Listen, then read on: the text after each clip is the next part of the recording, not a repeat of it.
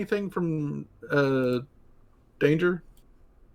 I think he said he had family coming over or something like that, and Oh, it was kind of like a last minute thing or something. Or was I thinking about? Oh, that's all right.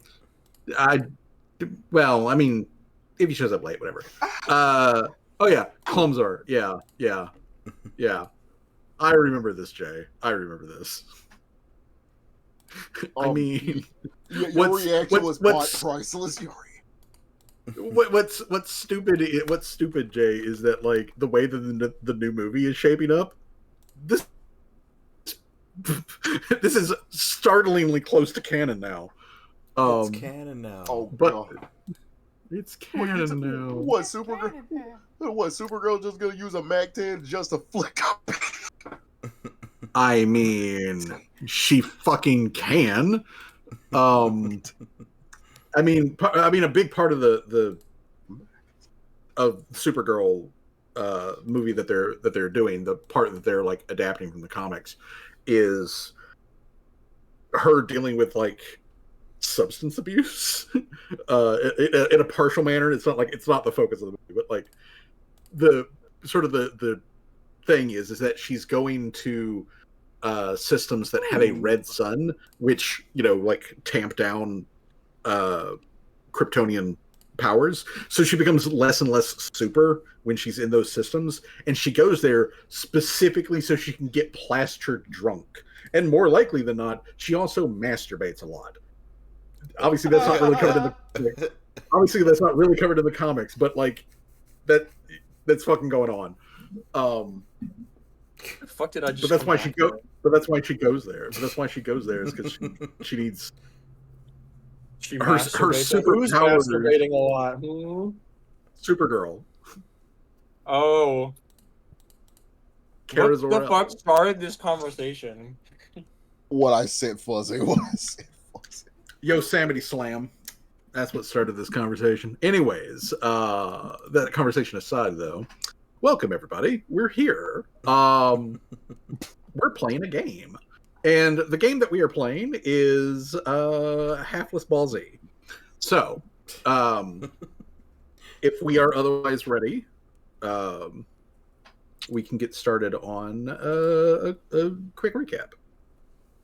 Very good. You ever got that Wawa? Yep, I got mine. I got a my Wawa spelled monster. I got a monster, and then I'm trying to not pay any attention to it, but like slightly out of arm's reach, I've also got like a plastic container full of like lemon bars that I'm really trying to pretend don't exist right now. Yeah.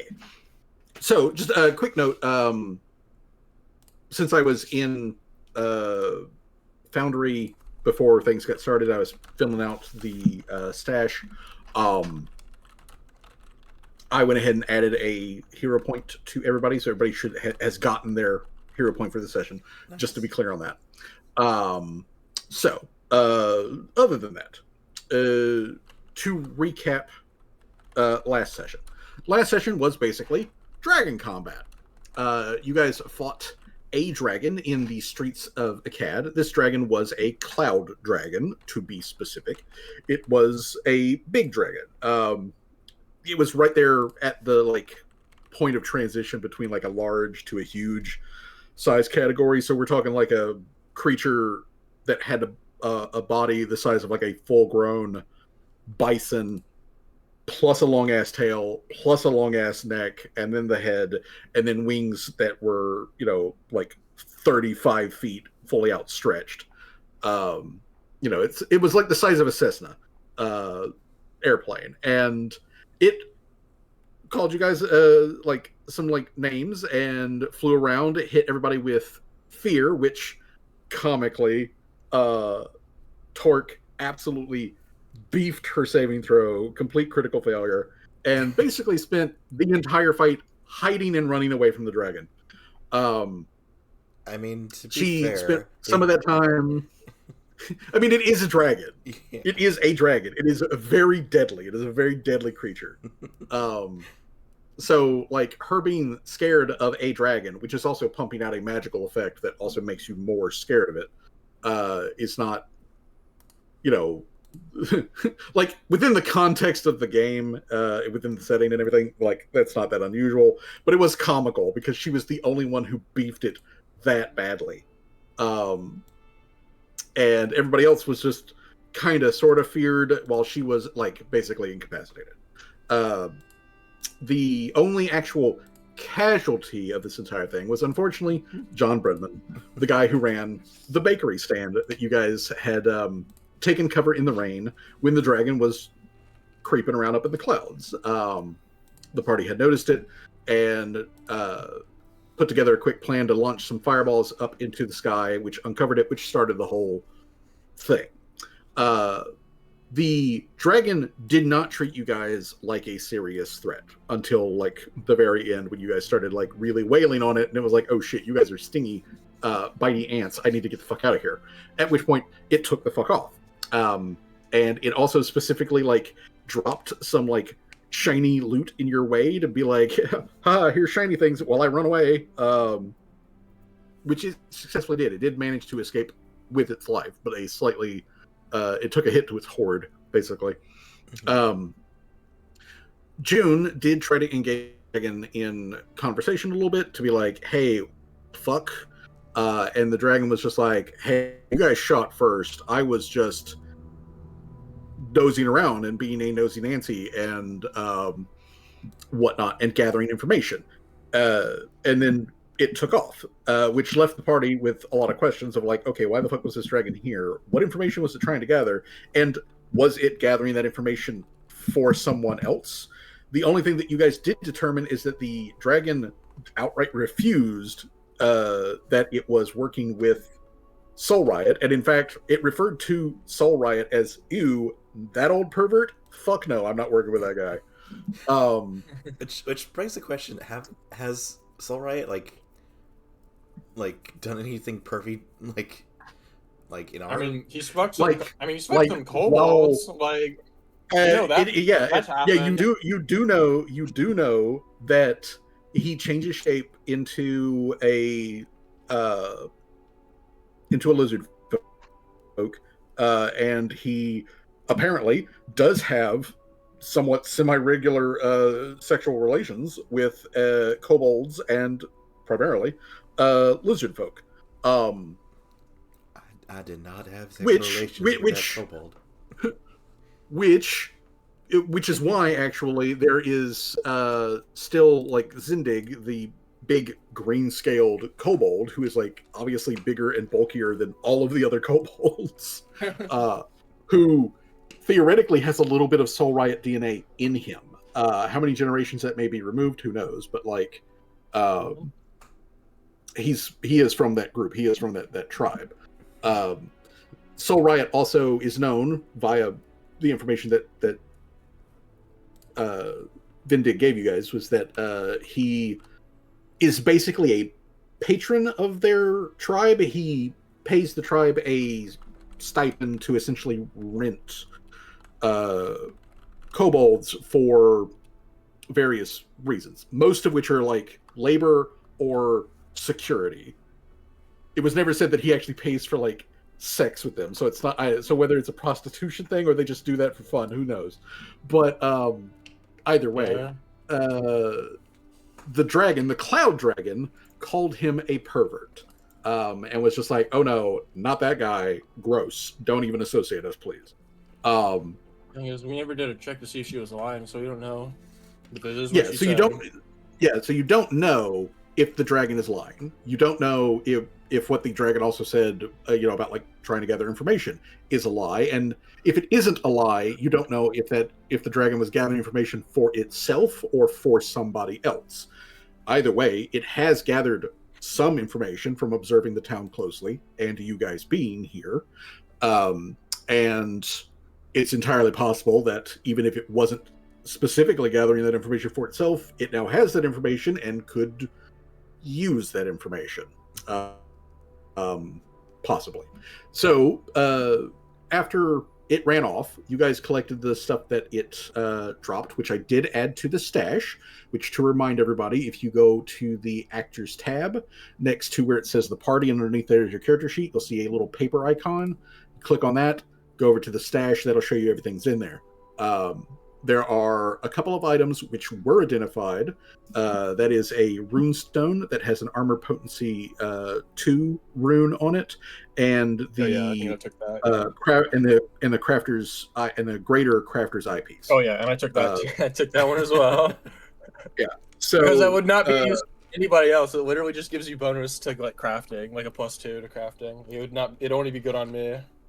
Yeah, they're very specific stuff that would be beneficial to Callie more than literally anybody else. I do remember because like it is coming back to me. I do remember that I also did like checks on the things to see if I could find like maker's marks or like identification of where she might have gotten these items for, and that's where we got those 2 locations in the notes, basically. That is correct. The 2 items, the maker's or the crafter's goggles, eyepiece, whatever they are, they are of dwarven make.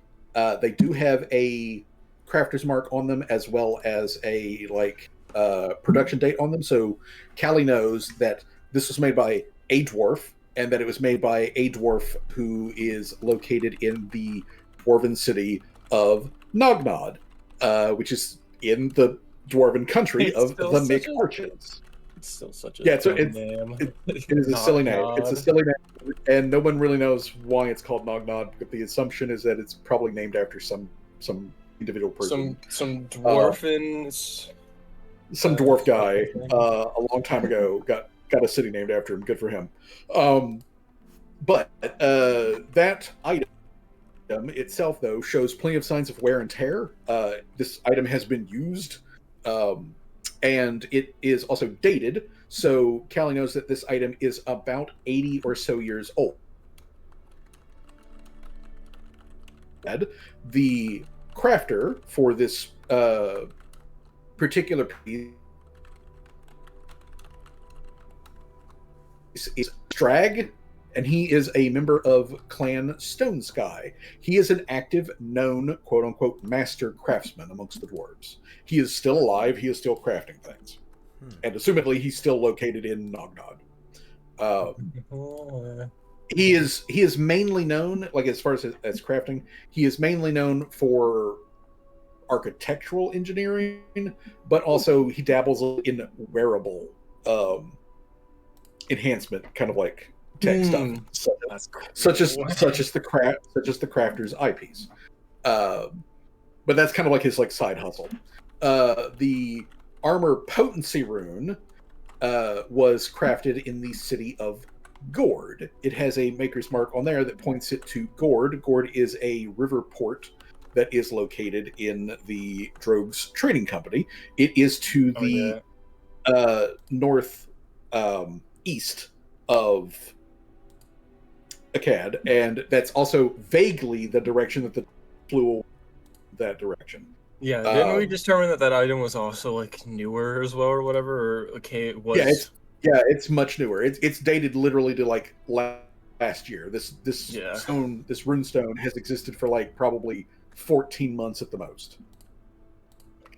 But that rune stone not only has a maker's mark on it, but it's tied to the Charhide Horde, which is a group of goblins. So some goblin craftsman over in Gord is whoever made this. So how these items got into the dragon's claws, who knows?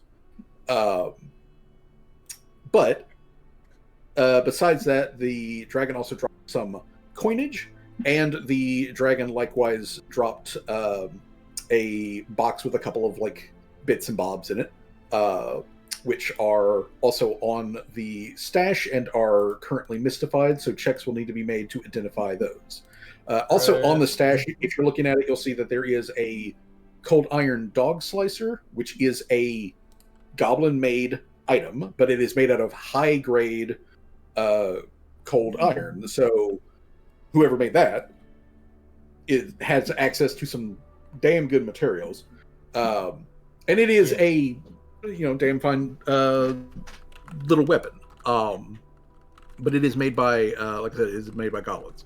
The consumables on there are the stuff that Boer made and can make every day for free. So if you guys want to like grab something to make sure that you've got like a boost food on you or something, you can. So that is there. But otherwise, there's a couple of unusual items in the consumables, which checks can be made in order to figure out what the hex those are. But yeah, so other than the loot that was found when the dragon like fucked off, Umber, who was en route to the location after the kaboom of the initial fireballs, she got there shortly after the dragon had taken off, and was very glad to see that you guys were okay, that the dragon had taken off. There was very minimal casualties, but she did collect John Bredman because, as it was revealed, part of the thing that Umber does, essentially to like be a direct leader of her people here in Akkad, since her people are made up of mostly former slaves and things like that, is she gives them all like a personal care and tries to make sure that if they have family members are made aware of the situation, yada yada, that their body is treated with respect, all of that sort of like good ass shit. And she went to go take care of that while Callie did the research on those first two items, the runestone and the eyepiece. And that took a couple of hours all told. So she handled that while you handled the research stuff. Then after all of that, when you guys were all back over at the Ziggurat, Umber mentioned to the party that while she was handling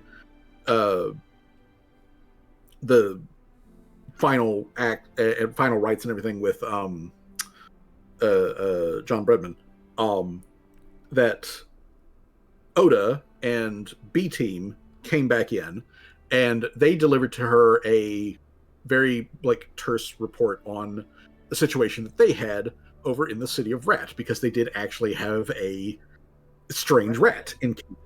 They gave that information to Umber, and Umber got the very heavy vibe that like something was weird and wrong here. And she doesn't know the full details of the of what happened, because apparently there was some communication that happened in a language that the person delivering the report, which is Rusi, doesn't speak. So nobody knows what the fuck. Rusi doesn't know what was said, but it appeared to Rusi, and Rusi said this to Umber, that Oda and Tommy, at the very least, did seem to understand what was said, and they did not share with him a translation. So let her know that. And then they all retired back to the side of the ziggurat where you guys have your private chambers. But Umber let you guys know that she'd had that like weird encounter with them, that Rusi gave her all of the like details of the encounter, except for the translation, because they didn't share the translation with Rusi. And she's concerned about the weird way that they interact with her. She's very obviously clear of the fact that they had an encounter that was a kind of like a vision. It happened in physical reality, but it's kind of like a vision, because essentially a message was delivered from the divine, and Oda is literally blessed by Kyrgyz, the strongman, and Tommy is trained as a priest of the strongman. Neither of them are clerics by class, but that is literally what their jobs are. That's literally what they're training in. So they had essentially some encounter where a divine source, most likely Lo Xiaopo, the old rat woman, communicated something to them. They had a reaction to that. They came back, they reported the basics, and then they went back to their private chambers, and they haven't come back out. since. So Umber was like, "Hey, could you guys maybe check in on them? Just because, because she, much like the giant dragon, is a bit of a nosy Nancy. She's a little bit of a control freak, and she's kind of concerned that there are priests in her local vicinity who are suddenly treating her, coldly. So that could be potentially a bit of a problem. But yeah, It's certainly no problem. you've got some stuff on the list. I am going to update our time to. Yeah, I don't have to check. Oh yeah, that was another thing as well. I brought up as well was like getting a meeting through Umbra with the Drogues Trading Company as a representative of the Cowie Fido workshop or whatever, to maybe find out who this dragon lady is or whatever. Yeah, she said that she does have some contacts with Drogues. She can bring those contacts here to the Ziggurat, and you can talk with them about it. See what they have to say. So, in the meantime, it is 5:30 p.m. And the party is free. The party is free to move forward. Okay, so I'd like to do checks on those items first, if that's okay with all of y'all, just so that we know what those are. That'll be fine. I'll do unusual object first. This one. Okay, unusual object. All right, that one. Okay, so.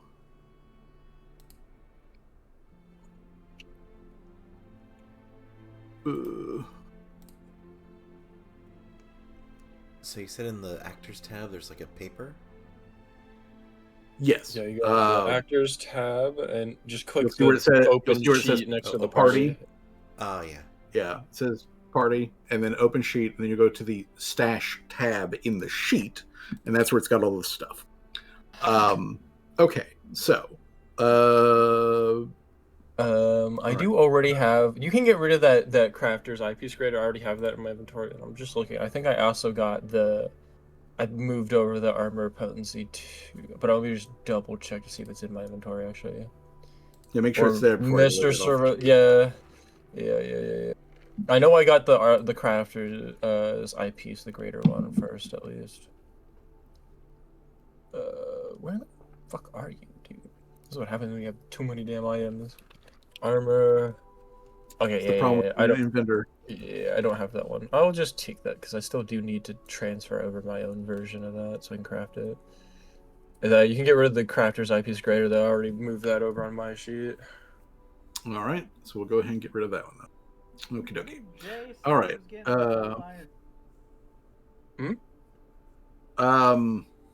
Maybe. I think he did.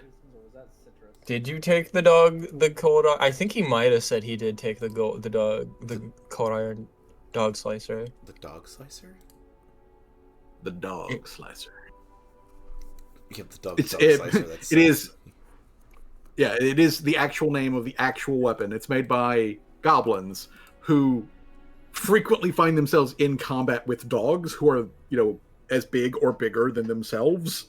So it's a special made weapon that is for beating the shit out of dogs. Because dogs and goblins don't get along very well. Unless it's a warg, at which point they don't get along. Also this was mentioned last time too. Also, weirdly, horses don't like goblins either. Horses have been known to go out of their way to attack goblin. Yeah, we're having on our end, we're having weird ping spikes into the 9 millions for some reason. Thanks, Spectrum. Cool. Spectrum Internet. Okay. All right. Okay. Let me I'll do whatever check I need for the unusual object that says 1 out of 1. And it's a light. Hold up. The what? Hold up. Hold up. What? The unusual object. We got consumables I'm in here that we have that I need to do checks for, just so I can figure out what they are. Okay, how do I send this to chat?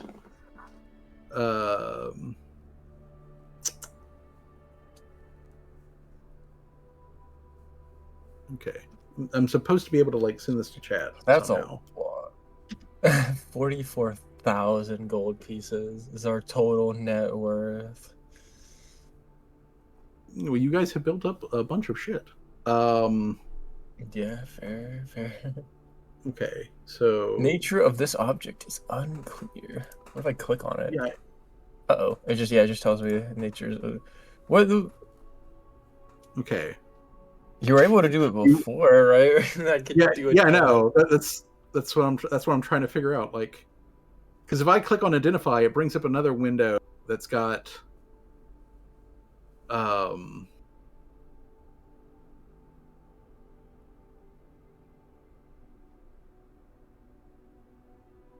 okay.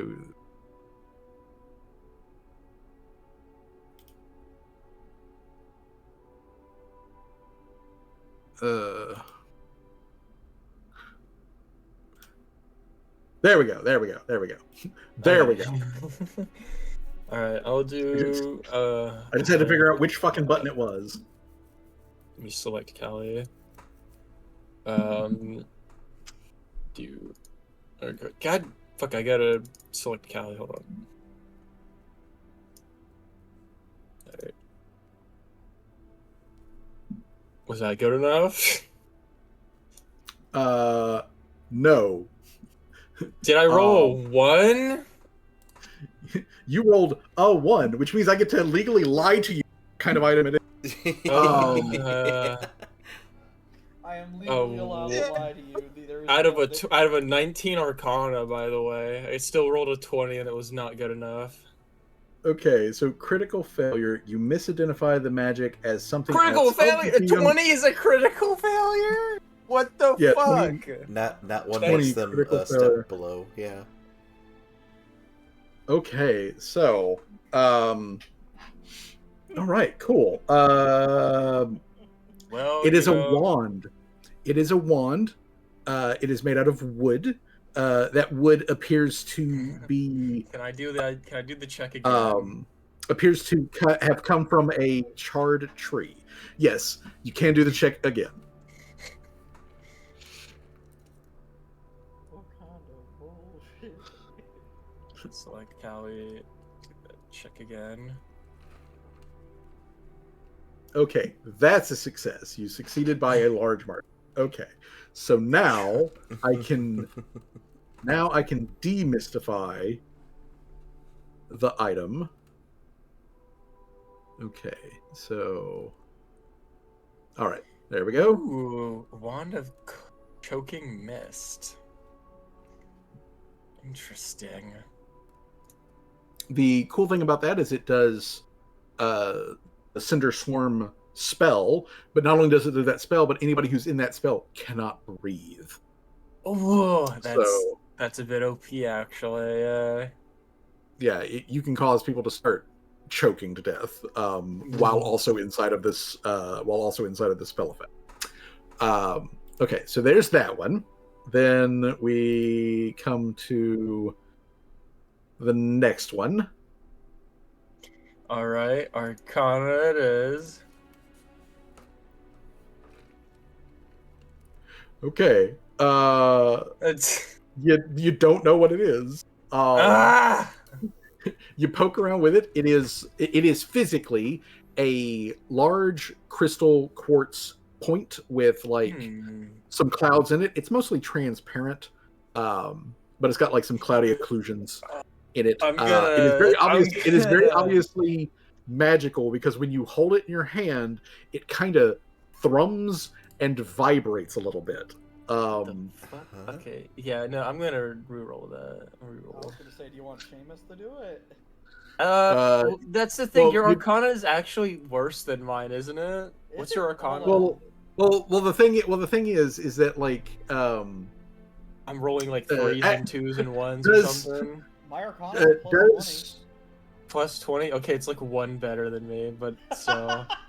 Well, we would want Seamus to do this because the other thing is that if we go by the rules, unless Callie's got something special in her abilities that allows her to do this quickly, a failure, especially like the critical failure on the previous item, means that you can't try again for another 24 hours. Okay, yeah. Dad, what is this object?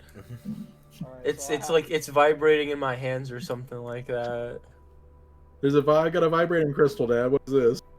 And then everybody in the tent, like in the tent or like in the room, just like leaves. So Seamus is selected, or how do I do it? Is it like You just click on the in identifying the- magic right over there, up there. Yeah, in the chat you should see unusual object, where it's got identify magic, arcana, nature, religion, occultism. Just click on Yeah, just which the which bottom. skill you want to use. All right, that's a pass. All right, so now we demystify this item. Elemental gem. It is You an shall elemental gem. a Ragnori, the Zephyrus Prince, and dash this glassy gem against a hard surface to activate it. Casting the 5th rank Summon Elemental spell. You control as long as you spend an action each round to sustain the activation. If you would like to also make a religion check on who the fuck Ranganori is, I will do that. I will do that. the DC is not high. The DC Okay, is good. not high. Okay. ravioli, All right. Yeah, Ravioli, the zipper Ravioli. Ravioli, the zipper prince, is a Rigatoni. he is a elemental lord. He is the elemental lord of wind, welcome breezes, and thunderstorms. Wow. So basically, when you break this gem, you summon a living tornado. Oh, what do you call this wind monkey? I knew. As soon as you said living tornado, that's when dude that clip has been stuck in my head the last week because he's been making me watch Renegade Angel. Yeah, we were bro. watching Renegade Angel literally like last night or something. Yeah. So Wow. Monkeys. What do you call these wind monkeys? Okay, let's not get me demonetized here. yeah. So the next item. I hate it here so much, dude. It's so dumb. Here's your alchemy check. Okay. Okay. I'm so sorry if it does get you banned. Okay. No, you're good. You're good. Easily done. Easily done. So this is the one that you have 2 items of. So there's that. Wyvern poison. You have 2 doses Wyvern, of okay. Wyvern poison. Weavering point. Okay. Wyverns. DC 26 fortitude. Holy smokes. And then last one is also alchemy. Alrighty. Another good pass. Identify. Yeah, And 26. there we go. That's crazy. Soothing powder. It stops persistent damage. It's the greater one. Yep. Ooh. And it's specific. It is specific to poison. Ooh, okay, okay. That would be certainly a cool thing to learn how to make. Because soothing poison would be good because we've encountered a lot of those. Alright, so we alright, those are all. I mean, you guys can dish out whichever. Hold on, what's the wire? Poison. Is the wyvern poison like a contact poison, or is it one of those where I need to like apply it to something? It is an injury poison. Okay, so I need to apply it to something and then injure something. Okay. Yeah, that is correct. So you would apply it to a weapon and then injure somebody with that weapon. Okay. Wand of Choking Mist. Anybody who Elemental, anybody who has the cast a spell action available to them can use the wand. Oh, okay. Do you think we should give it to Laria?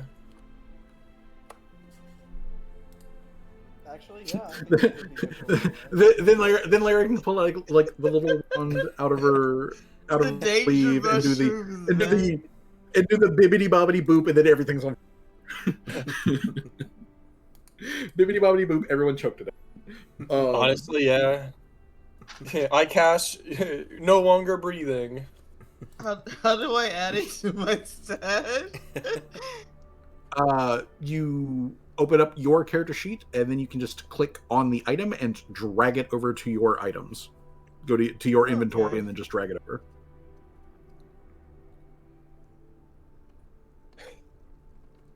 But yeah, there's all of that plus the coinage, which was mostly silver with a good chunk of copper and then a slightly smaller chunk of gold. Yeah. That has all been added in there. There was other money that was still in the stash, so that's all up in there. Okay. Well, If nobody, but, yeah. if you always gonna do that like evenly, or See, why not? yeah, Yeah. I got lots of money, lots and lots of money. Money. But yeah, I'll take that. Okay. Wyvern poison. I think you should take one too, Johnny, and just like whenever you feel like it, apply it to your scythe, because I think that would do hella damage. Yeah. So I'll take one. You take one. Yep. Okay. Who gets poisoned a lot in this party? Good question. I was gonna say Callie? Yeah, I guess I'll take the soothing powder then. Callie has gotten poisoned multiple times. I'll give Okay. I'll give the elemental gem to Ariel, because I think it'd just be funny if she could like cast like a slight downpour. Ooh, a grenade. I will keep it. I will make sure to keep it in a padded pocket. Maybe I was like, wait, maybe I should have given it to somebody else. You're constantly going in and out of clothing every so often. I mean, yes, if I have it on me and I go through my transformation, it will get kind of left behind. So, yeah, you're probably gonna want to maybe put it on somebody else. Anybody else want the elemental gem? To cast a Davis? slight downpour? What? Davis? Sure. Well, I mean, you don't need a cast. You just gotta break the stone. Yeah, you just gotta smash it, and then a living tornado shows Can you up, like and then you can tell combine it those... with his fireball? Well, I mean, he could set it somewhere, and then walk away, fireball the gem, which will set off fireball, and then break the gem, summoning the tornado in the devastation of the fireball. It'll be a fire technically, tornado. yeah. I mean, I Oh, could also fine. put a sigil on the stone for Yeah. fireball. Oh my. Yeah. No. Let's give it to him. Actually. I mean, yeah, I haven't thought about doing this yet, but like I just realized something. I theoretically could have like Seamus like put a sigil on a stone. I shoot it with the bomb launcher. Yeah, you can do things like that. That is totally 100% within the rules. Oh my god. Which, just so that we know what we're talking about, if we look up the summon elemental,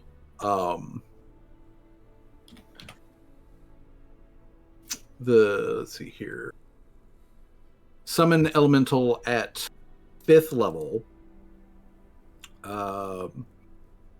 You can summon a creature that has the elemental trait who is a 5th level creature. So if we go down here to 5th level air creatures, you can summon the living whirlwind, which is exactly what it says on the tin. It's a living whirlwind. Yeah, you gotta keep sustaining the spell to keep him, which is Well, you can control it so long as you sustain the spell. Okay. It doesn't disappear if you don't sustain it. It just means you're no longer controlling it. Yeah, no. It does disappear after 1 minute, whether you're controlling it or not. Okay. It's Yeah. just, So, I was wondering how long it lasted. You didn't say on the. Yeah, so you can throw down the living whirlwind, which is literally just a dust devil with like a vague face on it. That will then like, you know, tear ass around the battlefield. It is just so that you are aware, the elemental has the ability to fly. It is very fast. It has a 10-foot reach. It does like 2d6 plus 7 bludgeoning damage with each of its slaps. It can push back with focused air bursts, so like it can throw people around, essentially. And if it wants to, it can, as an action, disperse.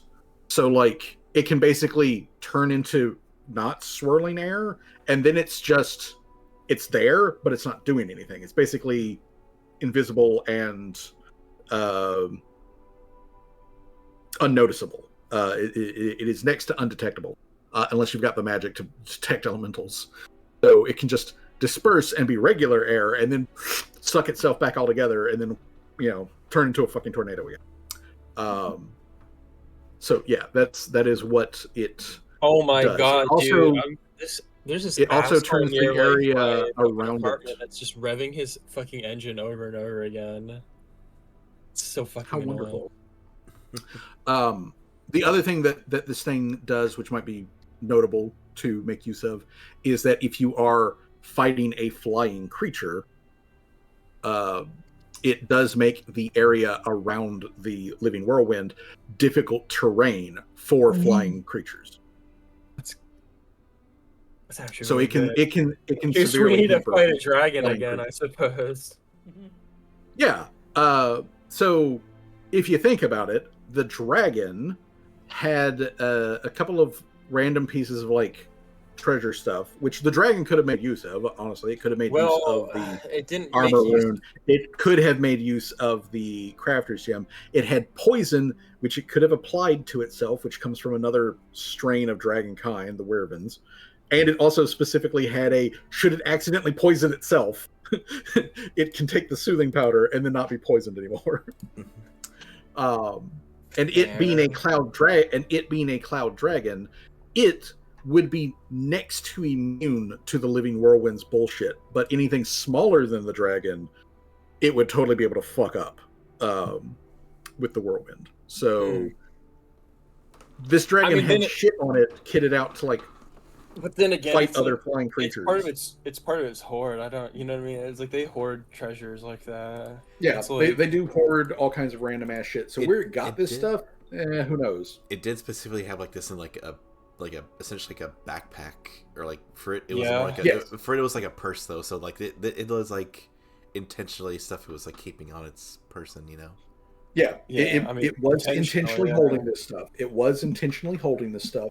It did have basically saddlebags that were strapped to its sides that are effectively its like portable storage. Okay. And it just like dumped a good chunk of it on the ground, you know, to distract you guys while it like got into the clouds. And even though it didn't probably really need to do that because it just had like the flying speed to do so, but it did. Well, we were kind of like trying to like chuck rocks at it as it was flying away, so. Yeah, like literally, we got Seamus like throwing like a boulder at it, right? That happened.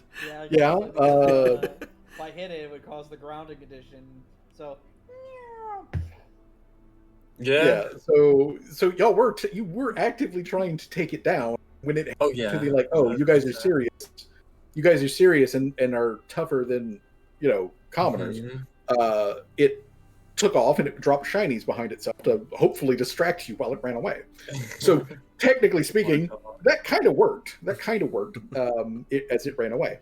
So yeah, this is what you guys got from all of that. And I'd say we dish out the rest of the money like evenly to everybody. Alrighty. Just ignoring the NPCs and everything. They get a quote unquote. They get a steady flow of pay. You guys get the big take home, but they get a steady flow of pay. They get an income from the Califino workshop. How do we? They just get a thing. Well, let's do some quick math here. Let me bring up calculator. Some quick math.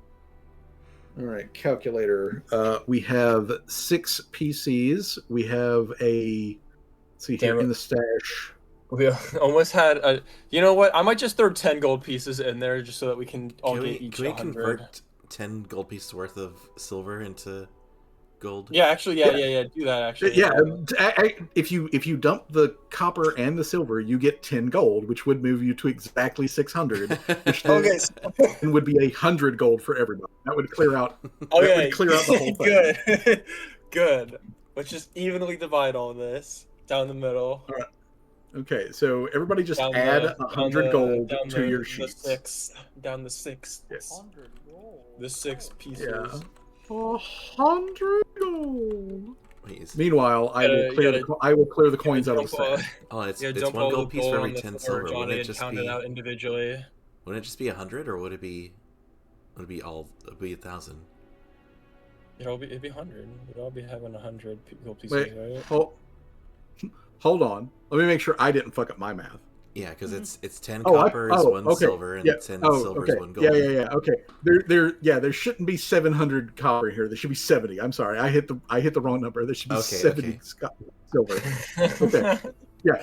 But 70 silver and 300 copper would make 10 gold, which added to the 590 gives you 600 even, which you then split all the way. Okay. All right. So I will now clear out the coins from the stash. Okay, we all just add 100 gold pieces. Not 1,000, add 100. I almost added an extra. Add 100 specifically gold pieces. You might have to add 100 to Tim's sheet. Yeah, let me grab Tim. Let's see here. Come here, Tamantha. Okay, Tim boy. Here's your inventory. Add 100 gold. He's gonna come back. He's like, "Where the fuck did I get all this money from?" All right. Man, we need to invest in a bank or something. We need to open a bank account. In the Bank of Fino. I mean, technically, you can. There is in the Empire, there are national banks. So, if you guys were to go to one of the banks and deposit into that bank, then at any other location in the Empire, we should open up a Fino Workshop bank account, and then just every time we get a fuck ton of gold, just start putting it in there. That is true. Also, we could use Callie's store to just basically dump our money in a safe there. Yeah. We'll just use it like an LLC. Okay. Use it like an LLC account. Yeah. I mean, I imagine they give I imagine the Empire being they're fucking, since Abaddon is very important as their fucking god and everything, right? In the Empire, I'd imagine that they would give favor to companies that make a lot of money and circulate money through the economy. I imagine they would very much like that. Oh yeah, super big on that. That is one of the Empire's main deities. Is the god of cities, wealth, banks, commerce, trade, all that kind of stuff. He is not quite the main guy, but he pretty much is the main guy. I mean, everybody treats him like the main guy, so he might as well be the main guy at this point. Everybody treats him on paper he's not, but in reality he basically is. So either way, once all of this stuff is done, you guys have done your identifications. You've dished out the funds and whatnot. Everybody returns back over. At the end of the day, everybody returns back over to the to the. I keep want to say bunker, but it's not a bunker. I mean, it is a barracks. It was literally Snakefolk barracks that got converted into like guest rooms, essentially. I imagine where we're staying at is probably a lot like the resort in the Jurassic Park books, where it's literally just like a bunker with like barbed wire on fences and shit like that. And there are bars on the wall, like the windows and everything, and it's all concrete. Well, it is it's all like a stone. federal prison or something. The walls are all very thick. Basically, a bomb could be dropped on this place and it would survive. And to give y'all again sort of a vague sort of like description of the interior of this space, you have a very short hallway that goes from like the main entrance into the inner chambers of this lesser side ziggurat, basically. And in it there is there's a large commons room that is mostly filled with a large that is surrounded by chairs and benches. There is a large bathroom that's like on the opposite side of the room. Like there's a door which has like another short hallway, like 10 feet, and then it opens up into like a bathroom which essentially has a couple of it's like a communal bath where it is mostly like a large pool, but it's also got like stations for individual bathers. You can have privacy if you want privacy, is what I'm saying, but like it's not very much for bathroom stuff. Then you have another room which is sort of general storage, and then each of the other individual rooms just kind of branch off of the main room, which is a single room stay room for individual party members or party members that want to like partner up if they so choose. And there is more than enough space in here for everybody. There's a couple of rooms, in fact, that you guys aren't even using because you don't technically have enough people to spread around. The inside is like this main room. There are no windows, so it is lit by enchanted stones, which are like inset into the ceiling to provide what looks like natural sunlight, which is keyed to the like outside. So once it starts getting dark, the lights like dim, but they never go out unless you tell them to go out. You have to there's like a control panel on the wall where you can just like tap on a stone and it makes the lights go like super dim or completely off, which obviously plunges the entire main room into complete darkness. Advanced and only the people with actual dark vision can see in it. If you've got low light vision, once those lights go out, you cannot see. In low light, like June would be next to blind, but everybody who's got low light can still navigate easily enough. Works the same way in your rooms, except the rooms also do have thin slat windows that are up like near the top of the wall. So unless you're like really fucking tall, you can't see directly out of the windows and natural lighting coming in from the outside. And then those have bars over them so that nothing can come in through it. And there are also slats. So if you want to like, make sure it's dark room, you can just close the slats. But that's basically what you have for a location. We're in a bunker. And when you guys, you're in a bunker basically. And when you guys come back to the bunker, in the main room, Tim is there with Gloria, which by the way, it is the ceilings in here are like 15 feet tall. So it's big enough for her to walk around. It's big enough for Umber to move around. That kind of thing. But Tim and Gloria are sitting at one end of the big, large table, and like off like around the corner of the table, Rusi is sitting there next to them, and they're having kind of like a quiet conversation. You guys come in, and Tim, looks over to you guys as you come in, and raises his hand in greeting. But they are the only ones who are in the main room. So Oda, Saffron, Boer, and Tommy are nowhere to be seen. But Oda and Tommy's door room is closed. Saffron's door room is closed. Boer's door room is open, but also Boer's room is empty. At the moment, it's just the party plus Tim and Gloria and Rusi, plus Torque and Ariel. Ariel, by the way, she wants to brush out her hair because she got hit with the poison blast from Yanae, a few hours ago, and she just wants to make sure none of it is lingering in her hair. So she wanders into her room to grab some supplies, and then she wanders back into the bathroom, and begins to take care of stuff. So she steps out.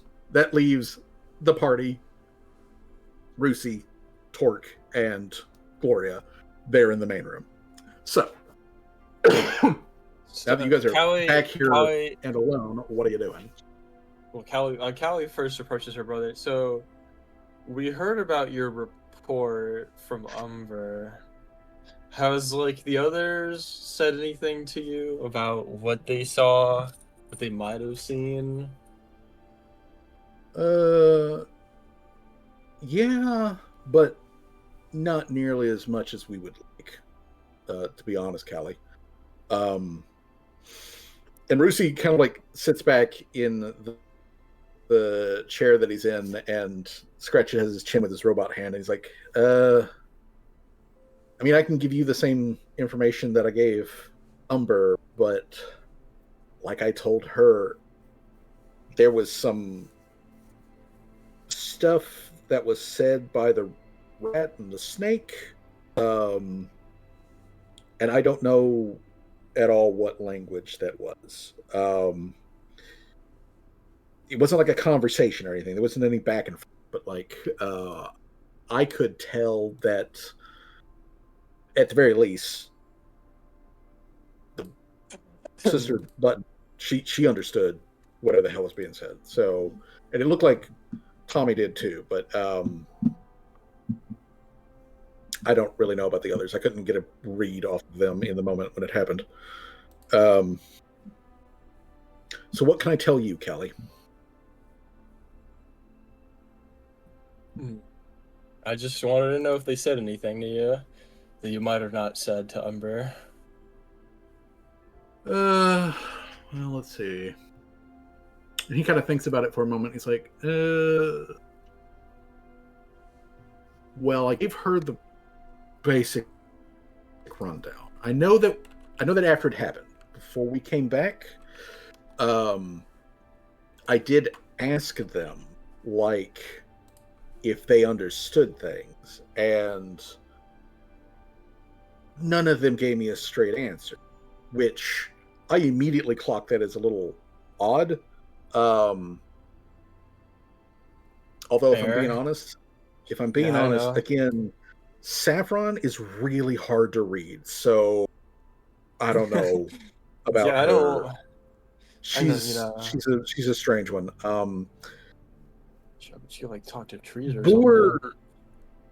I guess. Do trees have a language? Is that a thing? Probably. I don't know.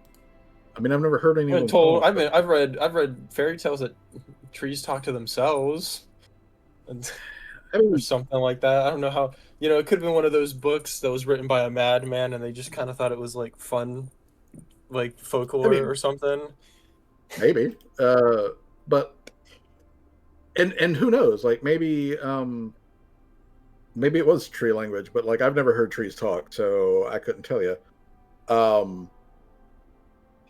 It certainly sounded like words that were coming out of those little creatures' mouths.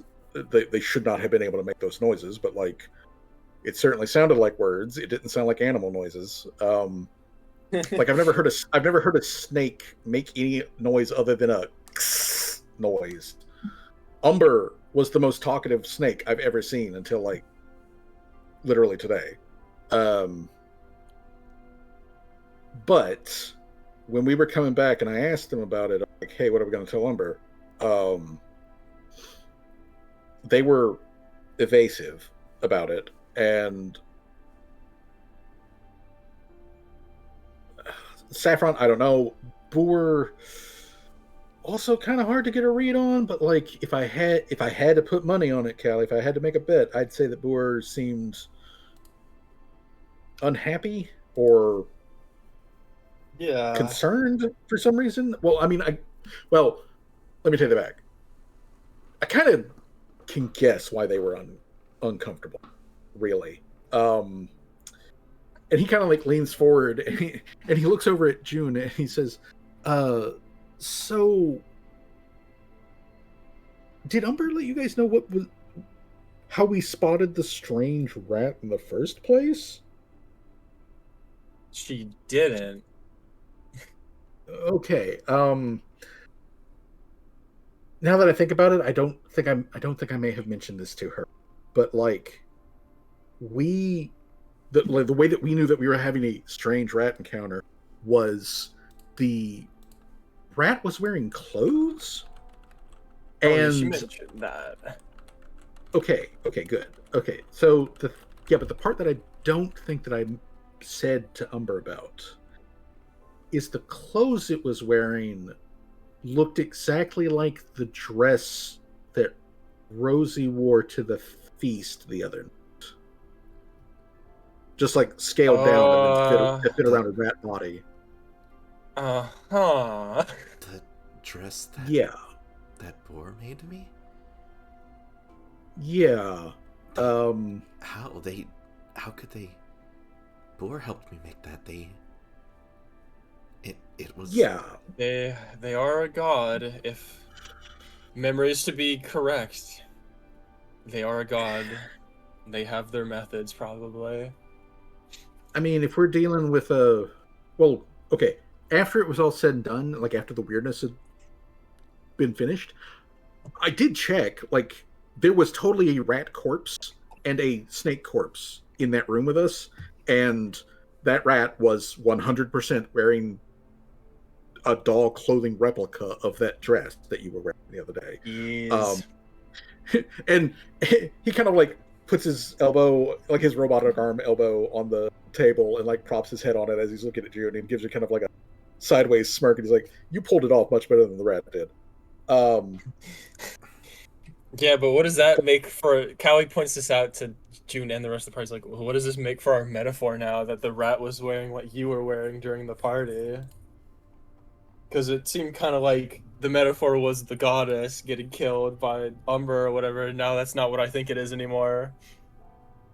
So, yeah. So, like, I didn't at first realize that it was a copy of that dress until I had a look at the rat corpse, after it was all said and done. But like, I remember when we first spotted it, Boer said something. Again, language I don't know. Not the same thing that the rat and the snake were talking in, but said something in some other language, and like an explanation. Like, if I had to guess, I would say the common pronunciation would be like, "Oh shit," or something like that. They definitely seemed shocked by the whole thing. And then we follow this rat to a tavern, and then we follow the rat into the basement of the tavern, and that's when the snake came out and attacked the rat, and like while the snake came out, like bit the rat, coiled around it, like a attack would. And then the rat bit the snake, and like badly, enough so that they were basically both like dying. And as they were bleeding out and dying and whatnot was when the talking started, and like both of their little mouths were moving and making humanoid voice sounds, which was confusing and terrifying. I have to admit, it was not a pleasant thing to experience. Yeah, no, I mean, I was just talking with Tim. If since he was at market today, if he knew where I could get like some really strong booze, because I'm sure as fuck not going back to that specific tavern for it. Because I'd rather not think about that tonight. To be perfectly honest with you. fair enough. Fair enough. You could also just have like, Graph Gear go get you alcohol or something. I mean, I could, but like, You'd hey, feel bad, listen, wouldn't you? Yeah, I would feel bad about that. But also, like, look, I like Graph Gear. He seems like a nice guy. I think he'll fit in well with the crew once we've got him like, caught up and he can read. But like, I've got my doubts that he'd be able to like find successfully like good alcohol and wouldn't just bring me back like piss washer beer. You know what? Fair. I feel like you'd have to give him very specific instructions, and you have to have him repeat them back to him like several times. Yeah. Like no offense against him, but I don't. Yeah. I don't think that's not his fault, that he's quite up obviously. to. Yeah, not a task that he's quite up to. Which, by the way, when we're done here, I'm gonna go get some beer. Do you want anything while I'm out? I don't mean to pause the thing, but I kind of need to use the restroom real quick, and I want to,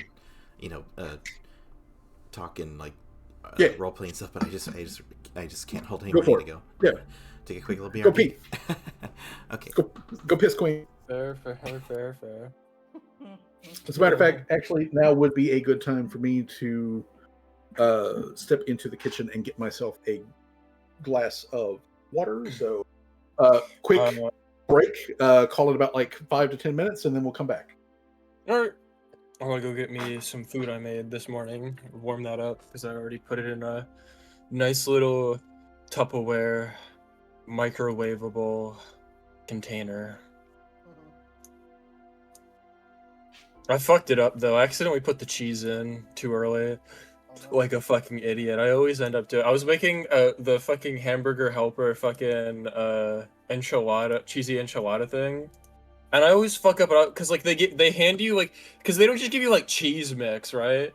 They give you like powder that you got to mix with like milk or whatever, and then you got to mix it separately. But I always fuck up and accidentally put it in at the beginning, because the motherfuckers always say like, hey yo, put the mixes in, like they don't label the bags or whatever. So I always instinctively think, oh, I gotta put this bag in too as well because it comes with two, and then I always forget. I've done that 3 times now. I fucked it up, bro. I'm such an idiot. They got instructions on the back and I can't even follow them. I'm fucking stupid.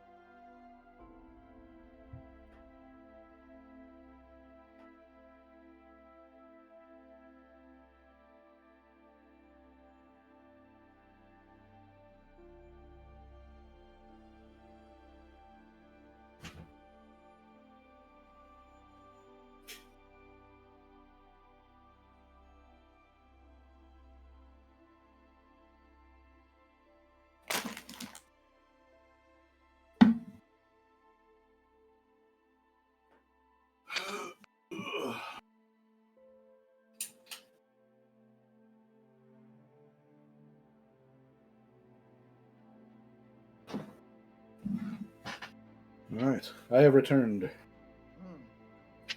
Hmm. I have done the whizzing, and I've gotten me a drink. And if you hear a crinkle and a crunch, that's me eating hot.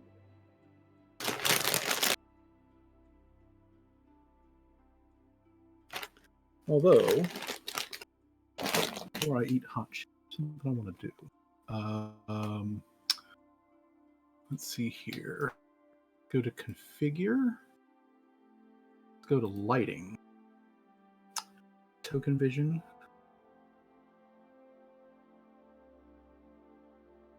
Okay. Link this scene's darkness level to the current time in small time. Yes. Adjust lighting based off the phase of the moon. Yes.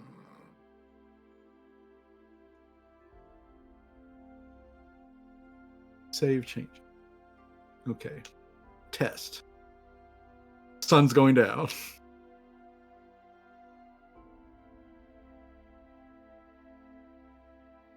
Okay, so yeah. All right, cool. Sun's going down. It now gets dark at nighttime. Amazing.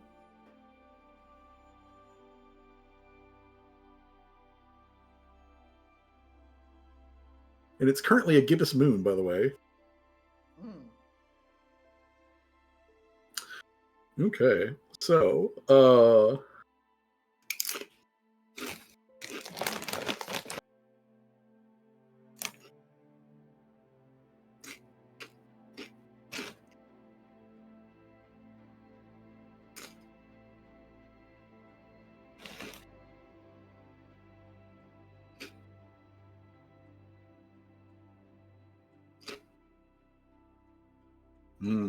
hot chip. Hot chip good. Yummy. I do love a hot chip.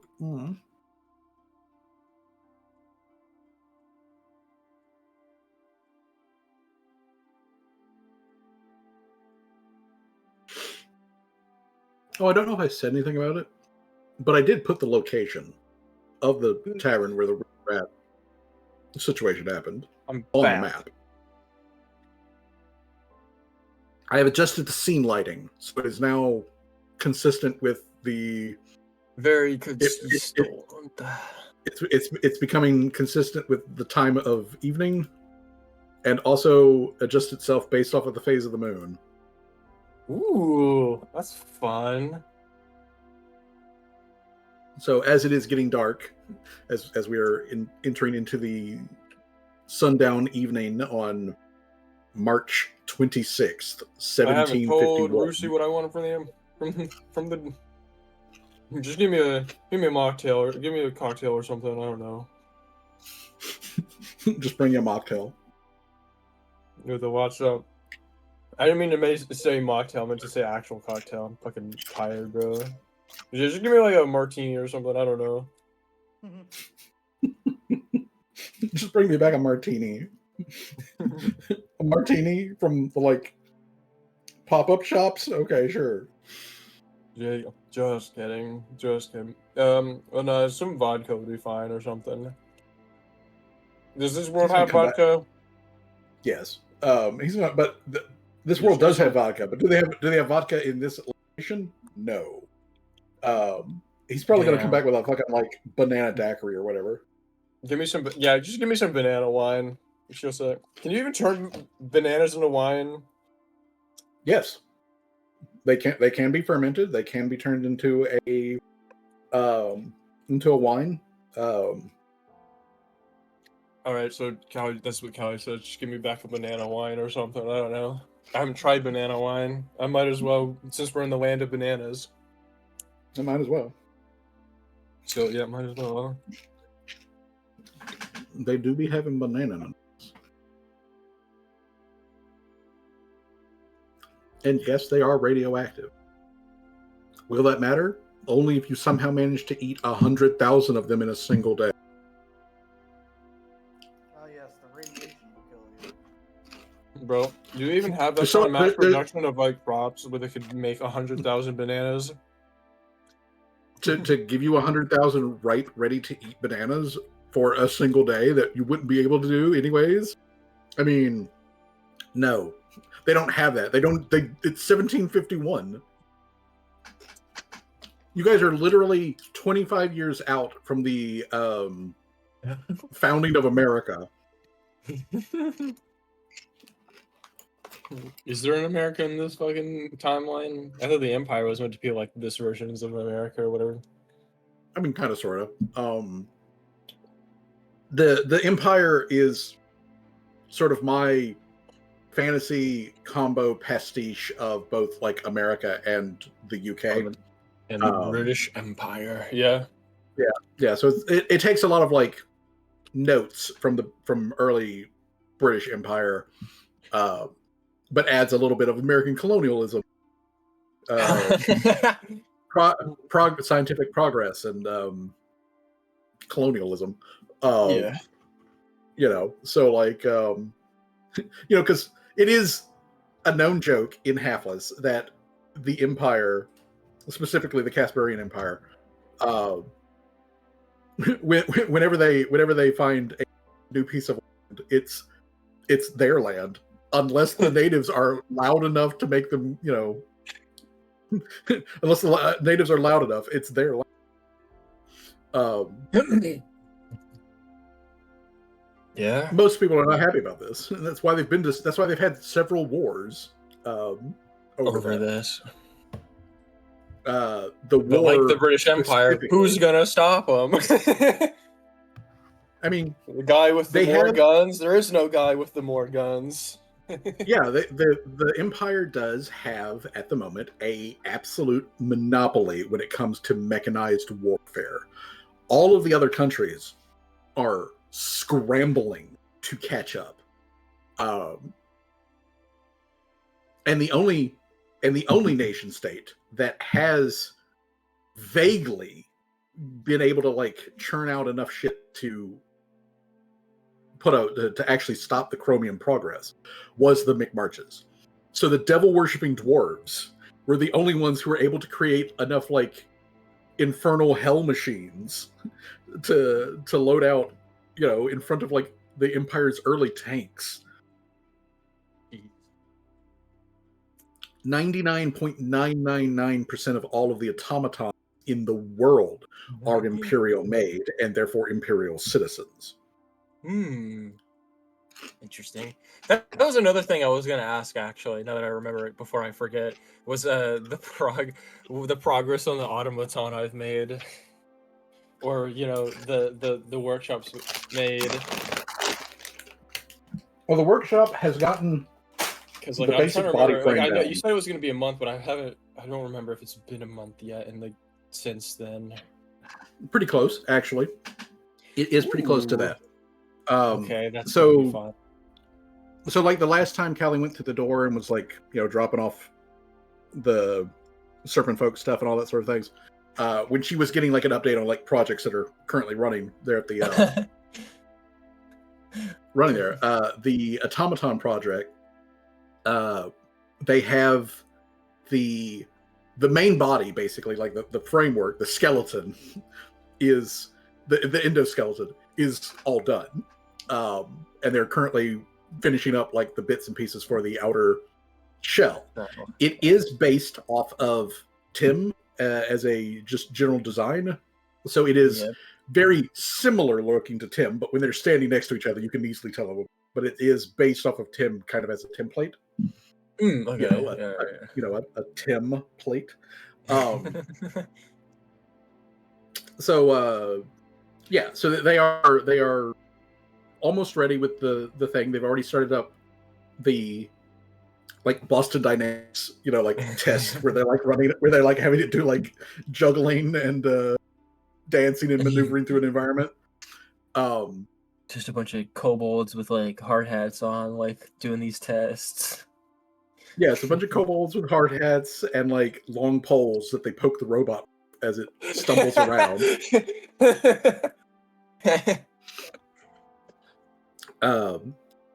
But yeah, you still have, as far as like completion on that one, you're still like a week and a half out from that being done.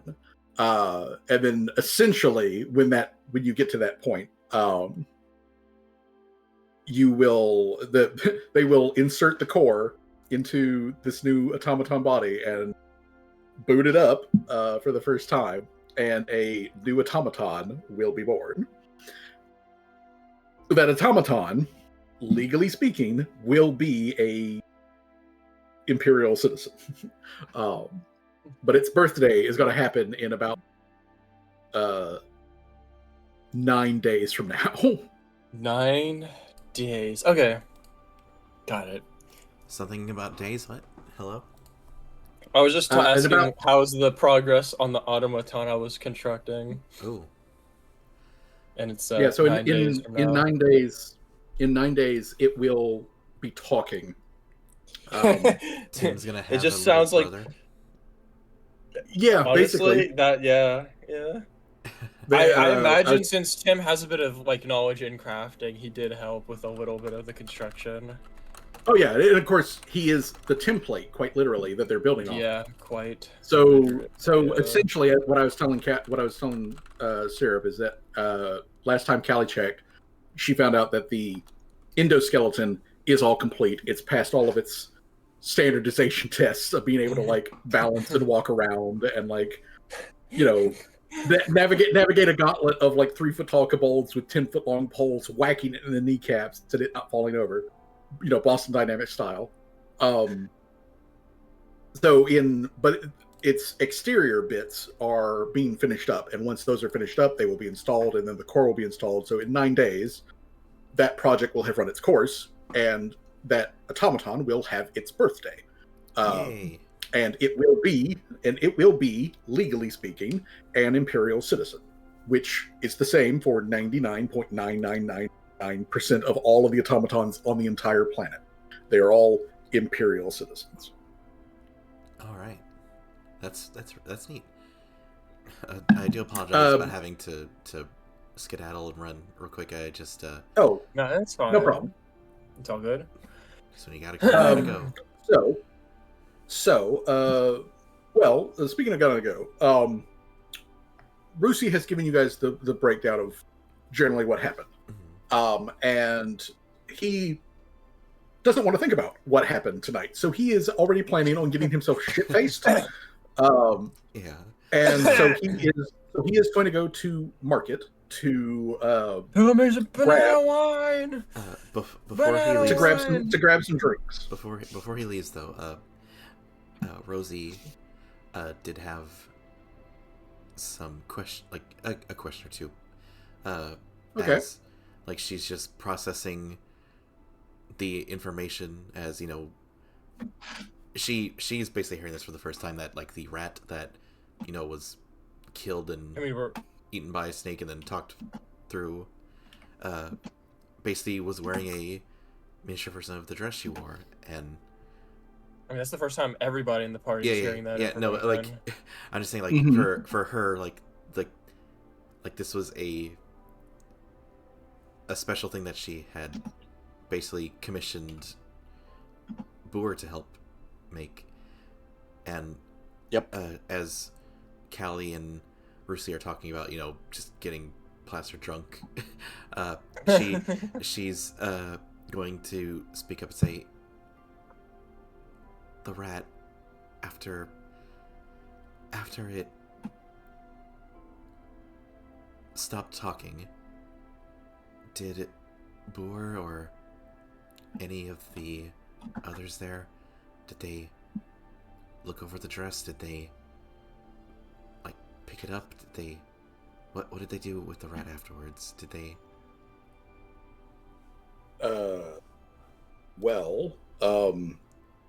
After the talking stopped, we were kind of in shock, and I touched the rat, Rosie. I touched the rat. I touched the snake with my flesh hand, and like he holds up his like not robot hand, like with my flesh hand. I touched it. It was real. It was very real, and the dress that the rat was wearing was also very real. Um, I would call those doll clothes because they're so small. But, and I am absolutely no expert on clothes. But they didn't feel like, I guess, cheap and flimsy, like I think maybe real doll clothes are. They felt like real clothes that were made for a rat. I just had a funny thought here. Just Callie being like, "How would you saying like, how would you know? You never bought me any doll toys growing up. How No, would but you you know had doll doll- toys?" Because you had doll toys, and what do you think I was doing for the first like few years when you were just a baby? I was picking up your crap all the time. Do you think mom and dad had like time to always pick up after you, like in between, caring for you, feeding you, and then also like working on whatever their stuff was? No, I was the cleanup crew. So I have handled dolls. Like I have. But like I told Rosie though, those clothes on that rat, they felt like clothes. They felt like clothes that, you would wear or I would wear. Something that was like tailor made. And like I said, Rosie looked a lot better in like her dress than the rat did, but like I was about to say the rat looked sexy. That is not what I mean. That is not what I mean.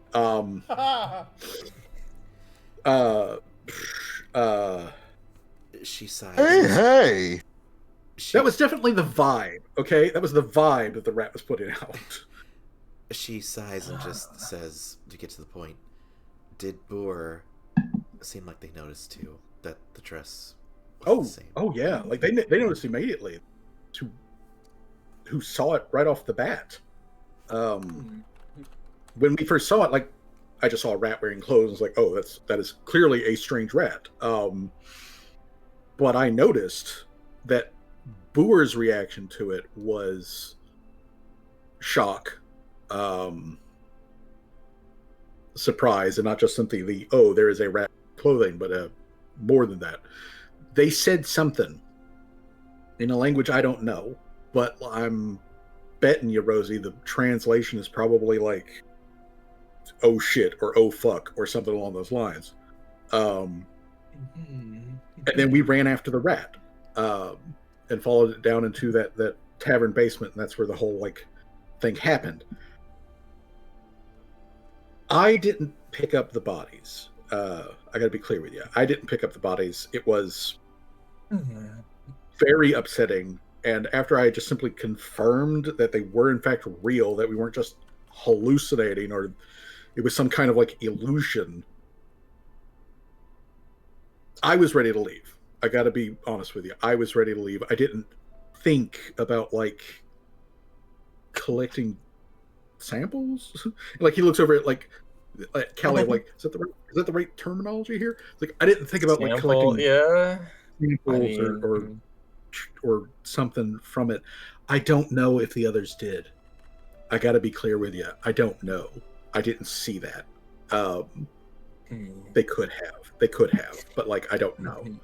And after I broke away with it, when we got back to the ziggurat, I broke away to go talk to Umber. Saffron came with me. She didn't say anything through the whole thing. She just kind of like nodded and made affirming noises as like I rattled stuff off to Umber. And when we got back here, I assume that they were all in like Oda's room, and then Saffron went to her room, and I haven't seen any of them since. And then Tim and Gloria came in, and I basically just repeated all of this information to them, and then you guys got here. So, yeah, okay, that's about it. Okay. I don't want you to tell anybody about that. Especially Umber. Not yet. Okay, I'll keep that to myself then. Do you want Probably anything would while I be. go grab some beer?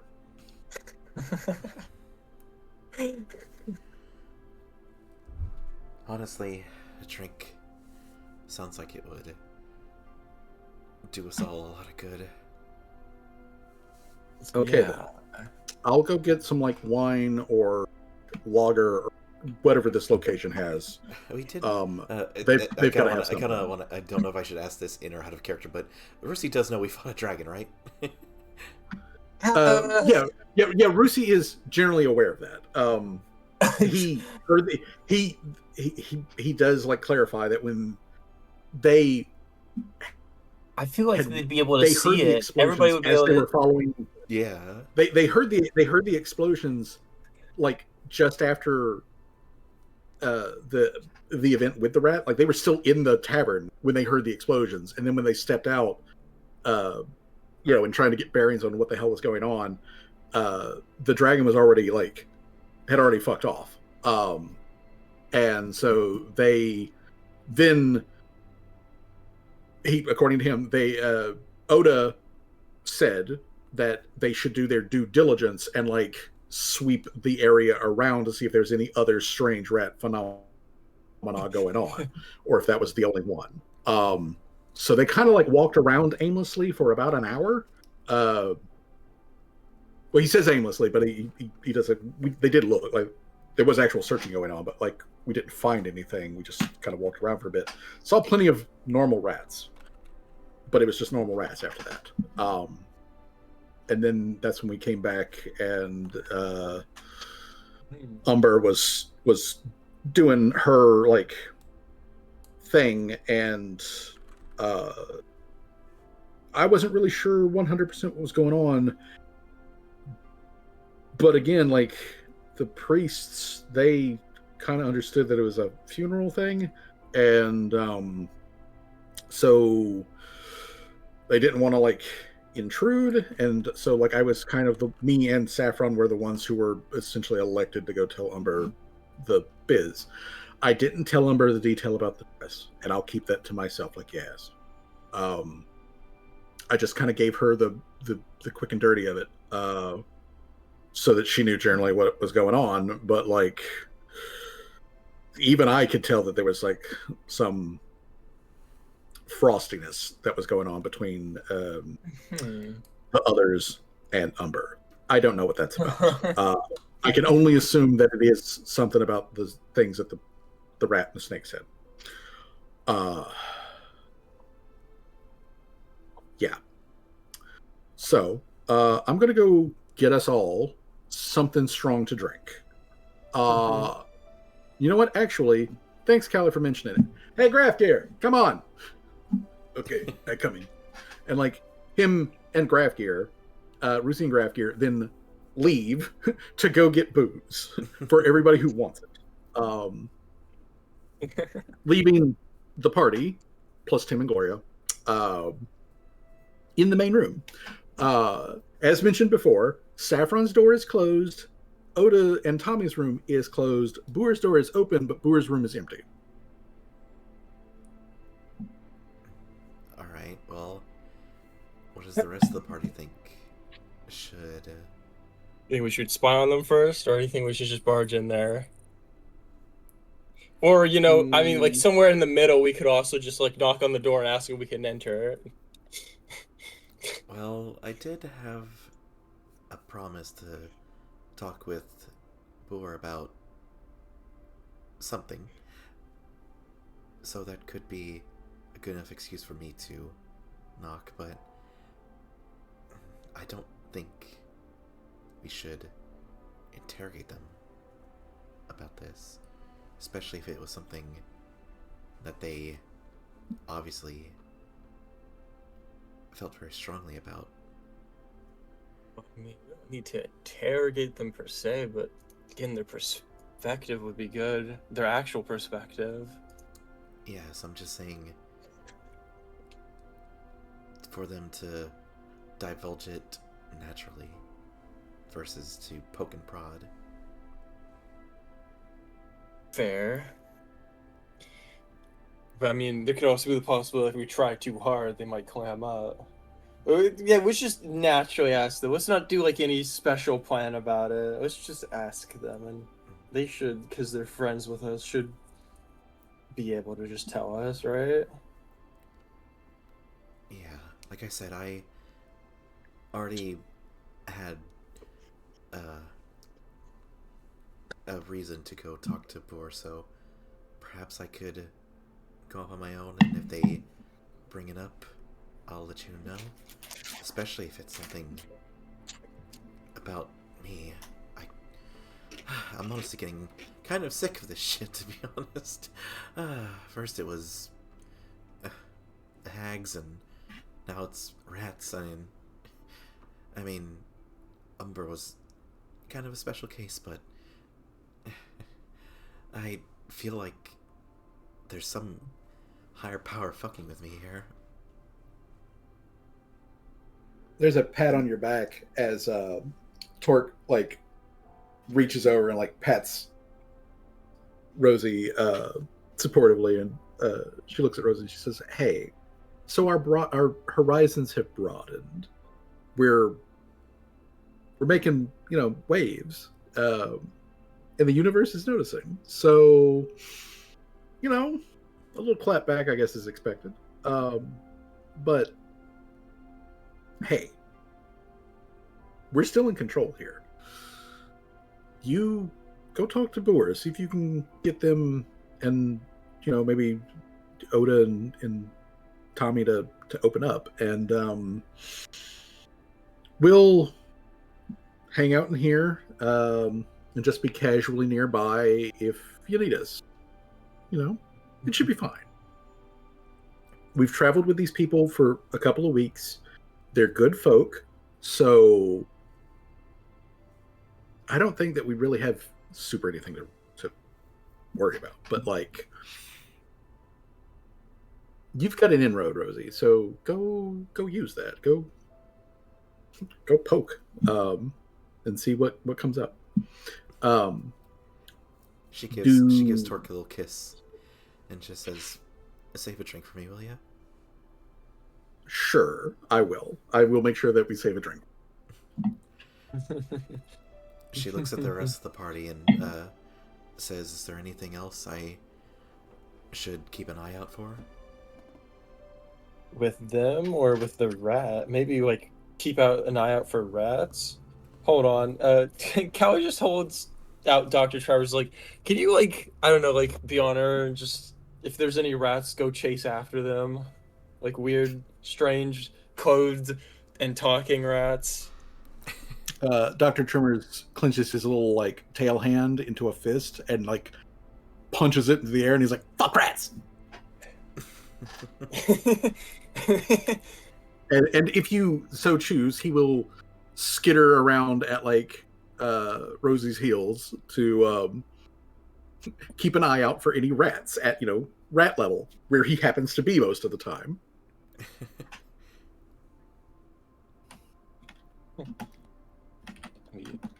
Does Laria or Seamus or Jamal have any input or?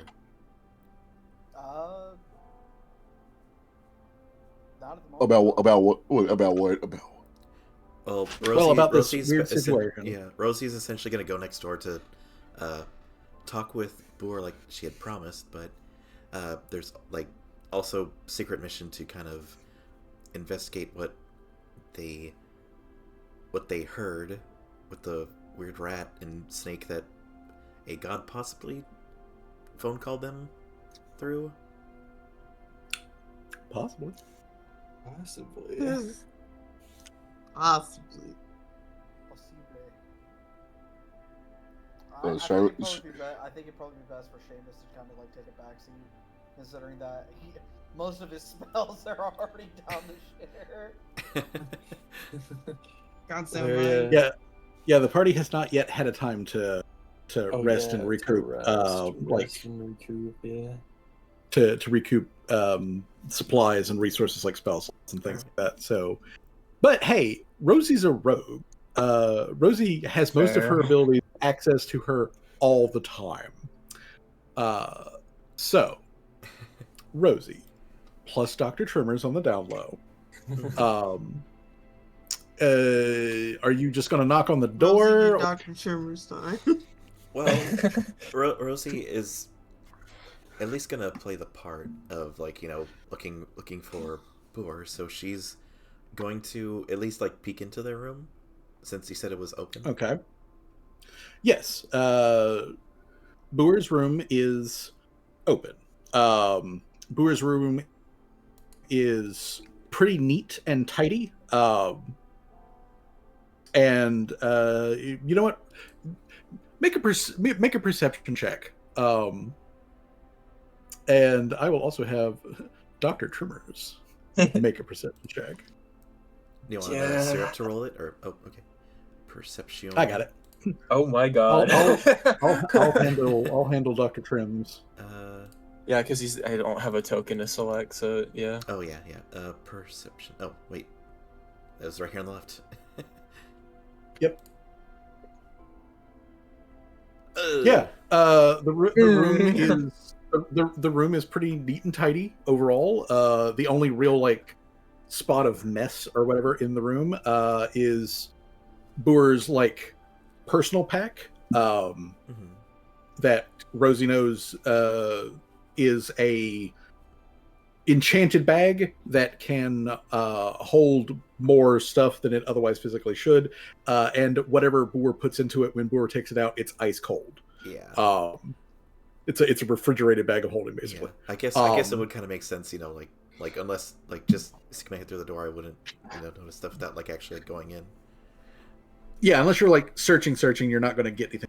Glancing in, peeking in, it's neat, it's tidy. There's only like Boer's sort of like personal bag, which is slumped on the little side table next to the bed. But other than that, the room looks almost unused. Yeah, and I guess that would be more suspicious to kind of poke in or like open their bag and stuff. So that's not something that she wants to do. If Dr. Tremors says the room passed the sniff test, then she's just gonna kind of casually call out, Boer? Are you there? Kind of muffled, you hear, "Oh, Rosie, you're back." No, I am. Hold on, give me a minute. And no, I'm not here. you hear some rustling. You hear some rustling through the wall. And then the door to like Oda and Tommy's room opens up. Boer steps out, closes the door behind them, and like looks over at Rosie and like gives her a bright smile. Go ahead and make another perception check. As a matter of fact, everybody who's in the room can make a perception check. Okay, that I'm gonna hear a point. That I will hear a point. I don't have a Dr. Tremors token. Well, this wouldn't be a Dr. Tremors thing, but the Callie could make the check though. Everybody in the. Oh, okay. Okay, no, the dice gods say that I rolled 23. Yeah, dice gods said 23. Okay. All right. And I don't know. I'm let me too make busy. sure that I've got. Oh, that's the mark of the beast. 3 6s. Everybody. Callie is also distracted. Okay. I was too busy. I mean, I could re-roll that. Do I have a feat thing for perception? I don't know if I want to re-roll that. My perception's not that great. Do any of y'all are in the room, guys? Don't any of you want to like roll perception or whatever? For what particular? For what? For okay, Boer's, so Boer has stepped out of Oda and Tommy's room and it said just hi to Rosie, and Boer does like the smile and everything like that, and there's some emotions and whatnot that are going on. So if you want to like do a perception check on like trying to gauge what Boer's feelings are and everything, you can do that if you want to. At the moment, nobody can really say because Boer is a professional. Like Boer's in customer service mode. Seamus hears all the ruckus and he's just like, "Oh, what the hell's going on out here?" Yeah, I thought it was just me and Dr. Tremors in the hall or How's something. that? Or the Well, at the moment, you guys are still in the main room because, like, Rosie had looked into Boer's room, called out. Boer answered from inside of Tommy and Oda's room, stepped out, closed the door immediately behind them, and then, like, turned to address June. So, like, you guys plus Boer are in the main room. Gotcha. Okay. All the NPCs except for Gloria have also otherwise like stepped out. Dr. Tremors is doing his job to look for rats just in case there are rat stuff going on. So that's why Dr. Tremors isn't making a check versus Boer's emotional state. Yeah, fair. Do where your Jamal want to do a roll? Just in Well, case. there's Jamal's. Well, there's so- Got that sniffer. Okay, You got that. so Yeah, of course. Another He smells. I so- bet he smells something. I bet he smells. That was a 19 first. He smells something fishy about him. okay, so when Ew. Seamus like leans out of his room, what's going on?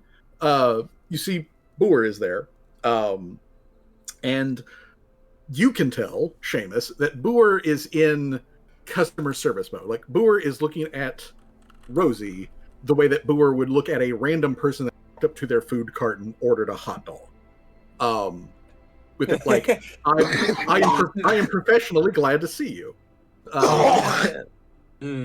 Kind of like vibe. You can see that Boer has not only closed the door to the room that they just stepped out of, but also sort of closed the door of their emotional state and has put on kind of like a mask, essentially. Jamal can also, note this sort of emotional state coming out of that, but Jamal does also get like a, like a strong smell of Boer, which Boer to Jamal always smells like they just walked out of a Waffle House. Like I don't know. Well, like, that makes sense though. They baking on making food all the time. So that makes sense. they are baking and cooking, practically all the time. It's Boer's like hobby, in addition to what their job is. So yeah, you get a strong sense of that. You also are getting whiffs of ozone coming off of Boer. Ozone. Whiffs of ozone. But yeah, you can see that Boer has sort of like closed the door emotionally. But they otherwise wave at everybody. I'm like, oh, you guys are all back. I hope whatever it was, the situation that you were in was not too dangerous. Well, that is. We didn't really get a full rundown of what it was, but somebody died. Unfortunately, we can go over it together. I know we still had to discuss about that dress you made and how effective it was. Oh yes, that's right. Can I do? I'm not trying to like milk for the thing, but can I do another perception check when Rosie mentions the dress? Yes, that would be appropriate. Come on, big money! Gosh darn it, dice gods, why?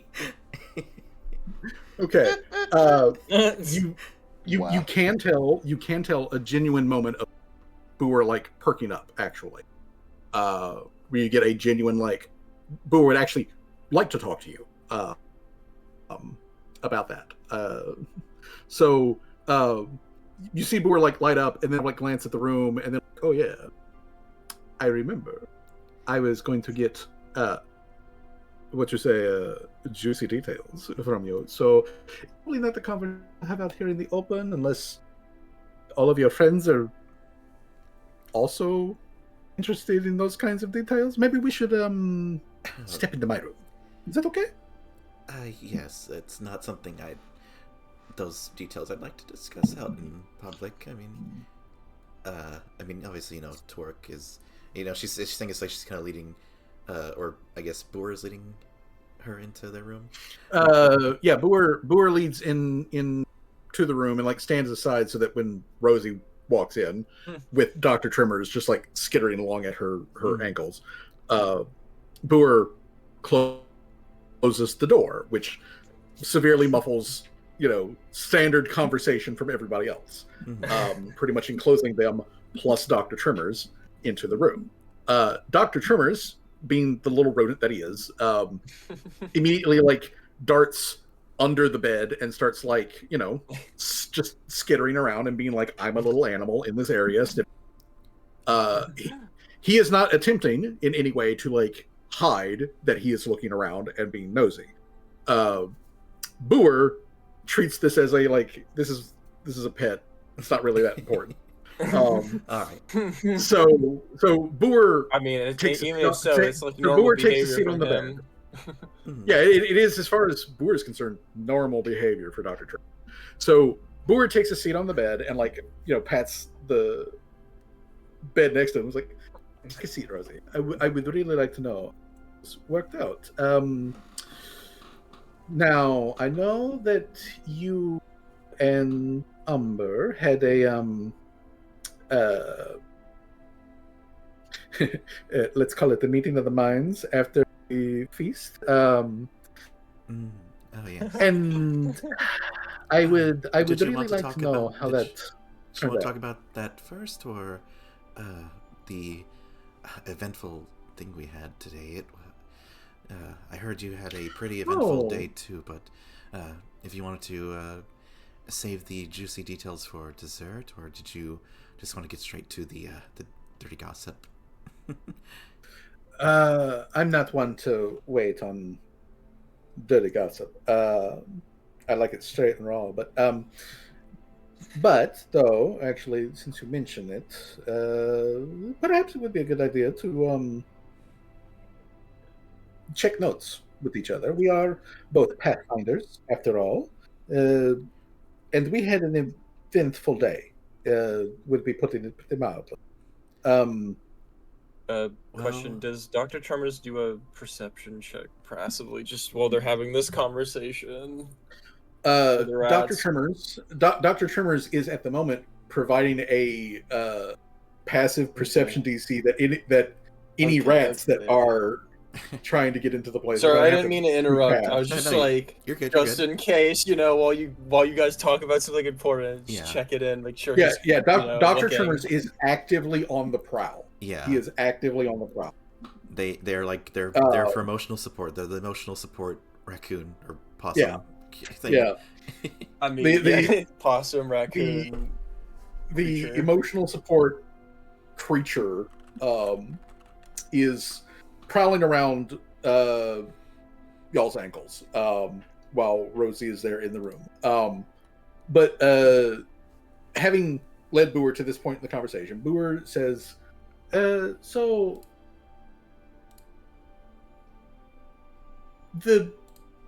when we came back, after we did our little search around the area they call the City of Rat, we found Umber dealing with a death. Some person here in her city had passed away, and she takes care of those things. I mean, I suppose personally she was present, but she was mostly observing when we arrived. But it did seem ceremonial. We didn't want to interrupt, and so we had Rusi and Saffron wait until a moment until they could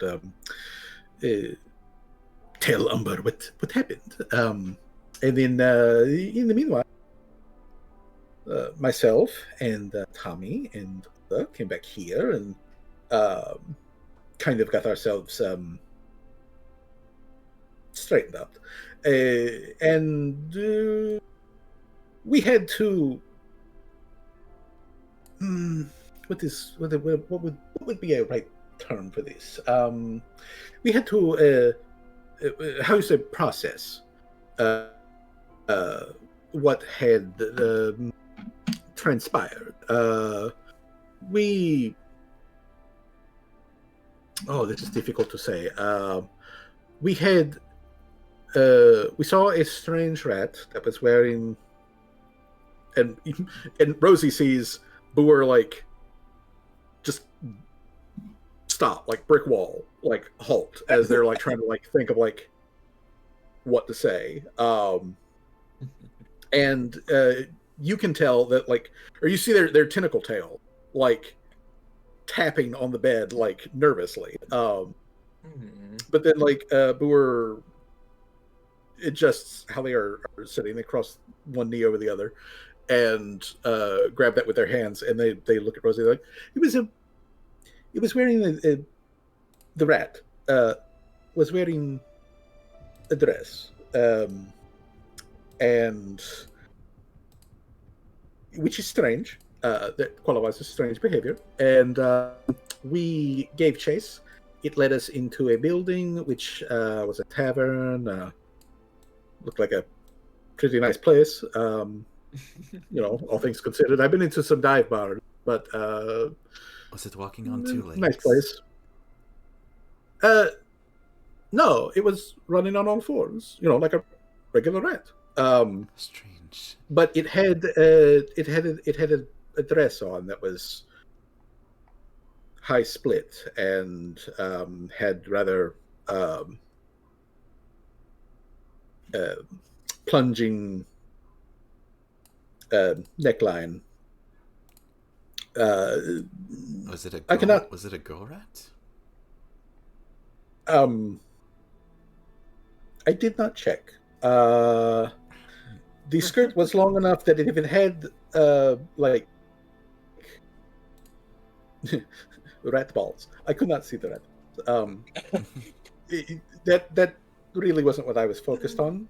Whether or not it had testicle, Rosie. It was a rat. It's such a strange. I'm sorry to say this out of camera. This is a strange thing to ask. Is like what gender? What Well, if it was wearing a dress, was it a girl? Like I'm trying to think.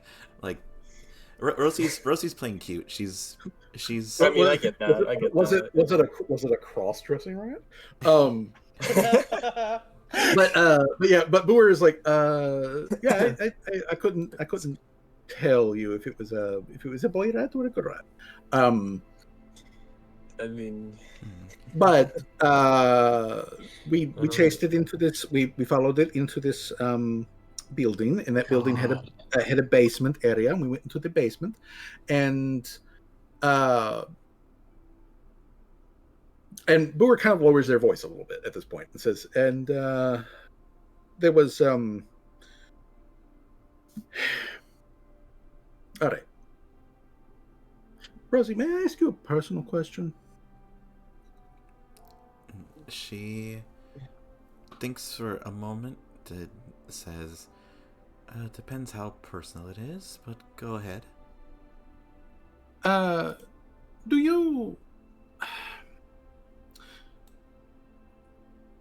you consider yourself a religious woman?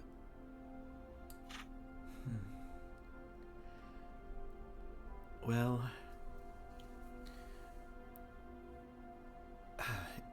back when I was in the Empire, I wouldn't say I was very religious. I would, say my prayers to Caden when I would drink, but overall I believe in them, but I wasn't a devout follower of any one or the other. Okay. The reason that I ask you this non sequitur is, you know that Oda and Thomas are priests. They are members of the clergy of Kyrgyz, the strongman. They have obviously a very strong faith. I more like yourself. I offer my prayers every now and again when it feels appropriate. And mostly when I have prayers to give, I just sort of give them to the wind and let, the winds of fate take them where they go. I don't ever really expect a answer to them. That has not been the way that anything in my life has ever happened to me. The closest that I have to that is my time that I spent learning magic from my grandmother, and that was a long time ago in a very different sort of situation. But Thomas and Oda, they are priests. They live and breathe in their faith. And I can only describe what happened as a religious experience. I know that sometimes we say that about like a strong feeling, and there definitely was a lot of feelings. But it was like some of the legends, some of the parables, when something from the divine reaches out and speaks. And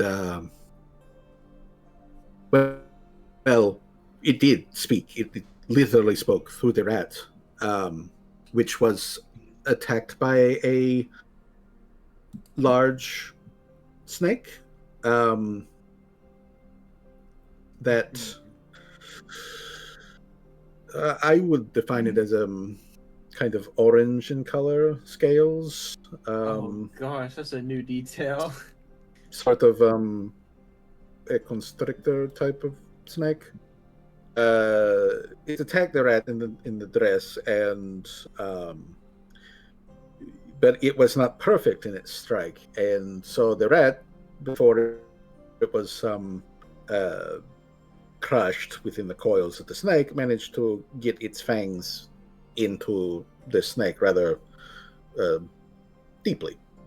So imagine, if you will, that we enter into this basement, tight confines, not too much bigger than this room, and this rat in a dress that we have been following is suddenly attacked by a large snake, and promptly is killed, but it also critically injures the snake in the process.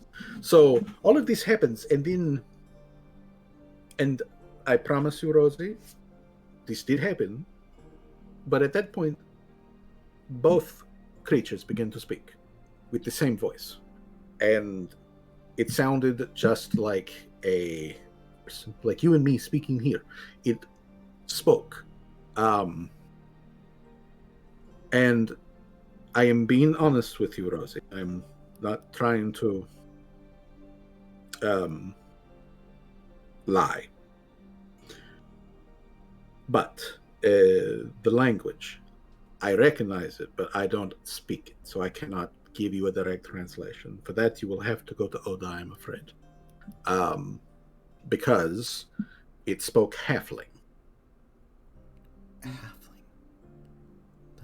Yes, it spoke Halfling.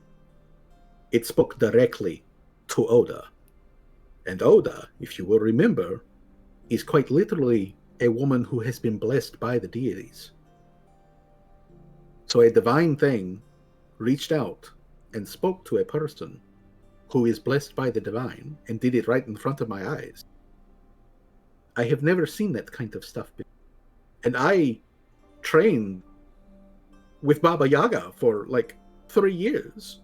So it was I want to use the word traumatic, but like I don't really know if that is correct. It had whatever was said,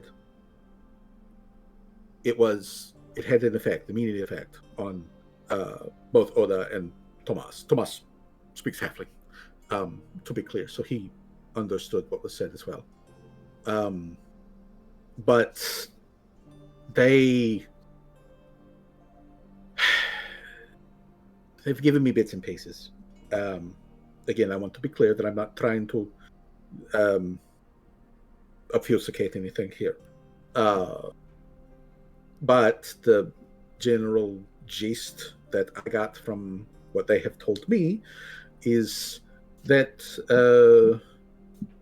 the snake and the rat, which are, I guess, possibly symbols from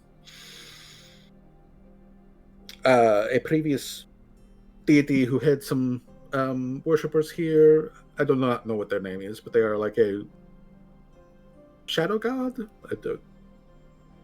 a god of rats, or shadow rats. I really do not know. I really do not know. This is information that is outside of my keen, but it spoke to them in a language that they would understand, and it told them to leave this place. That we were not safe. That Umber was dangerous, not to be trusted.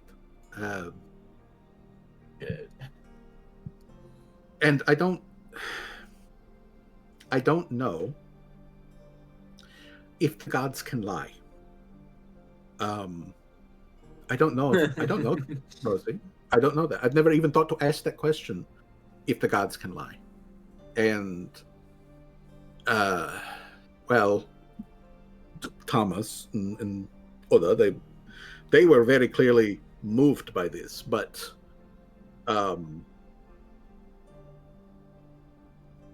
they had thoughts, and so Oda really wanted to get some privacy to try to commune with Kyrgyz, which I am taken to understand in my time with them that they do not have like a back and forth, as you and I have right here in this room. They do not speak to each other like that. I want to call them pen pals, but but working in mysterious ways and all that.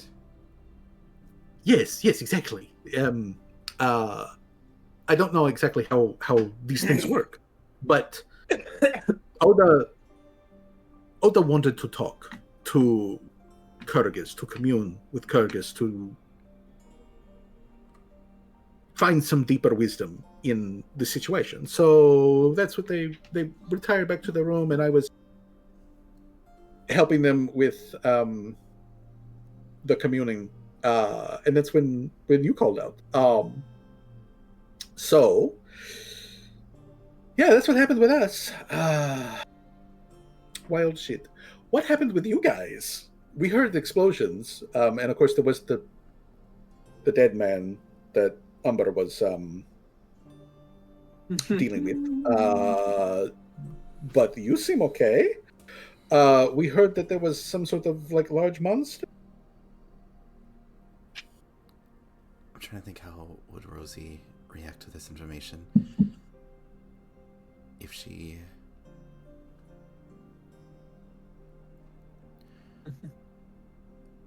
what? I mean, is she like an atheist, or like? No, she's not an atheist. She believes in the. Like she believes, she believes in God. She's just not like an active like I'm the follower of like she. Like, but does she deny their divinity? No, that's Umber's thing. Umber is a straight up atheist. Fuzzy has said like in Pathfinder terms, that's more like the gods. I know. Callie's an atheist too. I know what an atheist is in Pathfinder terms. In Pathfinder terms, I was just asking. She is. Do you? Yeah, I just hearing all this, in like Gore's private room and like them. Would she? I mean, a question I would ask you is, does she believe that the gods can be petty and like lie and bicker among each other and fight for like petty, like selfish reasons, right? Can like a god be selfish, right? It's like one of the like how well does your like how high or low does your like belief in their ability to be like impartial go? Yeah. And if she is like doing like the customer service face too, back to Boar, if she's kind of wearing it on her sleeve, and I think she will try to hide it, but I don't know what Boar's perception DC is. If you want to just roll it and say what. You would need to roll a deception check if you are attempting to hide that from Boer. A rogue rolling deception. A rogue rolling deception, which, as far as Rosie can tell, Boer is picking up what Rosie is actively expressing. You have more than beat their perception DC. Yeah. So yeah, we're both doing the poker face, but what the things that Rosie is putting out is that there's concern, there is a bit of shock at the revelation that not only was this rat dressed up as her, but also the snake was colored and speckled to obviously be like umber, and behind her cards, Rosie is also a genuinely shocked at this, and also just confused why she is in the middle of all this, and what the rat god I forget, Umber did go over the how she basically not kicked them out, but the followers of the rat god that used to be here, she kind of set up shop and told them to either deal with her or fuck off, and half them did fuck off, half them did not want to deal with it and tried to fight her, so she fought them back and crushed them, right? That was the more or less what she that was the general gist, is that she came here, she set up shop, she was like, this is my place now. Roughly half of them were like, okay, well, fuck this, and like left, and the others that wanted to argue against her failed to persuasively argue the snake position of like, this is my house now. So yeah, she's keeping that bit a bit close to her chest, and she will say, well, Boar, I can't say that we had a as crazy experience as you did, but it certainly was a lot more explosive. What do you all know about cloud dragons? Cloud dragons? Personally, not very much. I have never seen one up close, but I have seen a cloud dragon. Funny enough, in the clouds. This was a long time ago, though. In Uxland, I was a small child at the time, and it was an amazing sight. It was very far away. Like I said, it was up in the sky. It was doing something in the clouds. I know that they are intelligent creatures, but my childhood memory tells me it was frolicking in the clouds, sort of scampering around like this little guy, and like Boer looks over to acknowledge like Dr. Tremors that's up on the bed, and is like, sniffing at their tail, and their tentacle tail like rears up, like a snake, at Dr. Tremors, and Dr. Tremors just like looks at it for a second, and then like looks past it and at Boer, like makes eye contact with Boer, and their tail rises up like a scorpion, like behind Dr. Boer, and like turns and flips Boer off. And Boer giggles at this and looks back at Rosie, and Rosie can see like some tension has kind of like fallen out of their body language. But they look back at Rosie and they're like, yeah, he was frolicking around in the clouds, just acting like a big animal. That's really the only personal experience I've ever had with one. Heard that they have the ability to control wind and clouds and things like that, but I've never experienced it.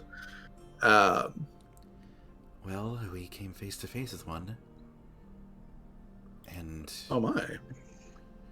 It was up in the clouds, but it wasn't frolicking. It actually told us that it was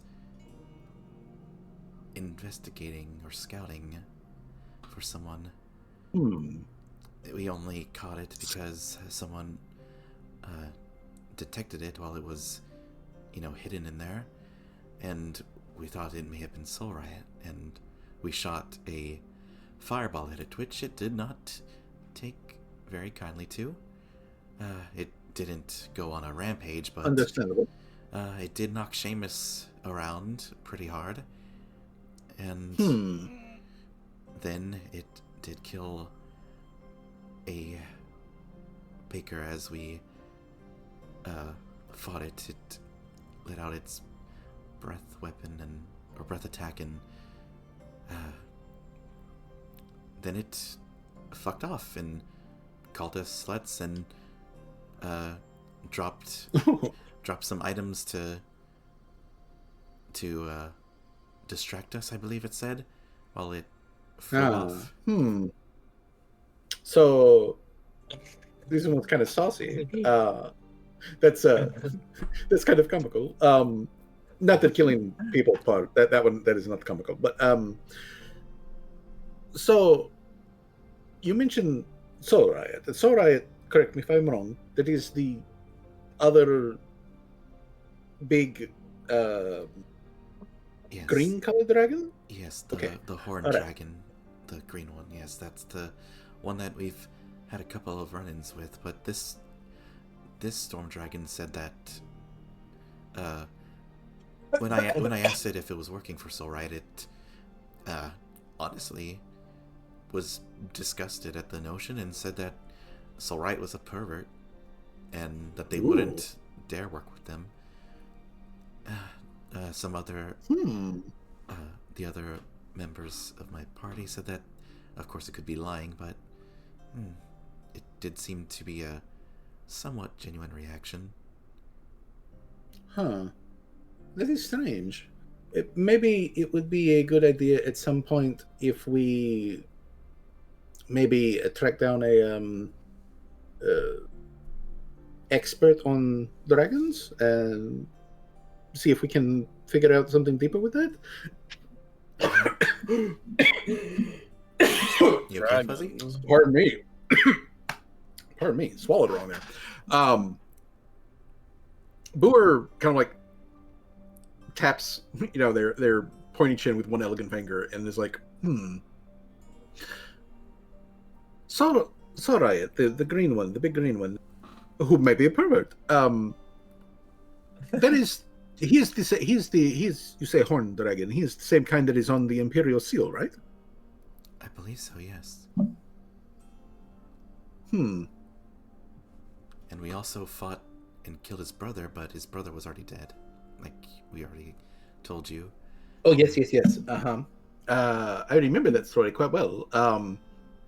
It was very harrowing. I don't know if we would have been able to pull through such an event, but it is weird. I wish that I knew more about dragons to help you with that part, Rosie. But I'm very glad though to hear that all of you came through that encounter more or less intact. I'm glad that yours was less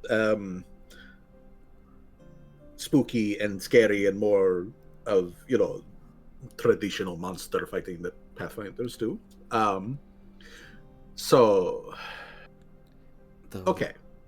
But this rat thing, though, it sounds pretty serious, and I'm not saying that Oda or Tommy would lie to you, but I would like to hear it from them. I want to know more about this,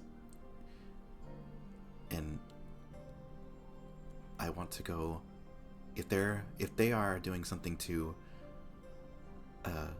what's the name of their god? I'm sorry, out of character. I'm asking, what's the name of the Kyrgyz? Kyrgyz. Yeah, okay.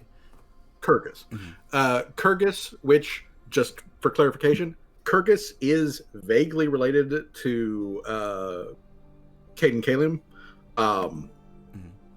They are possibly, Caden might be Kyrgyz's actual literal dad. Oh, maybe. That's cool, Pathfinder lore. Yeah. But if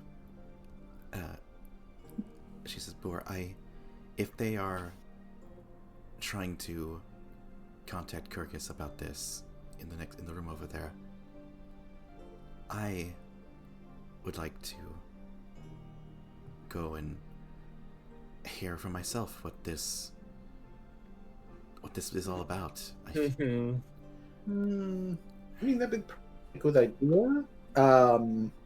Without the rest of the party? Oh my god. Sorry, I'm not. But, Rosie. I don't know what to tell you, man. If you go there alone, there's nothing I can add because I'm not in the room with I'm you. sorry. I'm sorry. That's I'm not trying to. It's a little. Like that's all I'm saying, bro. I can't add anything. Yeah. But Boor, you see additional like color flare in their like pink colored cheeks as they're like, so Rosie, would you like to know how priests of Kyrgyz do communing? Oh gosh. Oh gosh, where do It is. I promise you, it is very serious, but also extremely silly, all at the same time. She raises an eyebrow, like full on, she says, I don't know off the top of my head, but I guess you have it straight from the dragon's mouth. What is it? Oh, I've got it from more than the dragon's mouth. Listen. So, Kyrgyz is a god of we call Kyrgyz the strong man because he is a god of like strength and a god of personal perfection and stuff like that. But most people, you probably are aware of this, but Kyrgyz is basically like the god of sports and the referees, and things like that. Oda could definitely give you a better, more in-depth explanation, but the way that they do it is they wrestle. Like they wrestle with each other, and I don't mean that in a sexual manner, but they wrestle with each other. Thank you for clarifying. However, it starts as wrestling, but since Tomas and Oda are a romantic couple as well, end in the wrestling. So I could go back in there, but like they might be a bit put off if you were to just suddenly walk in. But that brings up a good point. Actually, that thing that I wanted to ask you about. So I know this is probably like a kind of a weird time to bring this up, but it is actually kind of relevant here. So the thing that I wanted to ask you about is if you would be perhaps willing to how to say this? If you would be perhaps willing to, not now, not now, but at some point relatively soon, to talk to Oda about something that I'm afraid that is a kind of conversation that Oda can only have with like another woman such as yourself.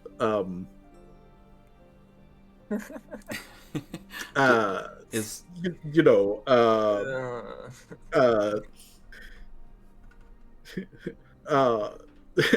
ooh, oh goodness. Oda,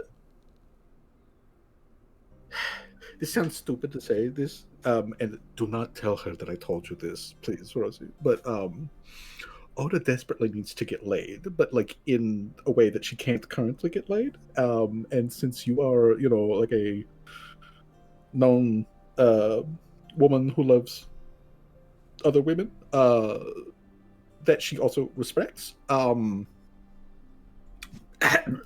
know, I'm just thinking that like maybe you could have that kind of conversation with her sometime soon. That's basically it. Now, that said, though, I do still want those details about what happened between you and Umber the other night. I do want those, and I want it as juicy as possible.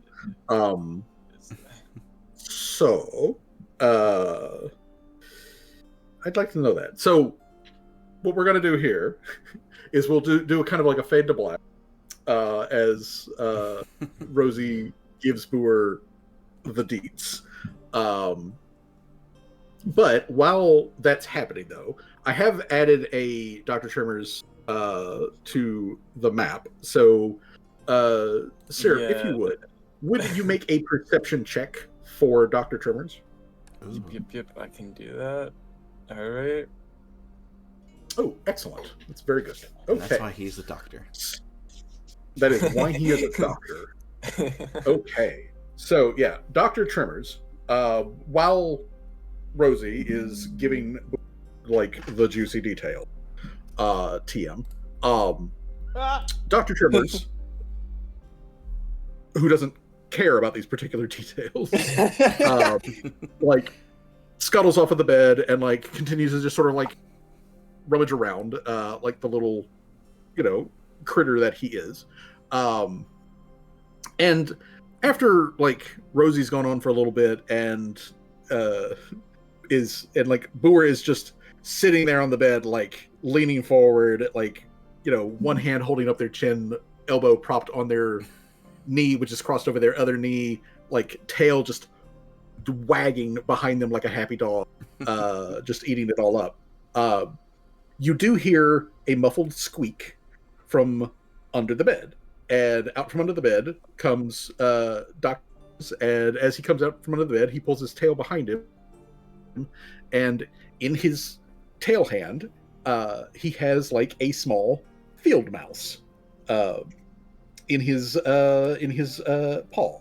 It is very dead, but he pulls it out and he like waves it around in front of you, totally ruining the of the moment, and like, look what I got. I'm gonna go show Mom, and like immediately like runs to the door and like starts scratching at it and like, let me out, I have to show Mom. I got the thing.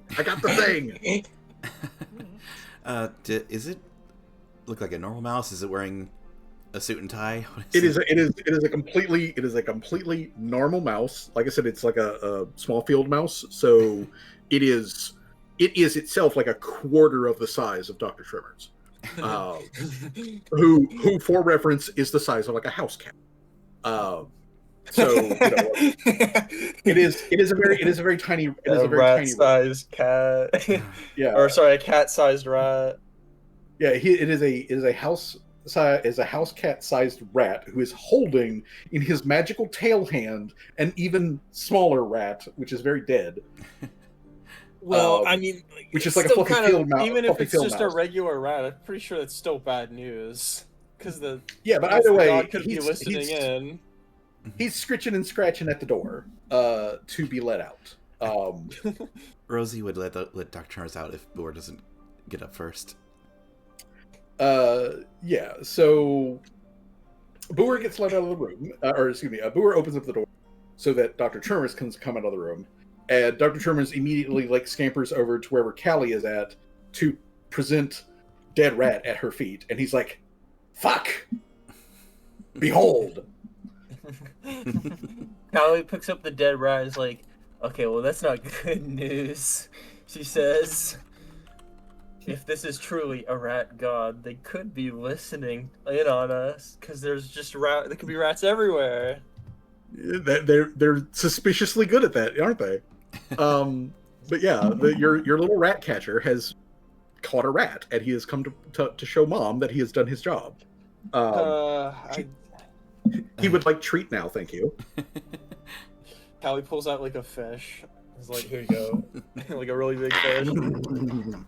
So he immediately starts tearing into that, which Boer, so now that the door is open and whatnot, the party's there. Boer looks at Rosie and says, "Thank you for that information. It was very stimulating.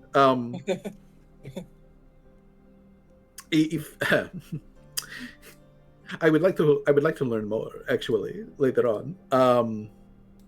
But I should really go check in on Tomas and Oda and see how they're doing, because their communing sessions don't normally take very who knows, maybe they're done by now. So let me do that, and if they are still, I don't know, talking with the divine, I'll just step back out and talk with the rest of you. And so Boer steps in, or goes over to Oda's door, does a little polite knock, crack open the door, says something, and then quickly slips in and closes the door behind them. All right. I guess. But yeah, Rosie will exit. So Boer steps out and return to the party. All right. Dr. Chalmers eats fish.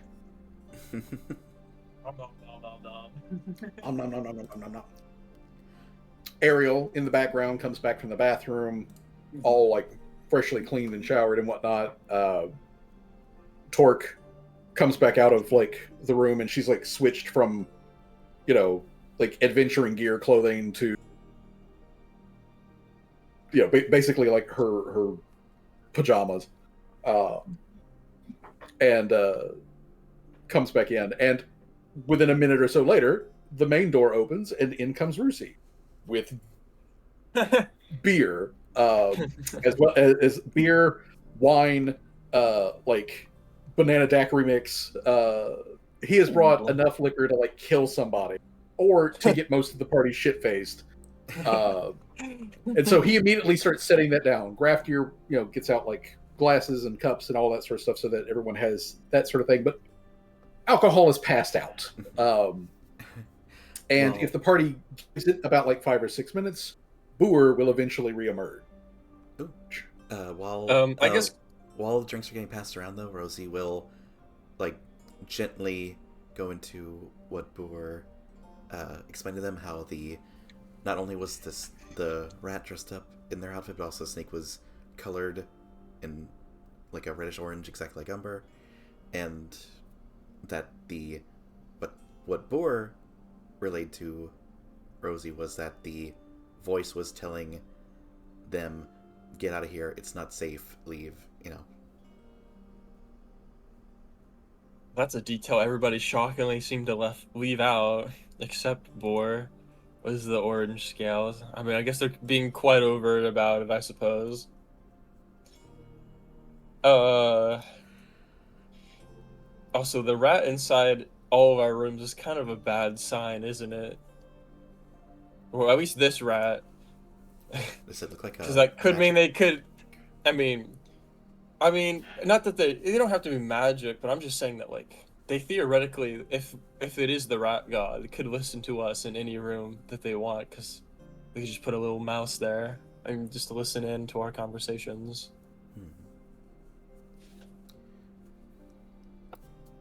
So after that and Boer steps out, what do they do? Fuzz. Well, after you've passed around the information, a couple, and drinks are getting passed around, Boer again kind of like slips out of the room and gently closes the door behind themselves, and they kind of brush their hands down on their clothing and then step over to the table and like, ooh, drinks, and grabs a glass and starts pouring out of like one of the bottles for themselves.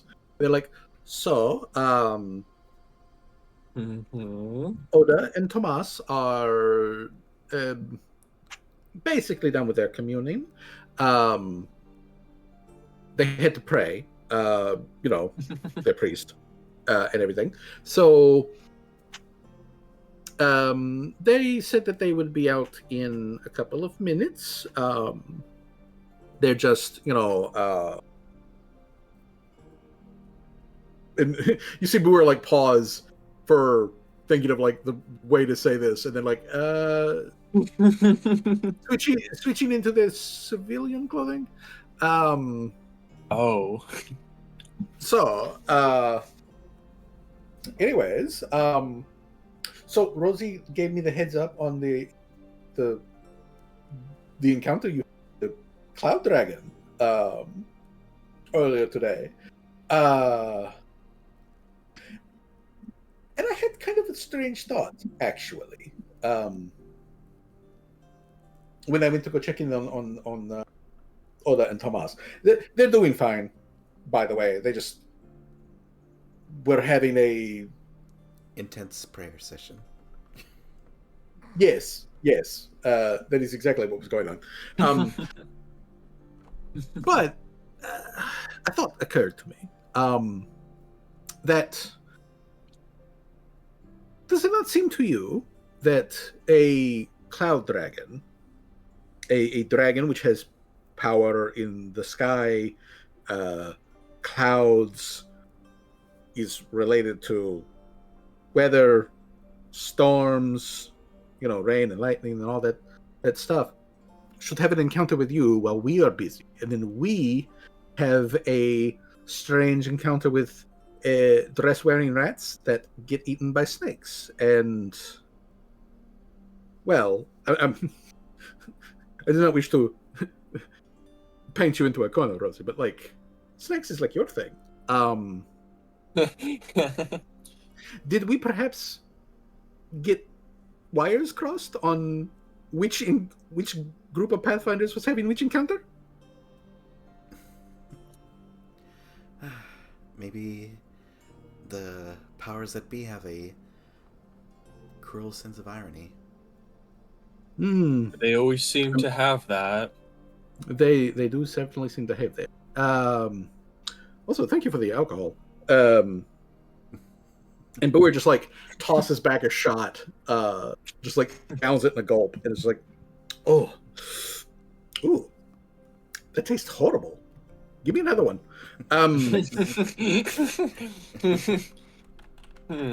So, hey, listen, before the priests come out, I just want to tell everybody that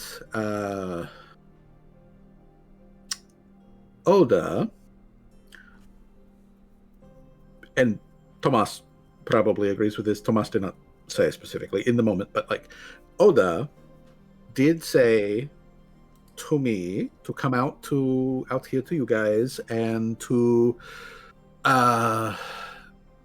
sort of I don't know, soften things. Like, Oda and Tomas have been very what do you call it? How do you say low key about their faith while we have been traveling with each other. Some people are a bit, a little put off sometimes by strong shows of faith, and so they've been trying to keep it on the down low, and obviously they're communing right now with God. Are they right behind that usually door. normally devout? Is that how it is? Like super devout, or just like more devout than usual, I suppose, than they've been showing or letting on? Well, I assume Rosie has probably shared with you the basic details of that, but yeah, normally, usually, they are pretty relaxed about it. One of the things that I love about them both is that they are pretty gentle when it comes with their faith. But then again, Kurg is the strong man. He's all about like sports and like being a good sport and being supportive of others. So that's not hard to do, but like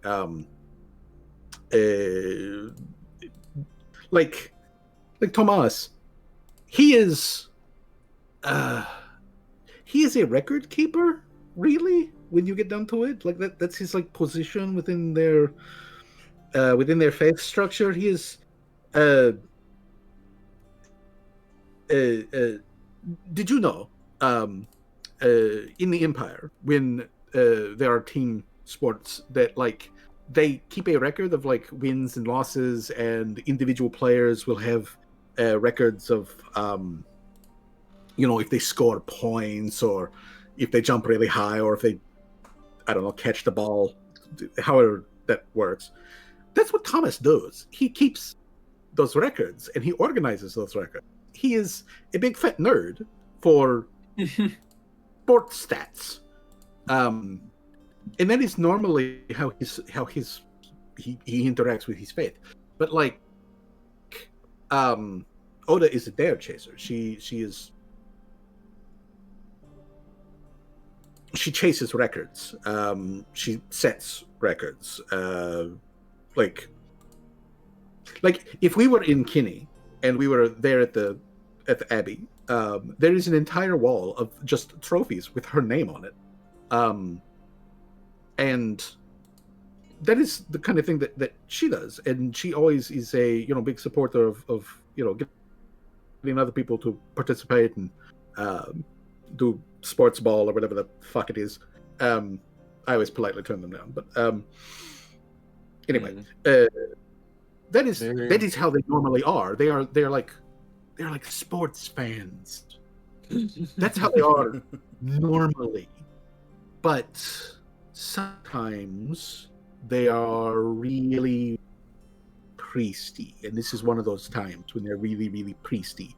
And so Oda was like, "Hey, while we're getting changed into our regular clothes, could you go tell everybody that we're sorry for acting weird because we had to do priesty stuff?" So Callie looks at Larry as like, "Do you have anything to say about this? Don't you like? Have you had anything weird coming from the moon or whatever?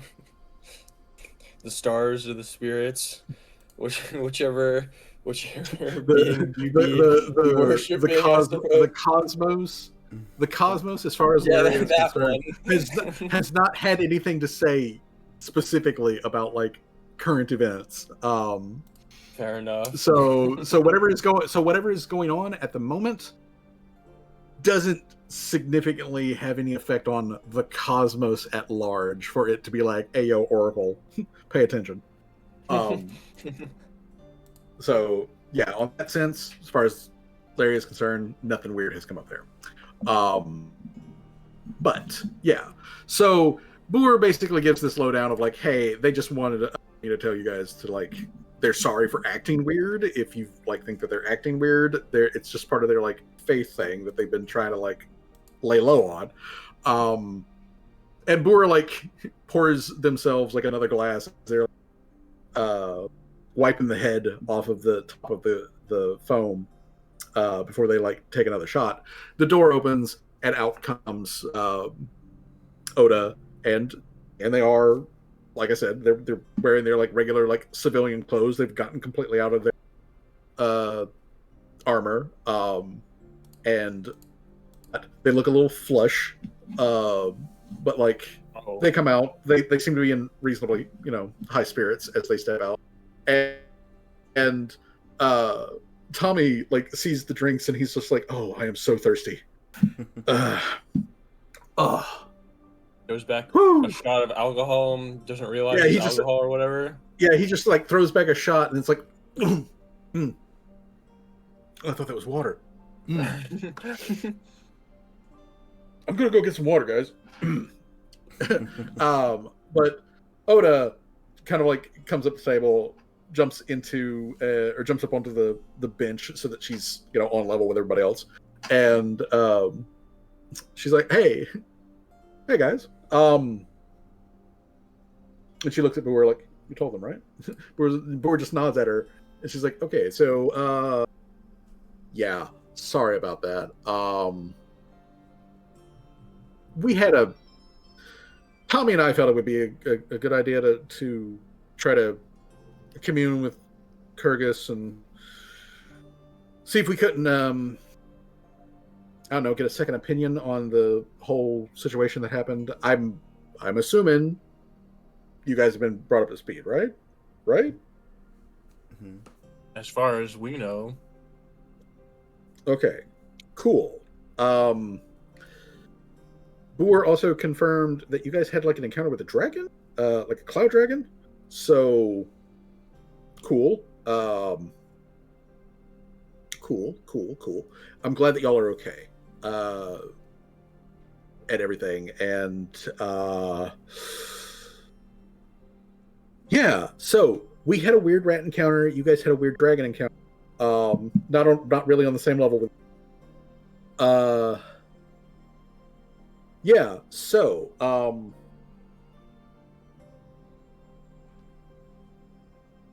okay, let's stop beating around the bush. I think that would be fair. Shit was weird. We talked to some dead animals, which normal. I am 1,000% certain it was a message from the divine, and the symbology was definitely on the nose. A little, so yeah. Yeah. So that's why Thomas and I wanted to kind of get a second opinion on things, because I have communed with like the divine before, and it definitely can be weird like that, but like that's not how Curtis does it.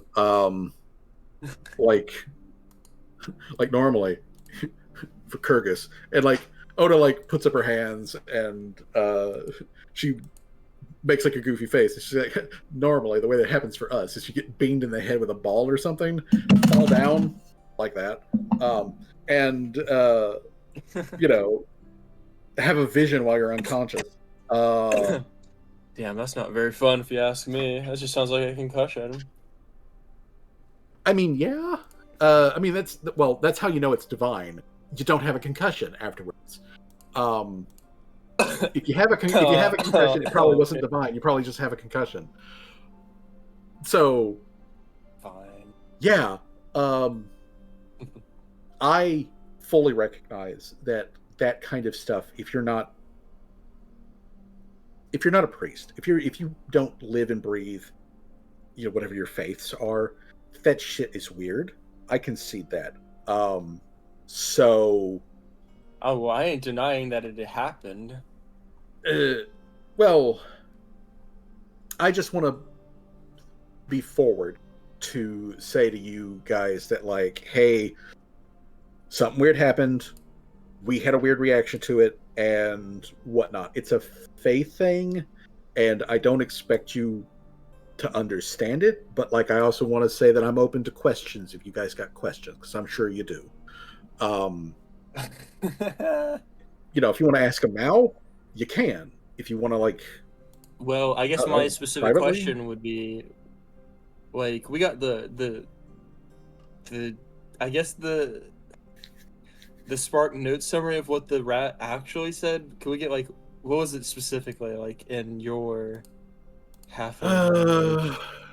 Okay, so Because like the I told you like the clearly, rat, obviously, like yeah, like okay, so look, get this. We're in a dusty ass basement. It is pretty small and relatively cramped. There's very poor lighting, and this rat gets jumped by a snake, coiled up by the snake, and it's being crushed by the snake, like literally in the blink of an eye. Because that's how snakes work. And the rat like manages to get its teeth into the snake, and like there's a lot of blood, and like you can hear the bones cracking. It was unpleasant. It was an unpleasant, visceral situation. And then both of those things open up their mouths, and I get a like double chorus of like completely perfect imperial halfling coming out of those little critters' mouths. Okay. Yeah. So Did it ever tell you specifically who it was coming from, though? It's what I would like to ask as well.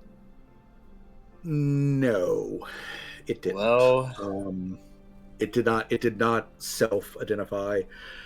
But if I have to hazard a guess, and being that I'm a priestess, I think this is a reasonably educated guess. Tommy agrees with me that it's probably this deity called Lo Shao Po, sometimes also known as the Old Rat Woman. She does not have a big faith, as best I know, in the Empire. I have no idea what kind of like presence that she has here. I don't know any of that stuff. I know about as much as you guys do about this deity and their mortal faith, which is basically nothing. I know that she's a god of darkness, a god of rats, a god of secrets, a god of consumption, a god of being able to see through rats. Talk to rats. Maybe. Yeah, rats is obviously what she does. But anyways, what she said, assuming this was the old rat woman speaking directly, what she said to us in Halfling basically translates to leave this place. You are in danger. Umber is not to be trusted. Umber is dangerous. Umber will lead you to ruin, death, sorrow, and loss. Like in that order. I see. Okay. Very specific. Yeah, it was very specific. It called out Umber by name. I mean, and it wasn't just symbolic. It was like, it would be like if a wizard like wrote a letter and then like enchanted the ink on the paper to like strobe light in your face as you were reading it. Like it was that kind of like a direct message. I mean, yeah, it's kind of over. So I don't know. The question is, I ask, and the question I'm like kind of thinking is like, should we even really, like, I know like Umber's suspicious, yeah, like I get that, but like at the same time, it's like, should we really be trusting the word of a rat god? Not to say that, not to diss them or anything like that, but being the god of rats, I'm just saying, like that's one of those things. It's just like your unfortunate title, You're just, I mean, yeah, but like, okay, in Lo Xiaopo's defense, Callie, I've never heard of her known as like a god of lies. She is a god of secret. Like she's basically like gods can be petty, yeah. Well, yeah, she that doesn't necessarily mean she can she has to lie about it. Yeah, she's not known as the god of lies or anything like that, but like that doesn't mean she can't lie. As best as I understand it, deities are entities in a very vague sense. Like it would be incorrect to say that they're like people. They are on a completely different scale. But at the same time, Callie, deities like Kyrgyz and like Lo Xiaopo and all that, they are also physical beings. They are free-willed as everyone else is. Yep. So they are. Like, I have never known Kyrgyz to lie. Okay? Kyrgyz has never lied to me. But there has been, moments where Kyrgyz has been like, I would say unnecessarily vague, but like that could also simply be a lack in my understanding as opposed to Kyrgyz's ability to transmit the message or whatever. So I don't know. That is really the thing that I really want to communicate with you, is that like a divine entity told me directly that can't be trusted, and like following her is going to lead to death, ruin, loss, and etc. So like on one, a god told me that, but on the other hand, I don't know this god. My god didn't tell me that specifically. Kyrgyz hasn't piped up at any point to be like, hey, dare chaser of mine, you're in a bad situation. And like, I would kind of hope that he would do that, but like he hasn't. Out of character, did Oda say if they're like seance in quotes lead to anything or no? That's literally what I was. She has not said anything about it. Okay. Yeah, that's literally what I was just about to ask. Yeah, I asked about that. I was like, I was about to say, did your communing with him say anything otherwise? Yeah, that's what Rosie was about to ask too. Well, again, understand it's not like a conversation thing. It never really is. But Kyrgyz does hear my communion. I know this. This is a thing that I know in my soul. Kyrgyz does hear my communion. He does not always answer, and when he does answer, it's not always direct. Sometimes it's a, hey, look, I avoided another concussion as I get hit by a ball in the face at like, as fast as humanly possible to throw it. Other question out of character. And since I have... sorry. Yeah. Umber did tell the party about, her explanation about the rat worshippers and like how she kicked them out. Was the other party present at that conversation or no? No, they weren't. No, they were not there for that. Okay. So like Oda does not have that information. Do we want to tell them that? Do we want to tell them that? But Oda says that Oda basically says that she has sent a communication. She sent Kyrgyz an email. He'll still answering it in like 3 business days. Yeah, and hoping that he will answer it like sooner rather than later and in a like clear manner. But she has no control over that. The only thing that she can do basically is just ask.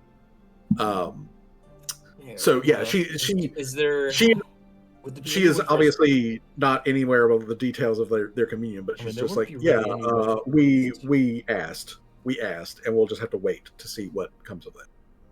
Okay, would telling them be, like, I think not telling them would be like the worst outcome, like and then be like, oh, you held this information from us, when there was like a probably permanent. Yeah, but at the same time, we'd have to tell them in a way where it didn't seem like fucking Umbra was being tyrannical, right? Like, yeah, she kicked him out, but like,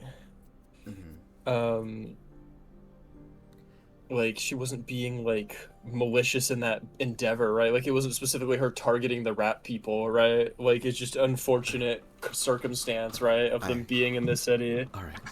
Yeah. No, I think this is what June would say. This is what June would do. All right, she is going to like stand up straighter and say, "Look, you're probably going to find out about this eventually. Umber did tell us when she was letting us know about these weird rats that before she stayed here, there were some kind of cultists, worshippers, whatever you want to call it, for Lo Xiaopo.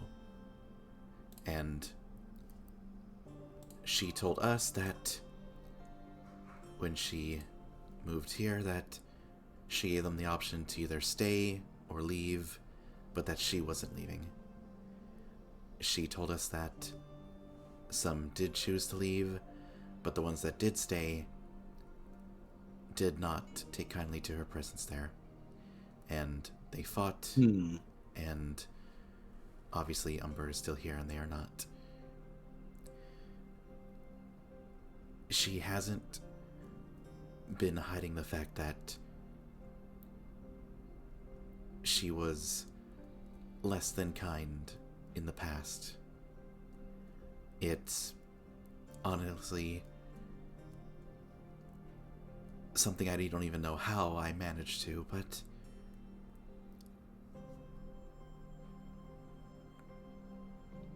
somehow I changed her, and she wants to be better. And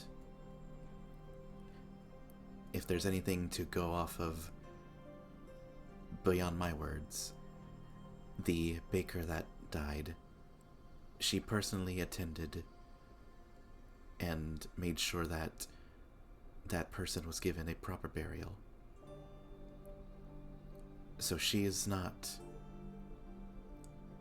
a cruel tyrant. Maybe she is dealing with her own nature, but she is trying to be at least good in her own way.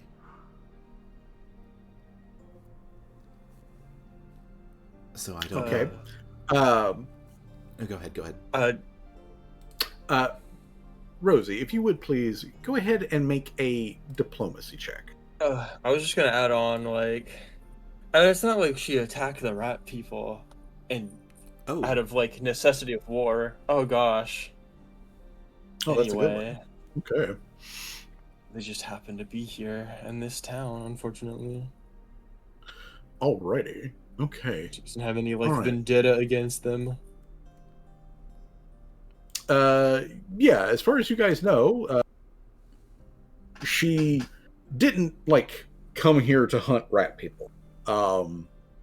She is like, Umber is, as mentioned before, an atheist, but she is also like aggressively atheist. She is an for Umber, you actually wouldn't pronounce it. You wouldn't pronounce it atheist. You'd pronounce it antithesis. She's anti-theist. I was like, my type of person. Yeah, she aggressively does not like the deities in general because they have cursed, like the Lamia bloodline. So, yeah, Umber didn't come here to like beat up on Lo Xiaopo's like people or anything like that. She did not come here for that particular purpose.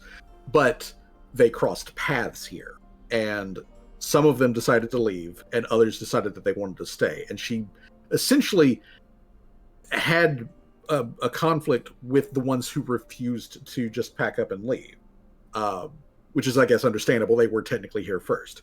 But Umber is also like the much bigger, badder badass than a bunch of Yusoki who were in this, who were in Akkad at the time. So it's not really personal between Umber and the rat god in any specific way. It's just her followers that happen to be here that Umber like kick the fuck out. So yeah, and Oda, taking in this information, she thinks about it for a moment, and she's like, you make a very good point, Rosie.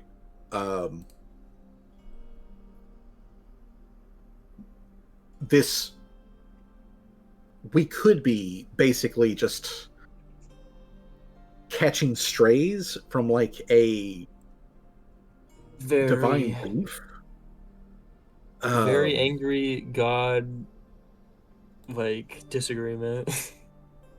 Yeah, I mean, like Lo Shampo is not the send an apocalypse kind of like deity. She's not. I don't think she could, even if she wanted to.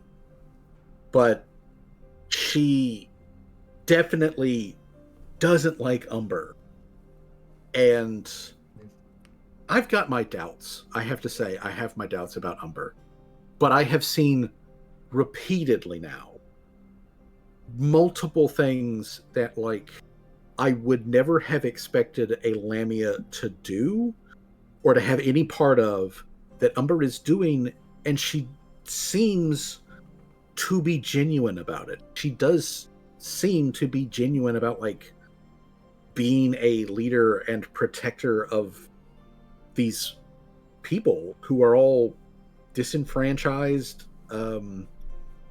diaspora, all from over this like region. I don't really know Gads, or I don't know hardly anything about Gads versus Lo Xiaopo, but like I know that they're not great. Like Gads is, I'm pretty sure, like not on paper, but I'm pretty sure that is an evil god. Yeah. Or evil gnome hero god. So God with a little g.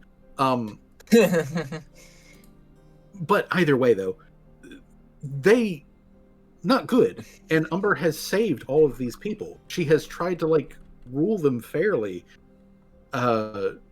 She has rooted out corruption. We came back with her presiding over the funeral of an individual, like, I hate to call him a commoner, but like just a regular dude who lives here.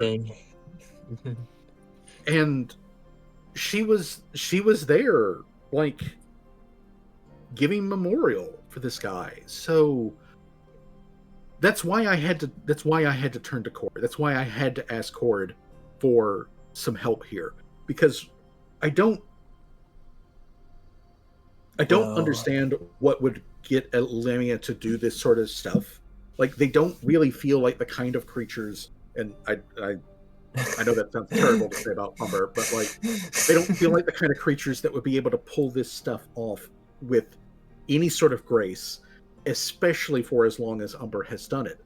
She is clearly a unique individual amongst Lamia. And the fact that she is just so anti-divine rubs me the wrong way. It really does. It bothers me. I wonder about, the health of the faith of her people. Like, if she stamps out faith here, while she might see that as a victory, from my perspective, what she's doing is she's like tamping down on that which protects us from dark influences. Like, you cut down on faith amongst people, like, that's when like demons and devils start whispering in folks' ears. That's not what happened to me. It was the divine that was whispering the evils in my ear. Well, I mean, there are evil gods. I mean, heck, the dwarves, who are not that far away, are straight up followers of Asmodeus, which still is just confusing to me in the worst way. But the point that I'm trying to make here is that I see a problem and weaknesses when it comes to the faith of this community, but I cannot also ignore the fact that Umber, despite all of the things that say that she should not be doing this, is good for this community and for these people. I really wanted to like confront her when we came back but then she was in like, you know, she was doing memorial for the man that died, and it felt sacrilegious to interrupt that was an important ceremony, and I could just tell that at a glance. So I didn't want to interrupt it. I didn't want to come in there and like confront her on a like faith issue. I really want to talk to her about it. I really want to know if she's got some sort of like plan or whatnot, or if she's just winging it. I don't know those things, and I don't feel good about it. But like at the same time, I can't also say that Umber is at her core a bad person. Rough around the edges, sure. But like, I don't think that she's a bad person. And Oda kind of looks over at Rosie and like says directly to Rosie, and she's like, and she clearly cares for you. And you like care back for her. Still confusing, but like also positive. Confusing positive. So, and I have had time to get to know you, Rosie Valencia. You are a good person. You are a stalwart pathfinder. I know that you may not like think of it this way, but you are a hero of the Empire, and that does not mean nothing to me. So I want to put my trust in your trust in Umber, but I still have a lot of questions, and I've got a lot of concerns, and I would really like to talk to Umber about it. But I mean, Umber wants to talk to it too. Anyway. Okay, that's good. I mean, yeah, Umber's like, Okay. Umber's worried that you didn't want to talk to her. Like, it seemed like you didn't want to talk to her at all when Umber wanted to talk about it. So, I mean, I'm just gonna point that out, you know.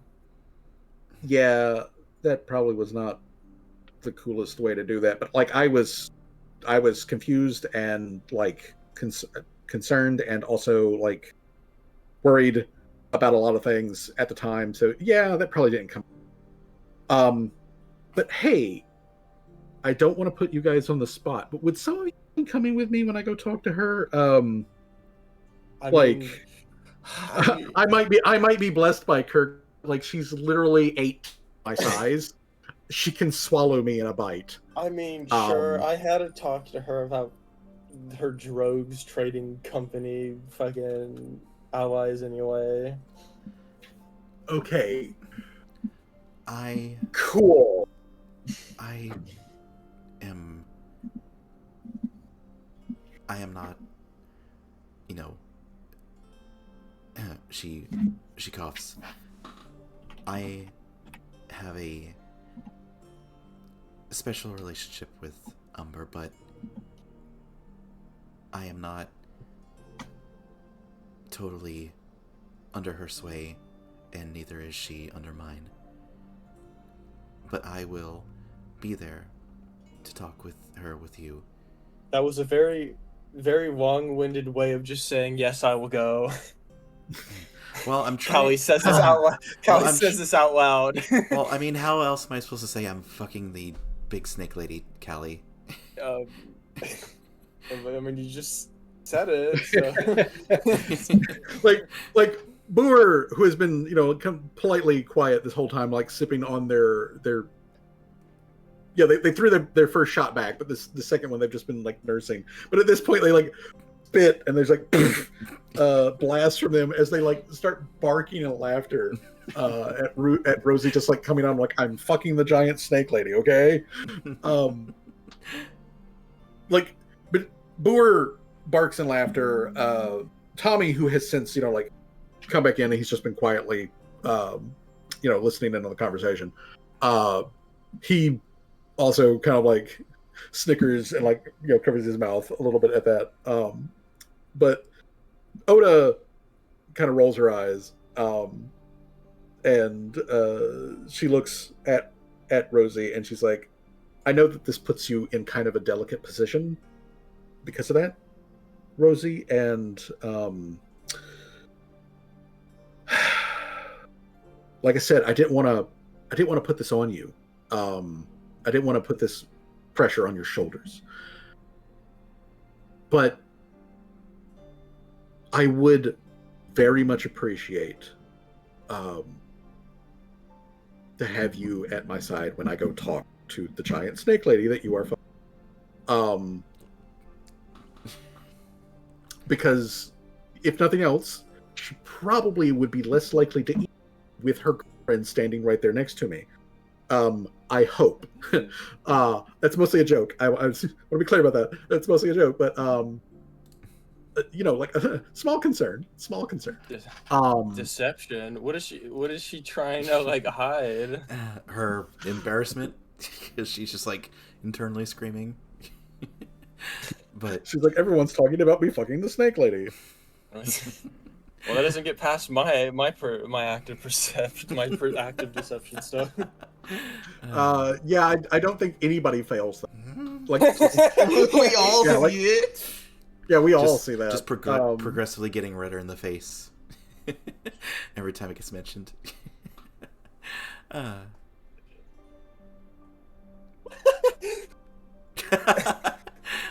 thievery check. A thievery check. What? So do it. Yeah. So anyway, after a good laugh is had at Rosie, like, her ears are red and burning and whatnot. After a good laugh is had, and everyone has kind of like said their piece, and the party in general is calmed down and mostly on the same page. At that point, Torque, like, who's been sitting there, like, next to Rosie, like, puts her elbows on the table and like folds her hands to like proper chin on there, and she looks at Rosie and she's like, so are we gonna go talk to Umber tonight, or are we gonna wait till tomorrow? How do you want to play this? Is she saying this specifically to like Rosie, or can the rest of us? Well, I mean, she's. I think it's like a general. I mean, question. everyone can hear her. Yeah, everyone can hear her. everyone. But she's looking at Rosie when she asked this. Doing this tonight, or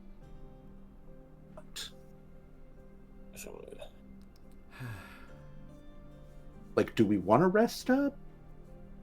Please? I mean, I'm already in my PJs, but please. I am ready to rest. I think we all need a rest. Okay. Related question. It probably wouldn't be a good idea to discuss now while we're all hopped up on banana wine.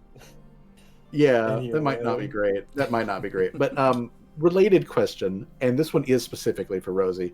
Are you sleeping here tonight, or?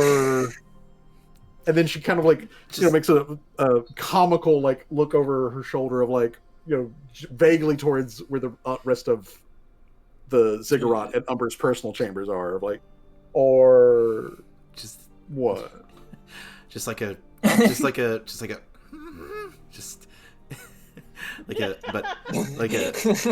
Marge Simpson. Tell me. I'll crap with you, sweetie. She's making Marge noises.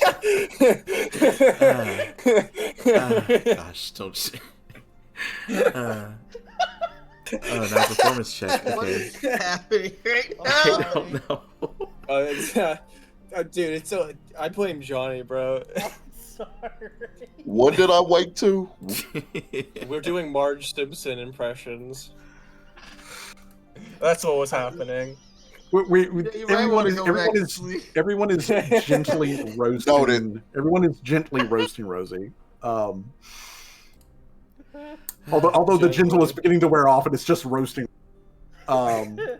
Gently. I do wanna. I do wish to ask what. I suppose, like, since Ariel was there, what her opinion on the divine is. If she's like an atheist or whatever. Oh, well, I mean, what do you think? What is your opinion on the divine? Well, hmm. He, it's kind of complicated, but he's also kind of simple, really. A how to say? So like, you guys all know that like I was born into captivity. Like many of the people who live here in the Cade, I was born into slavery, and then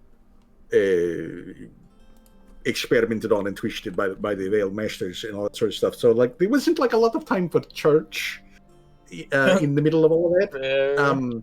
But there were plenty of times when I to put the pin on it.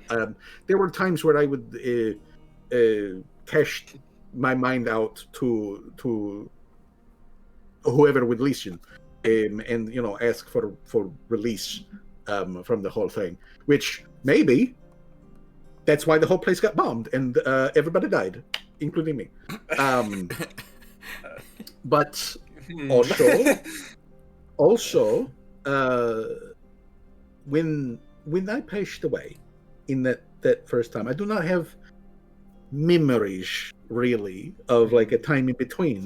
There was like I can remember looking up at the ceiling as I was being held down in the operating chamber, and then I feel the pressure wave come across everything, and like then I see the cracks in the ceiling, and then it's piling down, and then darkness, and then the next thing that I know, the darkness goes away, and I open up my eyes, and I see a colossal monster standing over me, who I come to learn is named Number. And she's lifting me out of her thing that she do with the stone and all that sort of stuff. And I can feel that there is time in between when the lights go out and when I open my eyes again. So like, I don't really remember anything. I have sense of time that I existed in some format, that I was there, and it was not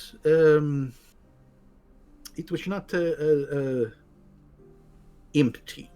There was other things, other spirits, maybe ghosts, souls. I don't.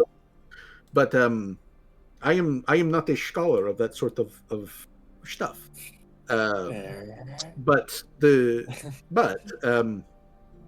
So I do not worship a deity like specifically. I mean, I guess that like if I were to say worship, if I had to suddenly just pick a god to be like, hey, would you accept my prayers, please? I guess Gazara would be the one to go with. The god of, can I do a check to know who that is? You do not need to do that because Gazara is one of the most major deities. Gazara is basically Mother Nature and Father Time at the same time. Gazara is the environment. The environment. Wind, waves, sand, and shore, the whole thing. That is Gazara. Gazara is basically the ultimate elemental combination of everything. So you can think of the biosphere of the planet as the embodiment of Gazara. I see. Gazara is a true neutral deity. I mean, fair enough, yeah. but yeah, Ariel says that like if she was going to worship anything, I guess that would probably be her first like go to. Yeah, and then I guess then Callie's next question would be like, so what would your opinion be on dating somebody who doesn't necessarily deny the existence of gods and gods exist in general and their powers, but more or less denies their divinity? In that, like, say their belief system was that godship was something that anybody could physically achieve if they were powerful enough, smart enough, strong enough. Like say, Ariel raises an eyebrow. She's like, "What? How is dating somebody like that? Theoretically, I'd have to say that person would have to be very interesting to like have those kind of beliefs, and then to also think that maybe if they try hard enough, they could become like a deity. That sounds like that would be a interesting person by default. But yeah, I don't have a problem with that. I mean, okay. This is worth pointing out because, you know, I'm a very outgoing person. I am a talker if you let me go. But like, I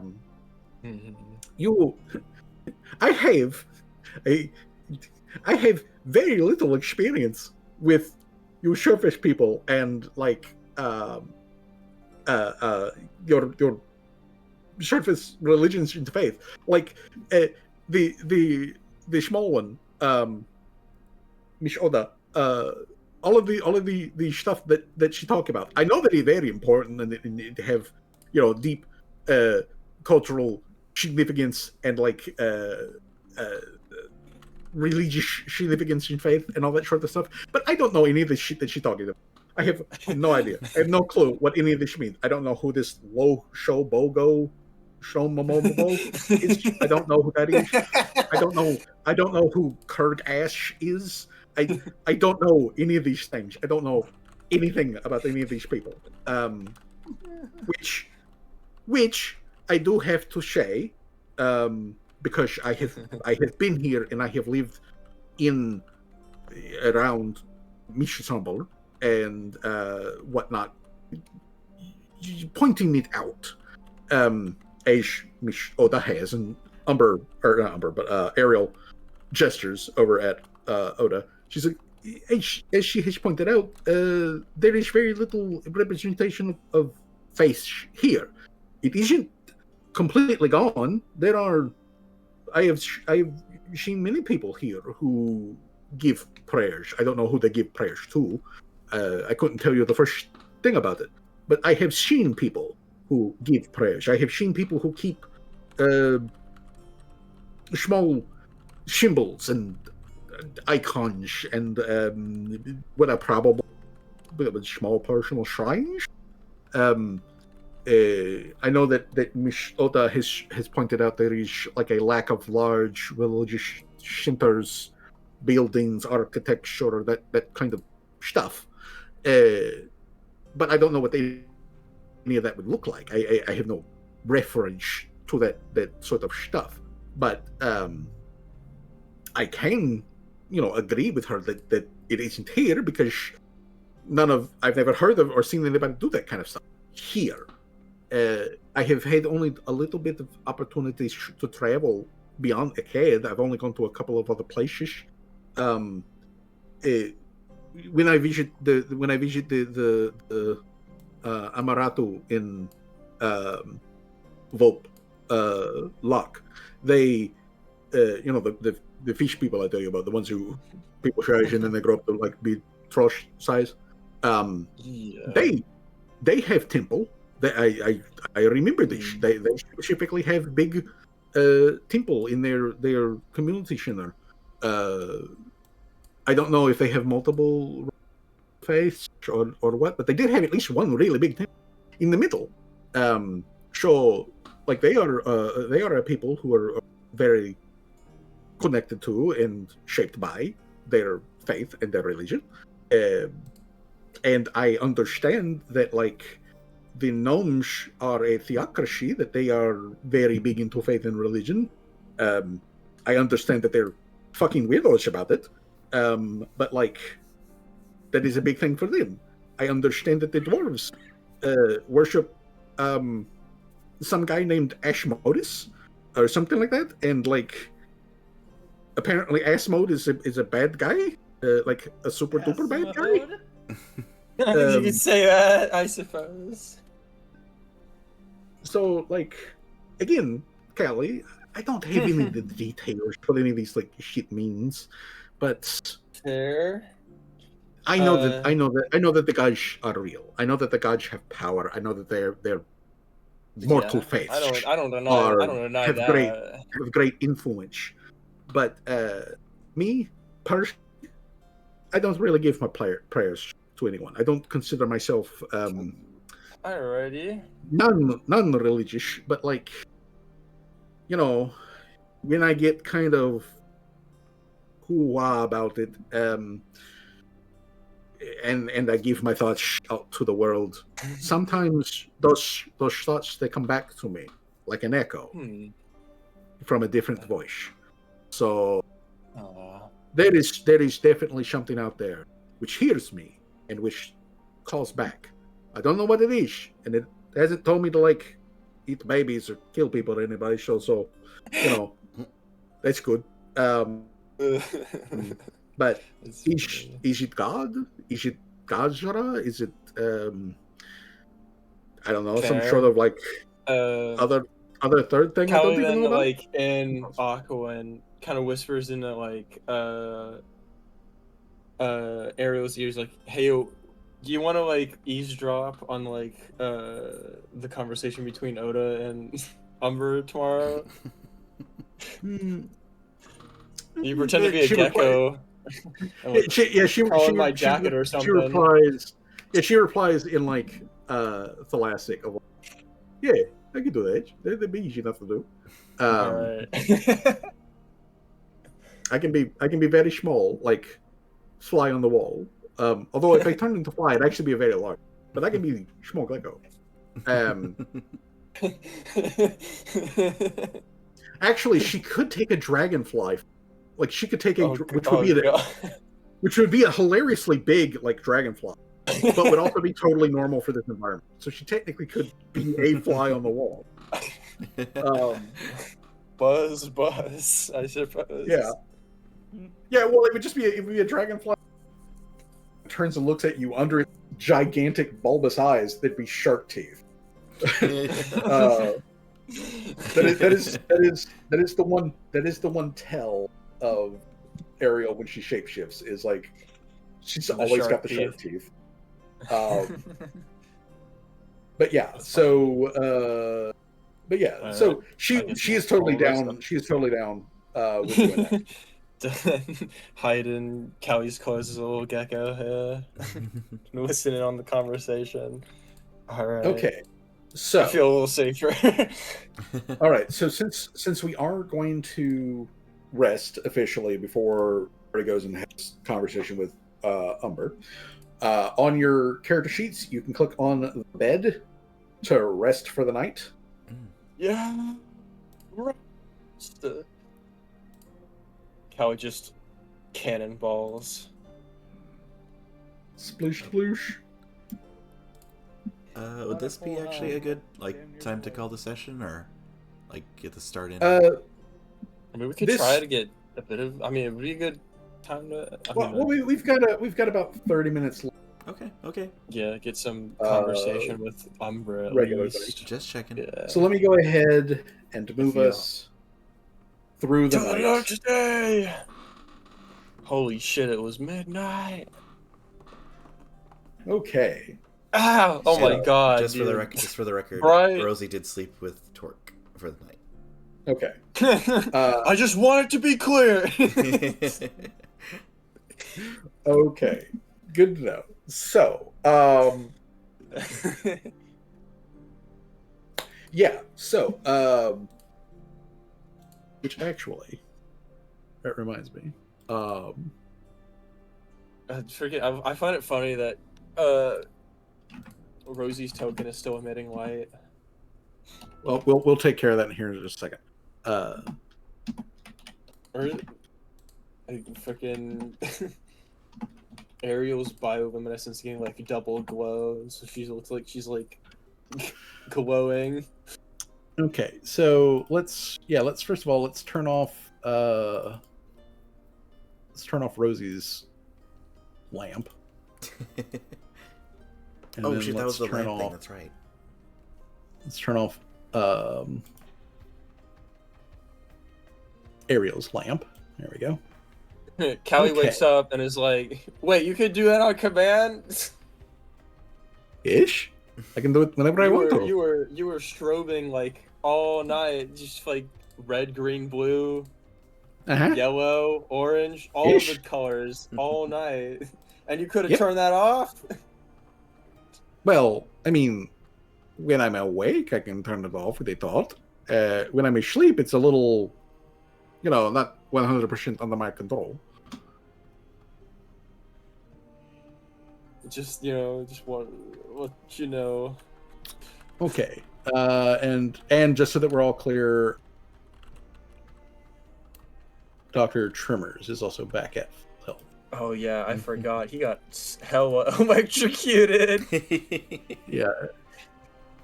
Yeah. He still looks like he still got got zapped. singed, bro. He's just Okay. that little mouse got attacked Okay. by singed Dr. Tremors. All right. So,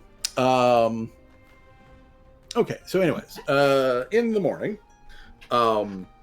everybody goes through their daily preparations as normal.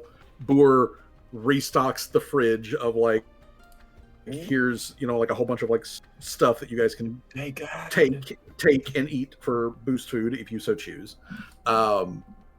And Oda, after she has like finished up with her morning preparations,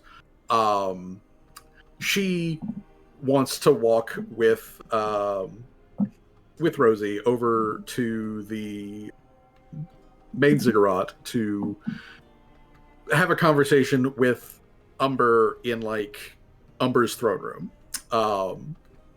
And as they are heading over there,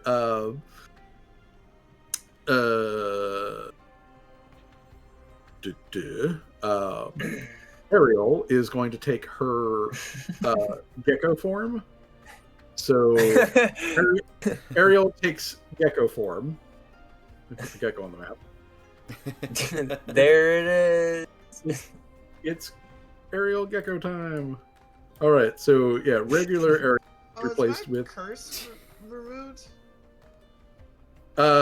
Yes, your curse has been done, so your enfeeblement is also done. Heck yeah. Alrighty. Okay, yeah, so everyone should be clear and free of any like effects or whatnot. Except With- my Clumsy effect because I'm not strong enough for this power armor apparently. Yeah, because the power armor is a little heavy for. Clumsy. I bought the power. I'm It's gonna a little use heavy. it. I will.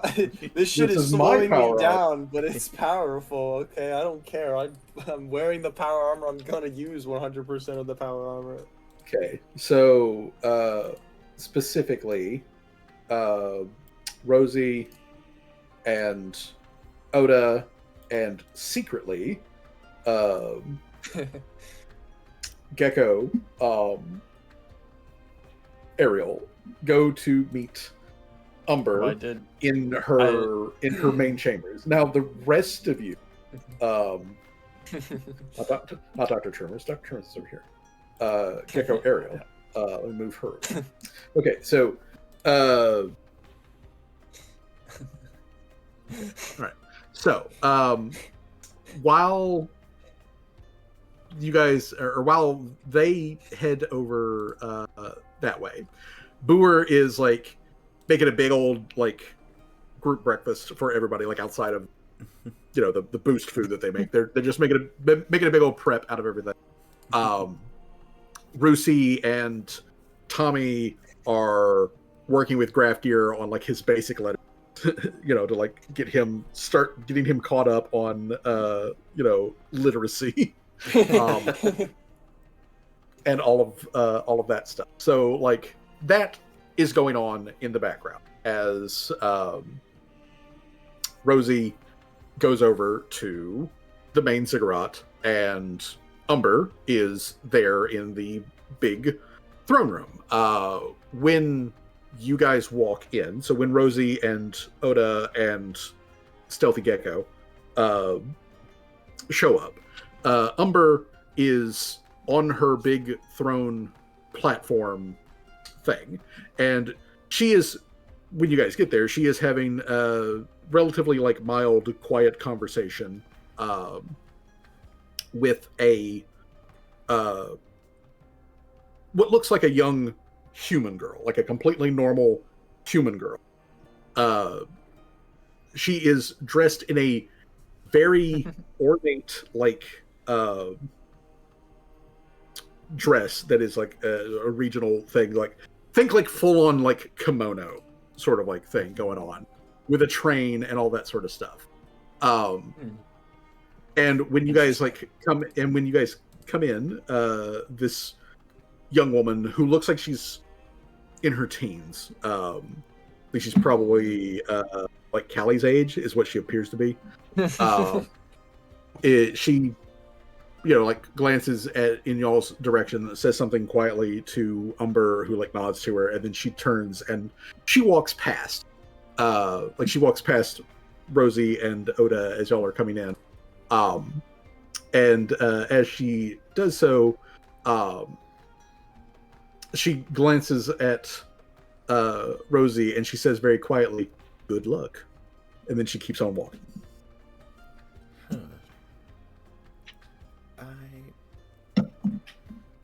Should I make a perception? No, it's fine. I'm guessing it's Kitsune. Very likely, considering that, so far as you know, everyone here looks like a perfect normal human and not is a Kitsune. Mm-hmm. So yeah, likely a Kitsune. Mm-hmm. So this possibly Kitsune leaves, leaving you guys with Umber. There is a little bit of like rustle in the hanging vines in a suspiciously large like neon blue gecko like makes its way through the leaves.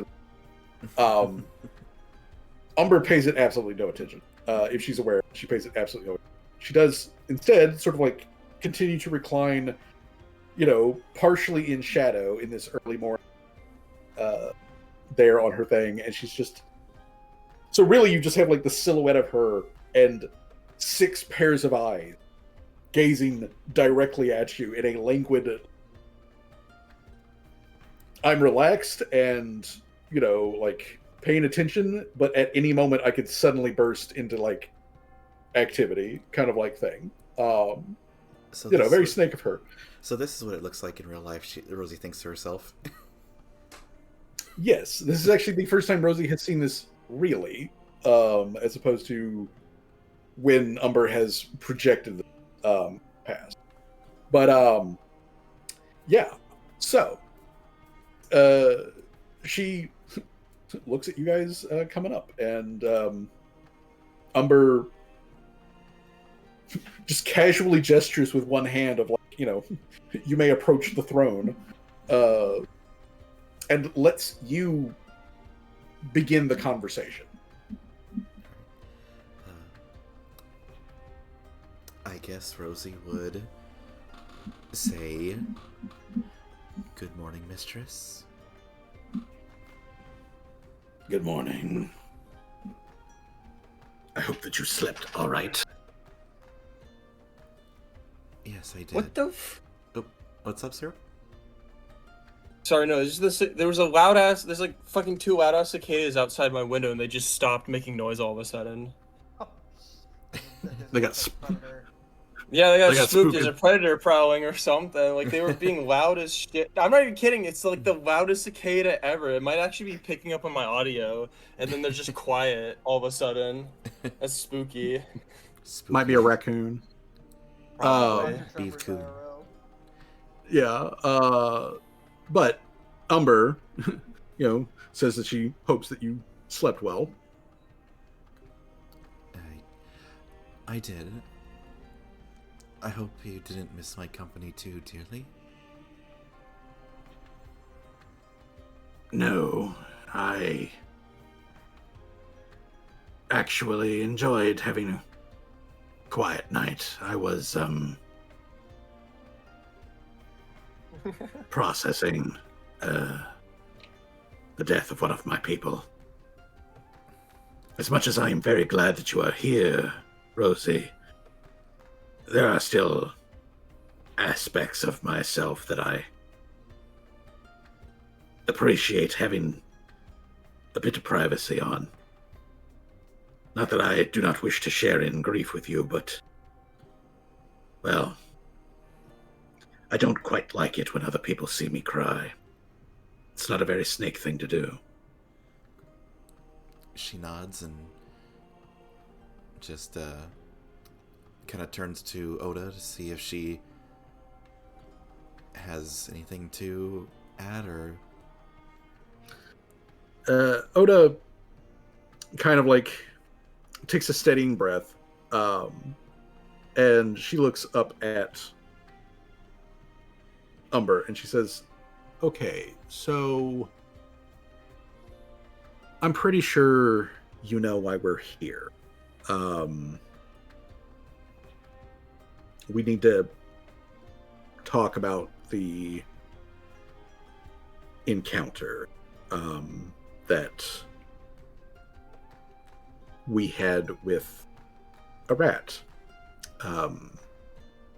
here yesterday. I know that we had Rusi give you a report, and that was all of the basics. None of that was a lie. I promise you that, Umber. And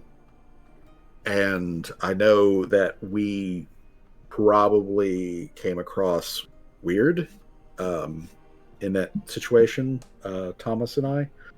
But Tommy and I were kind of ourselves also trying to deal with information that we had picked up. And I know that we didn't tell Rusi this, so information hadn't come back to you, but I'm pretty certain, having communed with Kyrgyz yesterday evening, that it was a message from the Divine. I'm pretty sure that we all know who it came from, too. The old rat woman seems to have a beef with you, and I do not know, Umber, any of the details about that. And I'm not going to ask you about any of those details, because I guess that's between you and Lo Xiaopo. But what Lo Xiaopo told me was that we shouldn't trust you. That you are going to lead us to death and sorrow and ruin and several other, bad things. And I don't know if I can believe her. I don't really want to believe her, because everything I have seen of you so far has really challenged all of my expectations when it comes to Lamia. You seem like a good person. Maybe rough, but you seem like a good person.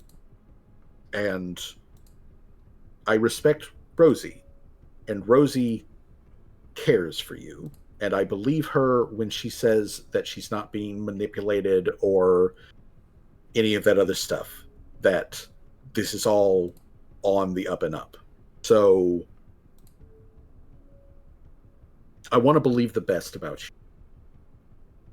but it would be against my best wisdom to not talk to you about this and to not ask you some questions about how you're dealing with the faith of your people.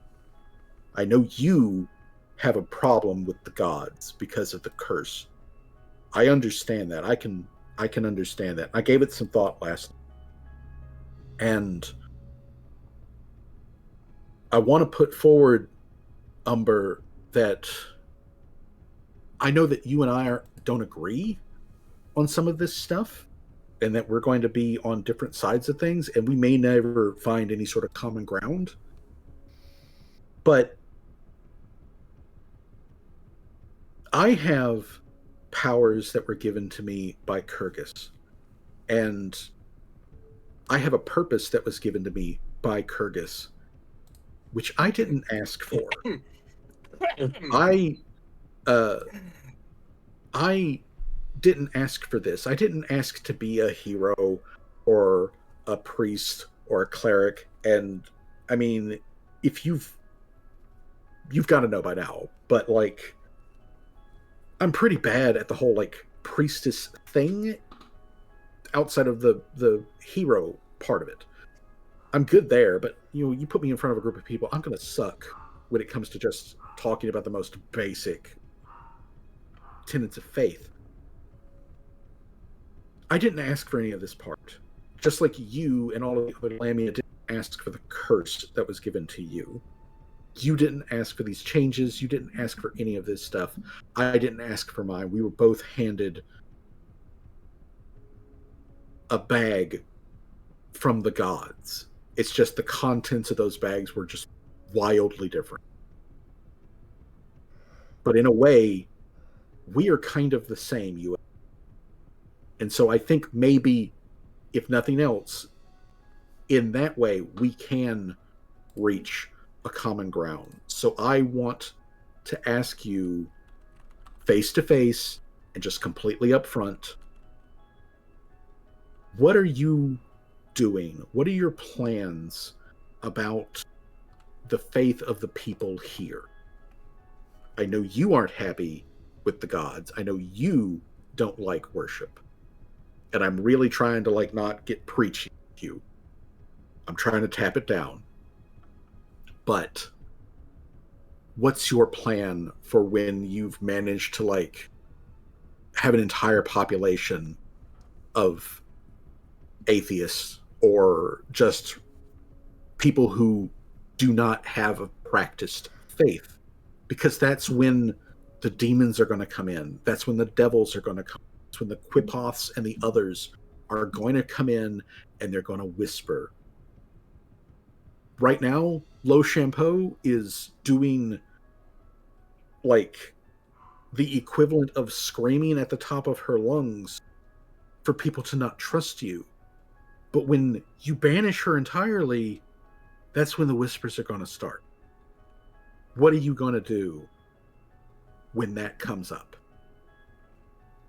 And when she says this, when Oda puts this out in front, Umber, who has through this entire thing just been kind of like sitting there mostly motionless, as she's just sort of like focused very much on Rosie and Oda. But when Oda like, puts those questions in front of her, her main eyes finally blink. And then she begins to like slither forwards, like her top, humanish torso slithers forward head first, very, very much snake-like, to the point where she's basically like walking on her hands to the edge of the throne platform, and then like leans her body out and over both like Rosie and Oda and lets her like hair snakes like flow down so that they're just sort of draping around mostly Rosie and dangling right above Oda's head. And Umber says,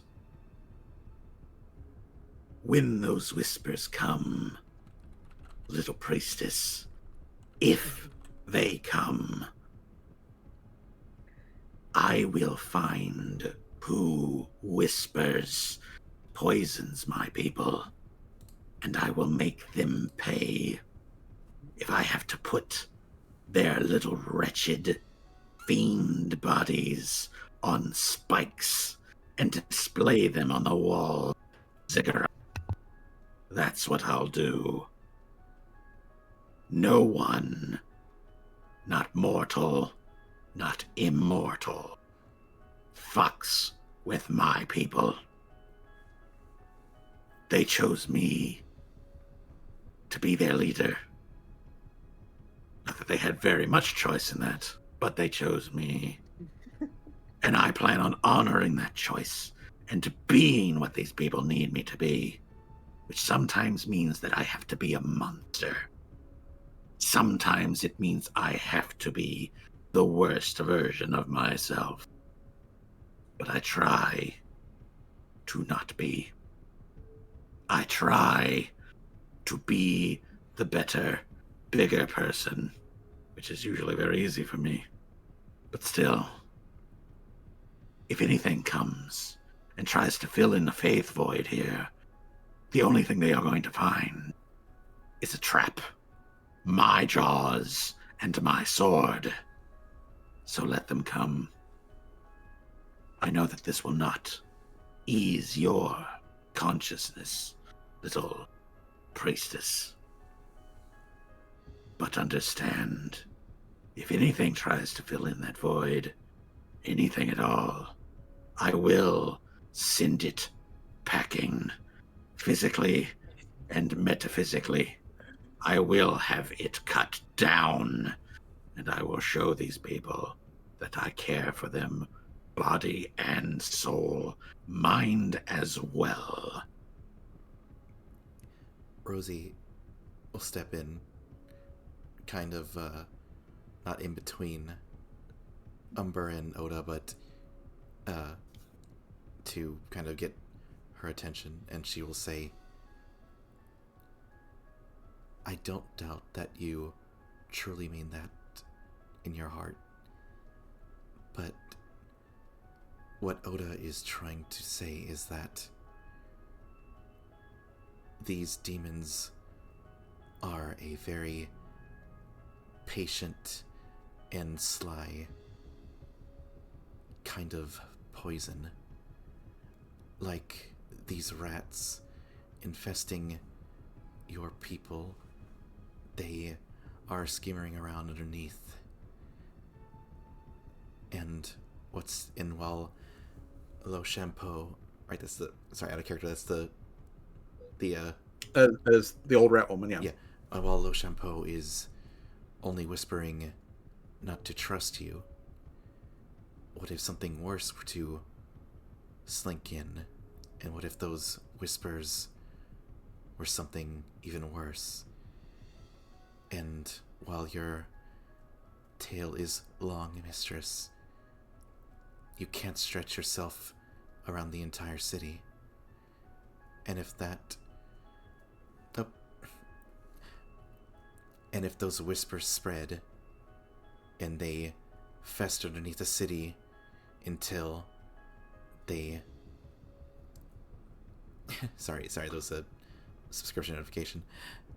And if those...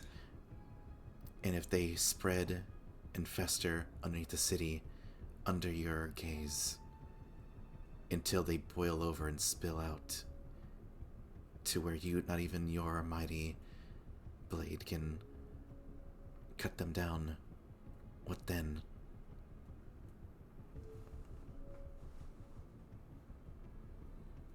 I understand, Rosie, what you are trying to say.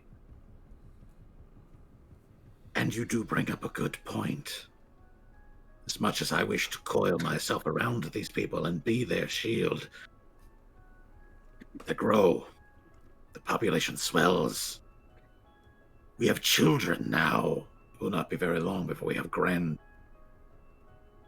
And if I am called back to the battlefield, I may bring home a brand new generation with me.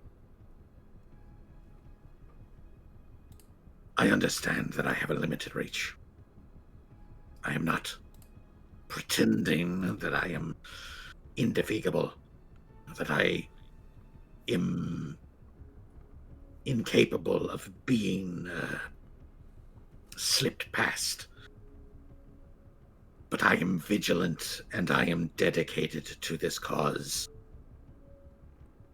I do not like faith, and I have not explicitly banned it here, not in a legal sense, but it has been adopted by the people that follow me to not wave their faith in my face. I concede that there could be a balance that needs to be met, and I do not know at the moment what that forward would be. I would be open to suggestions. I do not wish to be untractable about this. It is my nature to lash out at anything which is a threat to me and anything that I find to be. It very much includes this town and everyone who lives in it. Everyone who lives in my domain beyond this town is included in that. An attack on any of them is an attack on me, and it will be met with swift and extreme violence. But I can't be everywhere.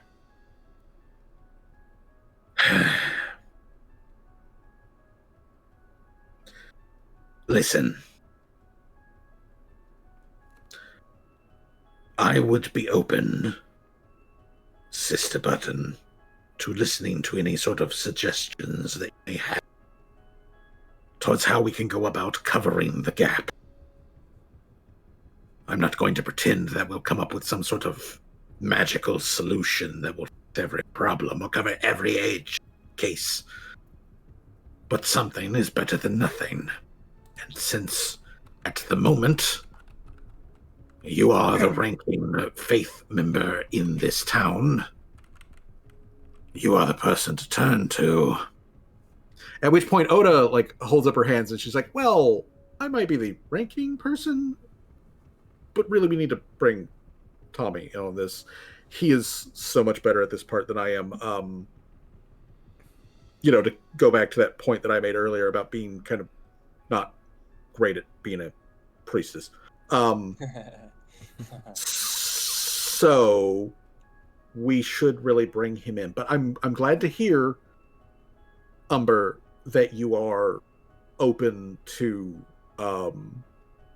this conversation and everything. That really does put my heart at ease. And I'm sure that, the greater divine community is also going to be happy to hear that.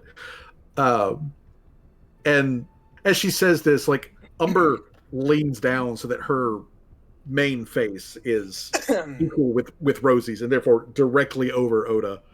But she leans down and she says in a lower tone, to Oda, she says, we will figure out a plan. However, Sister Oda, if you are going to remain in my town and in my territory, then I do have a small requirement that I believe I want to put upon you. My name is Umber, but I am Mistress Umber.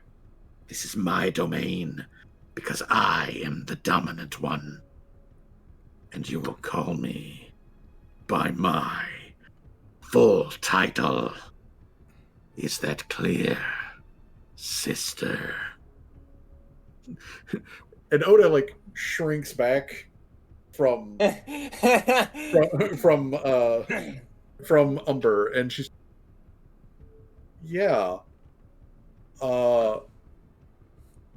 that's all clear, Mistress Umber. and she makes kind of a when she says it. But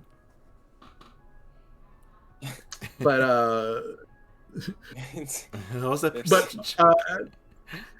But yeah, she makes kind of a face when she says it. And Umber like and Umber like flicks her eyes over at Rosie, and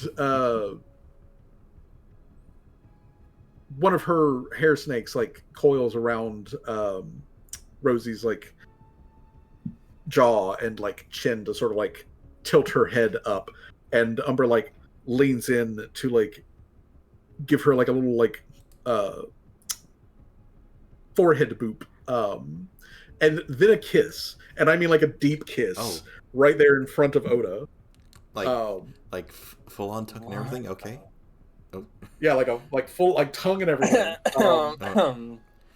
But she is clearly doing this as a like intimidation versus Oda. So let me roll her intimidation check. Jeez. Yeah. Okay then. Yeah, and that more than covers it. Okay. So yeah. Rosie, it like kind of jolts a little bit in like surprise, but reciprocates the kiss, just kind of like unsure how it turned to this. Like she gets, it's like a, she's Umber's putting her metaphorical, well, less than metaphorical, tail on the table, but she kisses back, if it... So yeah, the giant hulking Lamia basically aggressively makes out with her girlfriend in front of Oda to like prove that she's the boss bitch. She is the bossest bitch in the entire kingdom. That is why she is in charge. So with this snaky lip lock, intimidating Oda right there on the spot, who's just standing there, like, well, not standing, she's cowering there next to Rosie. That is where we will end things today. So with the show of force from Umber, while that is going on, everybody, all the rest of the party is having a pleasant breakfast. Yeah, I suppose. Like 100 yards away, the rest of the party is just having a pleasant breakfast.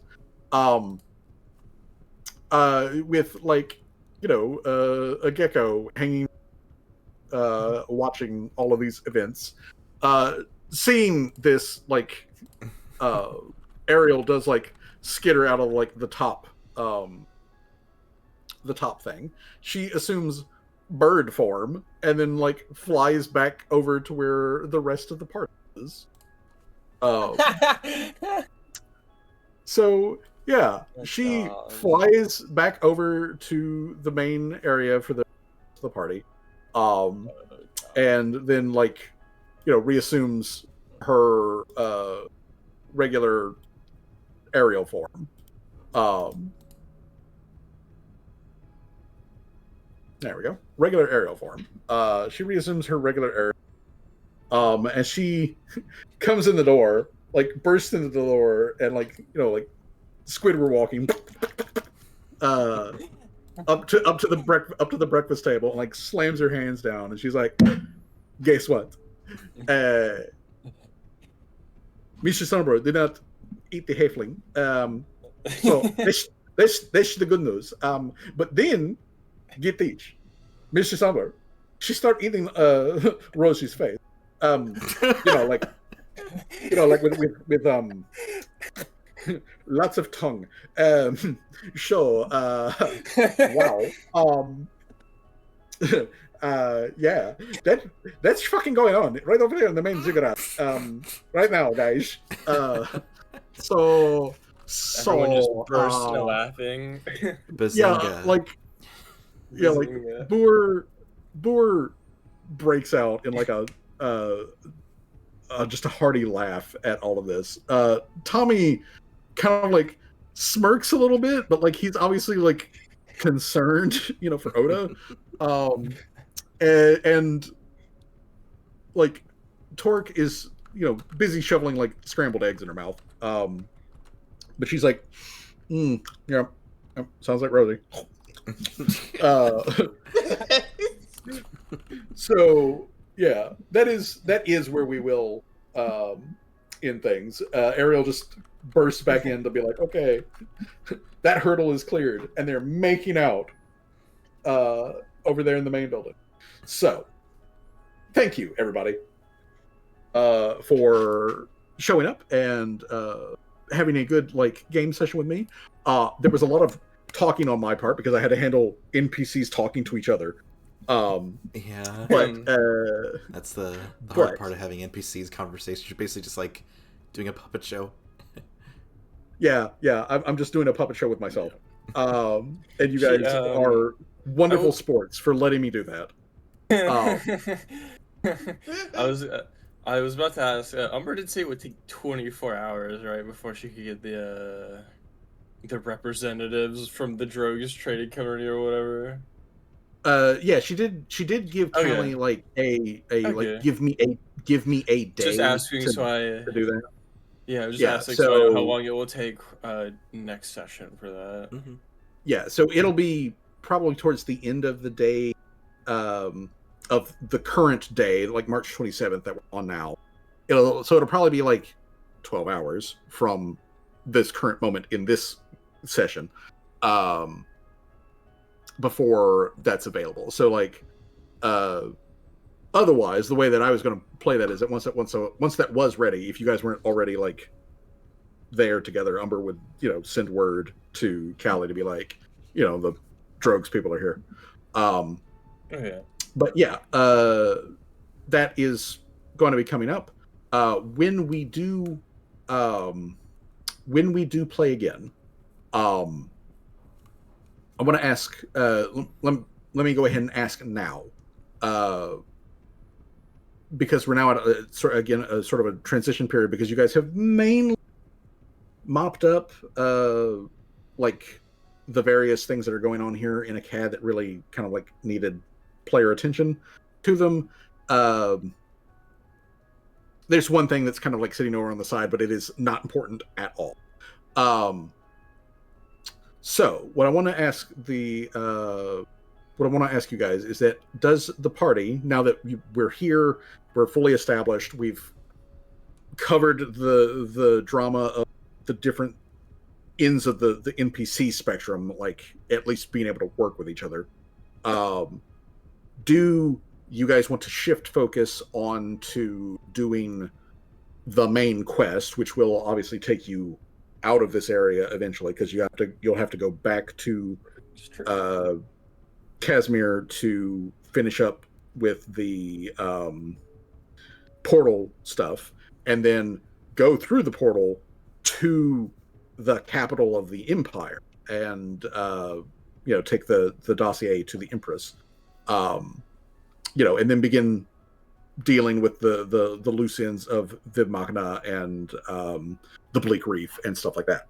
So do you guys want to shift from side quest to main quest, or alternatively, would you like to pursue some of the current side quest stuff? Like I said, there is still one thing that is kind of just floating out in the ether, but then of course there is also the dragon situation. What the side quest stuff besides the, I guess there's the, it was wasn't it the weird the cattle or whatever were acting weird or whatever? Yeah, the fire.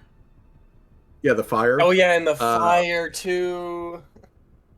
Yeah, so there's the fire, which is still having a thing that's going on that nobody seems to be particularly concerned about, but it is a weird thing. There was some reports of animals out in the jungle, forested area, that were acting unusual. And then of course there is the whole dragon situation. It's obviously it's still out there somewhere, and that sort of thing. And all you guys really know is what general direction it went in. Mm-hmm. So that remains to be a thing. So do you guys want to take the narrative at this point and focus on the main quest and moving it down to its next section, or do you want to continue to focus on the quote unquote side quests that are going on around the broader area around?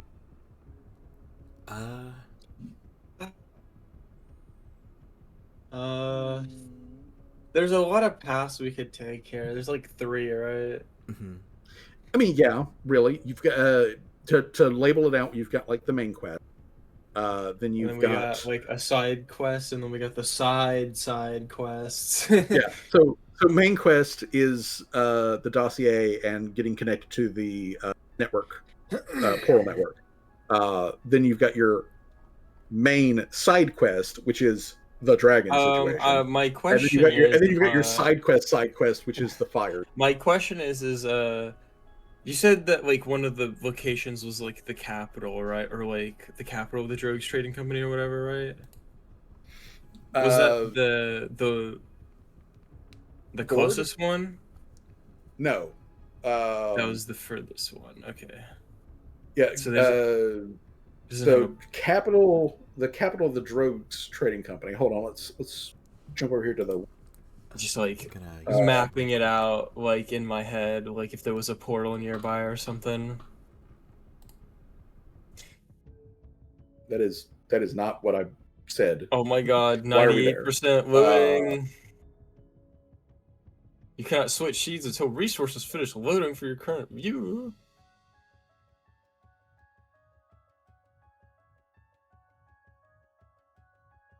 Come on, Foundry. Come on, Foundry. Okay, what? Why are you there? We're in the the ruins. We're in the ruins. Why are you guys? Okay. Wind, according to mine, I'm on the world map. 2 of you are on the ACAD map, and then the rest of you are on. Okay. I'm in a dungeon or something. Yeah, we're in a dungeon. Okay. That's it. Why are you there? Why are you there? It's not the world map. What? No. Oh, hey, Gloria. Hey, Gloria. Straight weird. Crazy. Okay. All right. Okay. I want to. Okay. Okay. Come on. Jesus Christ. Oh, hey, world map. Okay, now it moved you guys to the world map? Well, yeah, I'm at the world. No. No, it's. But we're at the town map. Okay. Yeah, town map. Okay, we're back at the town map. Okay, let's try this again. Loading world map. World map, please. There we go. There we are. Okay, there we go. Okay. All right. So over here where the blimp is, this is where Umber's domain ACAD is. And then the Drogues trading company capital is way the fuck up here. Like at this big lake, which is actually a bay. But yeah, here under the D, under the word trade, for the Drogues trading company, that's where the trade capital is. Gord, the place where that runestone comes from, it's like over here. So like a little south of the capital. It's over here. The Nod Nog, the funny dwarf town, is over here. This on this side of things. The capital of the McMarches, by the way, is right here. At the south end of the at the south end of the lock. So that's where that is. But if you guys were to join with the portal network, you would go from here back over to Casimir, which is up here. You guys would then establish a portal that would get into the network, which would then allow you guys to come all the way over here to the Casbarian capital, all the way down here on the southern coast, at the top of Dover Bay. So, like, literally, so basically the other side of the world. Not literally the other side of the world, but effectively. That's where that would take you. And according to the information that Umber had gathered, again, since we're here on the map anyway, very roughly speaking, the two places that Viva Machina are known to like have shit that was going on is roughly here, like in the middle of this lumpy little bit, a bit south of the capital here, and then all the way the fuck up here. Oh my God. So those are the two places for that. Then when it comes to the Bleak Reef, according to Umber's information, as best she knows and can tell, the primary place that the Bleak Reef is operating is off of the coast over here. And then there is another potential location just south of this island down here. So those are two potential places that are Bleak Reef related that she's been able to get information on. So that's what you're looking at. If you go to if we go to the main quest, then eventually it's over here, and then somewhere into the interior here, probably up north to like this section, up north and underwater over here, further down south and underwater over. That's the main quest. If we're tracking the side quest, the dragon went in this direction. So somewhere into the Drogue's territory. If we're following up on some of the other treasure that it had, it comes from the McMarches, which is devil worshipping Hell Knight dwarves. So that Jamal has his history with, yeah. Yeah, that Jamal has very strong PTSD history with. So there's that. The Drogues are hyper capitalists, but they're not like enemies. You know, they may have hired a dragon, but like, yeah, but they're not directly enemies of you. Yeah, fair. So yeah, so that's what you're looking at as far as like directions that things could go in. Clearly, the Empire is so far to need, but you guys could do the trip in the Flying Angler if you want to go to Nog Nog, or if you want to some other place in the Drogues Trading Company, which, depending on how talks with the traders from Drogues go, you know, that may be the direction that we end up going. So I would like everyone to just sort of like think about what you would like your characters to dig into, where you would like to go, because that will then tell me what I need to focus on as far as writing is concerned. I've got stuff written for both. If I had to guess, it really depends. For me, it would depend on how the conversation between the Drogues Trading Company goes. But at the same time, as well, it's also like the idea I have in my head currently is focus on the main mission, but like maybe stop by the capital of McMarches, because it's like we're going back to Casimir anyway. We could just like direct it to like stop on the way. Yeah, we stop on the way. Like we go, and then eat like that, and stop on the way. Yeah, I mean, you do. You know of two mountain passes that you could do, or you could just go around the mountain. Fair, you've got the mountain pass up here, and then there's another mountain pass next to this volcano. Yeah, that would be fucking, dude, a volcano fucking mission? No, that'd be cool, actually. Yeah, let's do that. we go stop, and then we go through that passage. We go stop at the capital. Wait, where's the capital of the McMarches again? The capital of the McMarches is right here at the southern tip of the Big Lake. Yep. And then where's Gord? Like Gord's like next to it, right? It's like No, south of it. Gord's way the fuck over Oh, here. yeah, Gord's yeah. way the fuck. Oh yeah, but you did say the capital But- was one but of the important Nod- locations, right? Nod. Yeah, but Nod Oh, is yeah, over yeah. here. Okay. Nog. As far as Okay, yeah. as far as portal locations, as far as like her suggestion on how you guys get into that, was essentially you guys go back to Casimir and do the Minecraft thing where you break the portal and then move it to another location and then rebuild the portal for her network. And then from there, you can basically, the signal will be able to hijack the portal that is in Harham. So you can then you can basically hijack the portal signal from Harham to then go to the capital. Because that's what she was doing when you guys interrupted her way back at the beginning of the campaign. I see. We're gonna be the network gaining connector now. gaining access. Yeah. So yeah, you guys will need to portal to then get your ass over there. There. All right. I mean, I think that it's. I mean, unless you just want to go directly back to the main mission anyway.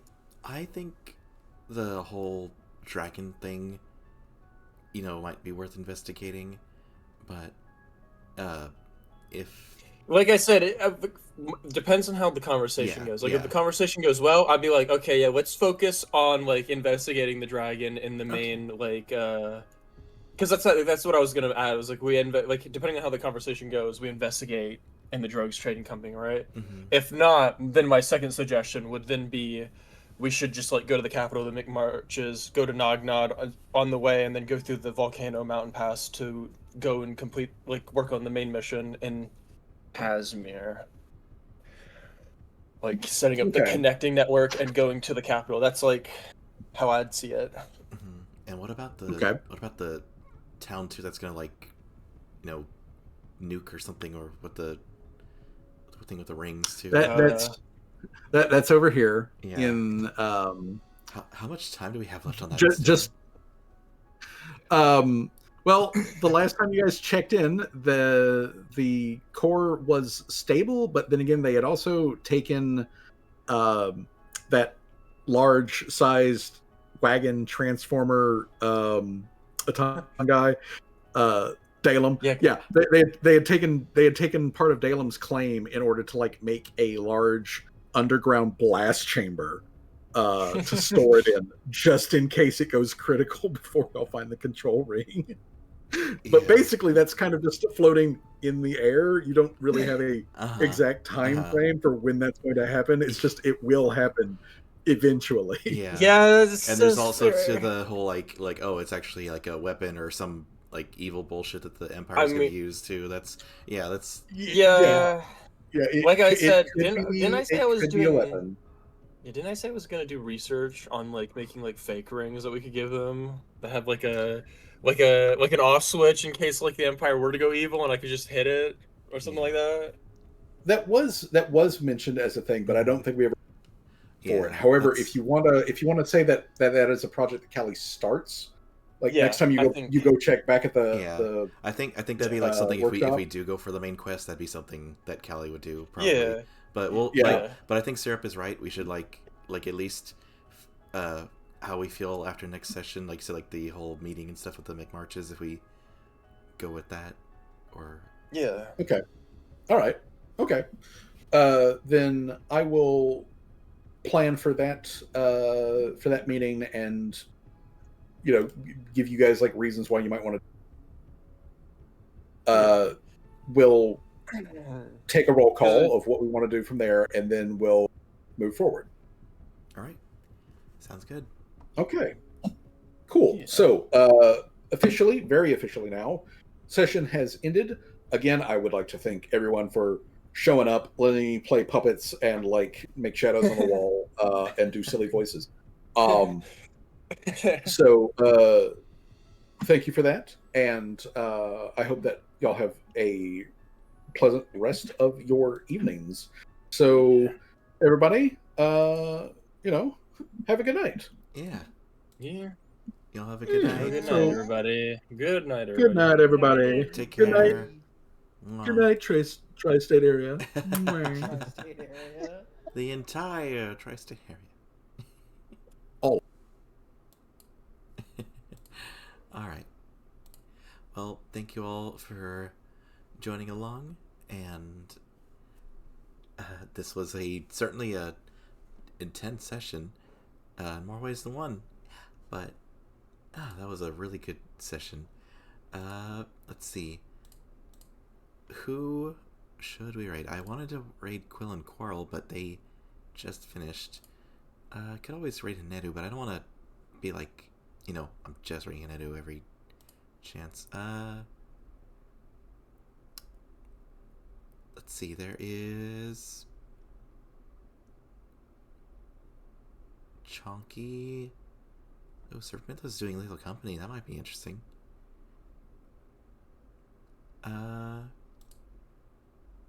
Did Lethal Company get new updates here recently? Yeah, I think I'll do that. Let's go ahead and raid Servant Mythos. I don't think we've raided them before. So copy and paste. Raid. Alright, everybody. As always, here's the raid message. If you aren't following, you can go ahead and use this one. Or... Oh, that's weird. Why didn't the first one go? Oh. That's because I put raid 1. Alright. So if you're following, you can use that one. If you're not following, you can use the first one. But thank you, everybody, for listening along. I hope it was enjoyable. I certainly enjoyed the session. And y'all have a good rest of your night. Take care. And thank you for joining us. And I'm looking forward to the next session. I really need to write down a full-on script as an outro. But as always, don't let anyone tell you don't deserve to exist. And have a good night, everybody. Take care. Mwah.